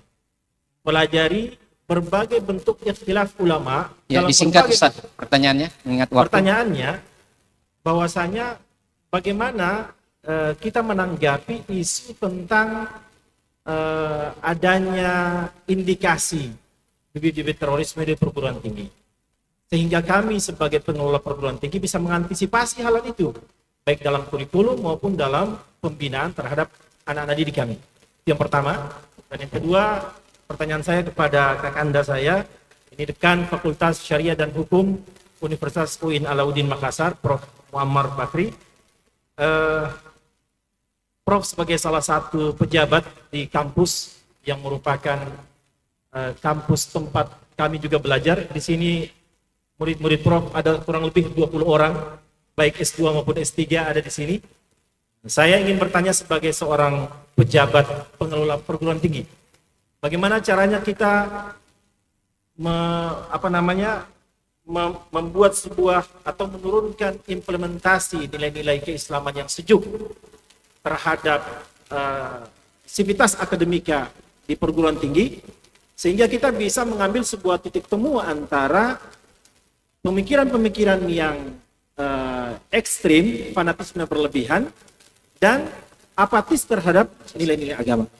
Itu saja Prof, mudah-mudahan berkenan untuk memberikan pencerahan. Syukran. Assalamualaikum warahmatullahi wabarakatuh.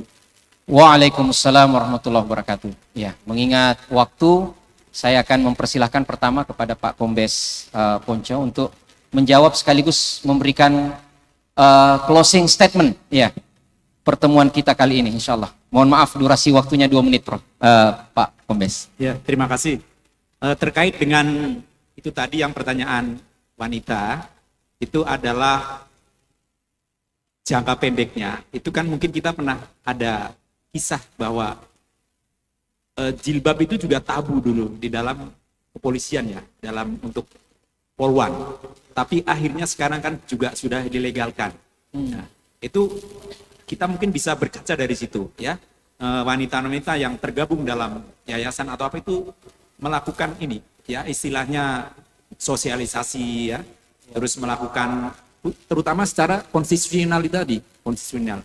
Terus itu secara organisasi. Terus kalau secara pribadi kita tunjukkan bahwa kita yang bercadar ini adalah wanita-wanita yang tangguh, wanita-wanita yang hebat, wanita-wanita yang cinta tanah air, cinta keluarga. Itu tunjukkan kepada masyarakat sekitar minimal. Dari situ nanti akan berkembang, itu menjadi sesuatu yang bagus. Nah itu akhirnya akan seperti tadi, saat jilbab itu tabu, sekarang malah menjadi idola, menjadi kebanggaan. Itu mungkin saran masukan saya. Terus yang kedua mengenai mahasiswa, itu bahwa mereka kan energik, mereka punya tantangan, penuh tantangan. Jadi kita sifatnya juga harus memberikan edukasi-edukasi yang sifatnya pemikiran. Ya, kita bisa mungkin dari mahasiswa saya ini mengadakan sebangsa dialog, seminar, workshop, undanglah dari kita, ya maksudnya dari Densus, nanti kita juga akan menggandeng stakeholder yang kompeten, yang bisa menandingi pemikiran mereka, bahwa ini. Terus salah satunya juga berikan mereka kegiatan-kegiatan positif, ya, bisa dari sisi olahraga atau apapun lah, mereka disibukkan dengan hal-hal itu. Terus berikutnya harus dimonitor juga mengenai kajian-kajiannya itu, ya, karena memang faktanya banyak. Berapa menit, Ustaz? Cukup? Cukup, insyaallah. Ya, terima kasih. Terima kasih banyak, ya. Dan Masya Allah luar biasa, 2 tahun lebih kita ini menjadi umat yang terpaksa, dalam tanda kutip, menerima, rela atau tidak, orang-orang yang menutup mukanya. Karena kita harus memakai masker. Iya. Oleh sebab itu insya Allah para akhwat tidak perlu ya merasa risih dengan ya cadarnya, karena masker sudah mengambil peran itu insya Allah. Ya. Barakallahu fikum. Ya. Dan Masya Allah contoh dari Prof. Sekalian di close? Ya, sekaligus statement.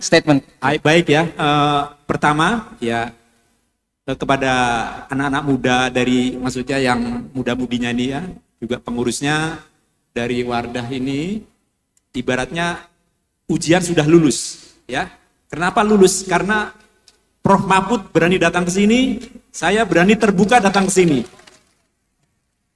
Artinya fitnahnya sudah berlalu. Jadi bapak-bapak, ibu-ibu sudah teruji ya. Karena dulu kita datang ke sini nggak ngomong sembunyi ya. Kita foto ustadz-ustadznya, kita profil rumahnya di mana. Nah, itu dulu. Nah, tapi sekarang kan sudah teruji. Satu lagi harapan kami ya sebagai kaum cendekia ya penerus ke depan.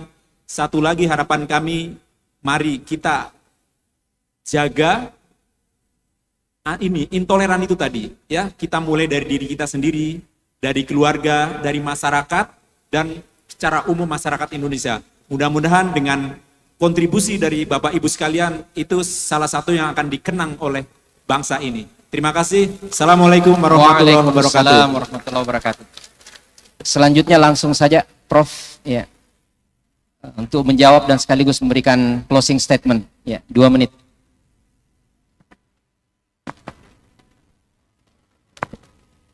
Cek, udah. Makasih.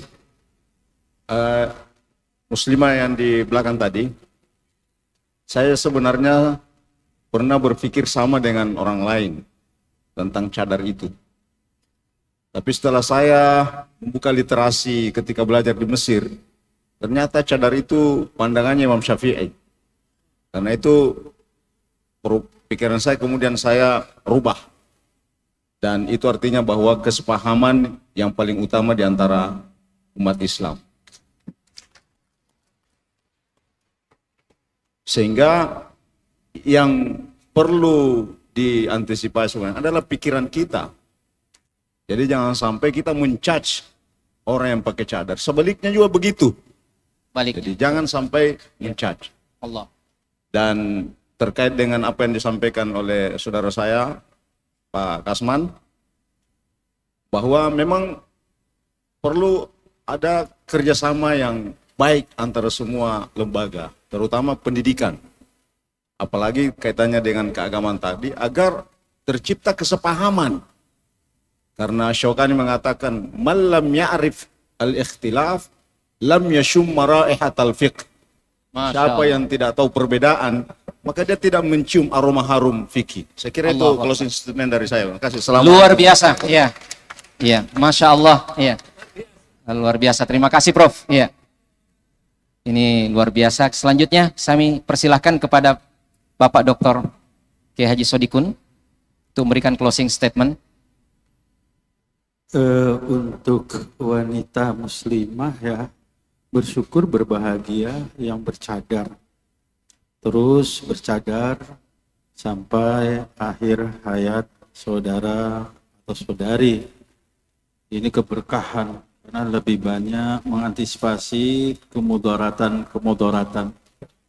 Dan Nabi la darara wala dirar di situ sesungguhnya. Insya Allah dari kejauhan nanti akan bisa merasakan ya harumnya surga.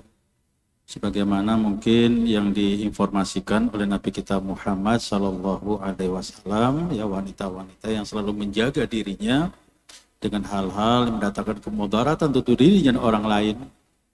Ini sangat luar biasa.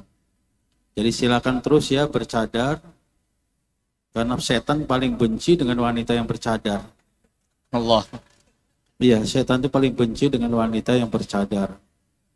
Jadi siapa yang benci yang bercadar ya maaf saja, minasyaitonir rajim. Allahu Akbar. Itu yang pertama, penting untuk saudari muslimah menghiasi diri dengan mental attitude yang islami, dengan penuh kesantunan lah, kearifan, keluasan dan keluasan keilmuan ya. Saya kira itu yang akan menarik dan memikat seorang muslimah itu tidak hanya memikat wanita-wanita, tapi para malaikat-malaikat mendoakan. Itu yang saya maksudkan Ustaz Zaitun. Jadi dengan mental attitude yang etis, soleh-solehah, kearifan, kebijakan, kelulusan, keluasan, keilmuannya, itu yang akan menjadikan anak-anak yang soleh. Nggak ada ceritanya kalau ibunya lepas daripada kerudung menjadikan anak soleh susah berat. Karena nggak ada teladanan secara fisiologis itu ya. Saya dosen fisiologi komunikasi. Jadi gimana seorang ibu itu bisa menjadi teladan, putra-putrinya menjadi anak yang soleh dan soleha kalau ibunya sudah toleha. Sudah toleha ya Prof ya. Seperti itu. Jadi ini penting. Nah yang terakhir ya, kewajiban kita ya, suatu keniscayaan kita harus memahami, kemudian kita menghayati, kemudian mencoba mengimplementasikan, kemudian harus berusaha membumikan dan membangun sebuah peradaban yang dibangun di atas nilai-nilai kebangsaan Indonesia. Ini sangat penting memahami, menghayati betul. Saya diskusi dengan beliau tadi, inginnya ini menjadi kurikulum nilai-nilai kebangsaan ini. Terima kasih. Assalamualaikum. Terima kasih banyak ya. Bapak Kiai Haji Dr. Sadikun, langsung saja kami berikan kesempatan kepada Ustadz Zaitun untuk memberikan closing statement. Terima kasih. Sebelumnya, karena banyak disebut tadi masalah cadar, saya sedikit sampaikan. Di Wahdah tidak ada mewajibkan cadar, Pak. Alhamdulillah. Akhwat kami pun sebagian tidak pakai cadar. Ya. Jadi supaya jangan dianggap semuanya. Dan tadi itu, Alhamdulillah, yang tidak pakai cadar pun sangat menghargai yang pakai cadar dan sebaliknya. Bahkan statement kami sejak lebih 10 tahun, 15 tahun yang lalu, yang pakai cadar tidak menganggap lebih mulia, yang memelihara jenggot tidak menganggap lebih mulia dari yang lainnya, sesama muslim. Kenapa? Boleh jadi orang yang tidak pakai cadar, boleh jadi yang tidak memelihara jenggot, punya amalan-amalan yang luar biasa, yang begitu tinggi nilainya di sisi Allah SWT. Hanya kami ini memahami bahwa ini sunnah, kami pelihara, ya. Tapi sama sekali tidak melihat itu sebagai sebuah ukuran, ya, di dalam ketakwaan dan di dalam kemuliaan kita di hadapan Allah Subhanahu wa taala. Allahu Akbar. Makasih Prof. Ya, yang kedua, saya ingin menjawab walaupun singkat. Ini mudah-mudahan dalam dialog berikutnya, bahwa bagi mereka yang pesimis, Pancasila menjamin pelaksanaan syariat Islam. Coba lihat, kita ada pengadilan agama, Pak. Sejak masih awal-awal lebih lama, ada pengadilan agama. Indonesia. Pengadilan agama Islam, betul Prof? Itu bagi mereka yang pesimis. Pancasila di Indonesia dijamin boleh melaksanakan syariat Islam. Ya. Dan bukan berkurang, terus bertambah. Undang-undang perbankan dulu di awal-awal Orde Baru orang pesimis bahwa akan ada bank syariah di Indonesia. Akhirnya terwujud. Bisa. Lalu kemudian berikutnya undang-undang zakat. Ini Pak Kiai Sodikun tahu bagaimana undang-undang halal. Dan ini boleh seterusnya selama dilakukan, diperjuangkan secara konstitusional. Ya. Jadi di situ saja, mari bangun optimisme, insya Allah kita bisa melaksanakan syariat ini, kita jalankan dengan baik, dan kita tidak merusak kesepakatan sesama anak bangsa. Saya kira itu sebagai penutup. Masya Allah. Semoga bermanfaat, dan terima kasih saya juga ucapkan, mohon kita tindak lanjuti kerjasama nanti Prof. Insya Allah Pak Kombes, kami di Wahda juga siap untuk memberikan masukan-masukan kalau diperlukan untuk melaksanakan wasiat dari Prof tadi. Insya Allah jadi vaksinator kami siap berkontribusi. Ya, kami tidak perlu dapat transport pun tidak masalah Prof. Ya, Pak Kombes ya. Tapi kalau ada tidak apa-apa. Tapi kalau ada tidak ditolak. Ya. Ya. Terima kasih. Wassalamualaikum warahmatullahi wabarakatuh. Tidak lupa saya ucapkan terima kasih banyak pada seluruh panitia dan juga secara khusus kepada Muslimah Wahda Islamiyah. Dan terakhir Ustadz, ya saya tahu Ustadz ahlinya tadabbur, saya hanya ingin berserikat dalam ajar, ya nih ma'akum insyaallah. Barakallahu fikum. Iya. Iya. Jadi tadi Ustadz mengatakan kita tidak memaksakan satu pendapat, ada yang bercadar, ada yang tidak bercadar, kita mengumpulkan yang bercadar maupun yang tidak bercadar insyaallah. Iya. Iya. Iya. Saya tidak ingin menyimpulkan apa yang telah disampaikan oleh para guru-guru kita. Biarkanlah dia menjadi puzzle-puzzle yang bertebaran di hadapan kita, dan kitalah yang merangkainya menjadi mozaik-mozaik yang indah dari setiap sudut pandang kita. Dan izinkan 1 menit terakhir, saya hanya ingin mengatakan, kutuliskan kata demi kata. Dalam tetesan air mata yang telah mengering pada jiwa, untuk Nusantaraku tercinta, tanahmu yang indah dipandang mata, harum semerbak nafas imanmu, menyatu pada garis khatulistiwa. Kuhirup semangat dari seruan Iskandar Muda, dari keberanian Sultan Agung yang perwira, dalam kata bijak Karaing Patingaloang sumbu ilmu di gelap buta, pada langkah-langkah tegar Sultan Hasanuddin sang Panglima, pada syahidnya Sultan Khairun sang permata dari timur, dan tegarnya sang anak berbakti Sultan Babullah, untuk kutuliskan kembali sejarahmu Indonesiaku dengan ayat-ayat Al-Quran yang terindah pada garis sunnah sang Nabi tercinta, agar tasbih semesta menyatu di setiap jengkalmu wahai Nusantaraku. Cintaku padamu tak padam oleh badai kedengkian, tak hilang oleh derasnya kemungkaran, karena sejuta cintaku hanya karena Allah, untuk Allah, dan melebur dalam cinta sejati kepadanya. Subhanakallahumma bihamdik, asyhadu an la ilaha illa anta astaghfiruka wa atubu ilaik. Wassalamualaikum warahmatullahi wabarakatuh. Kami mohon kepada narasumber dan moderator untuk tetap tinggal di atas panggung. Selanjutnya penyerahan cenderamata akan diserahkan oleh Ketua Stiba Makassar, Ustadz Haji Ahmad Hanafi Daidyonta LCMA PhD. Disilakan.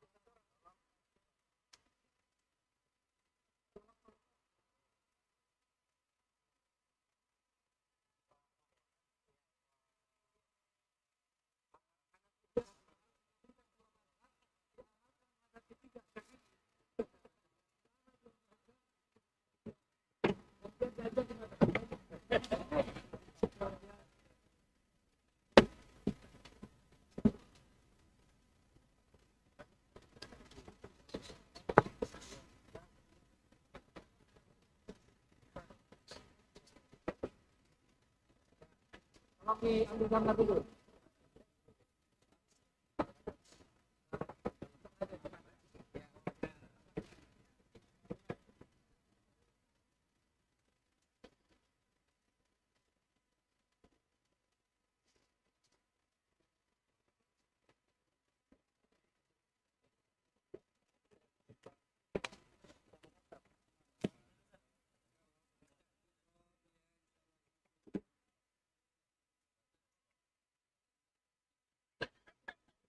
Ya,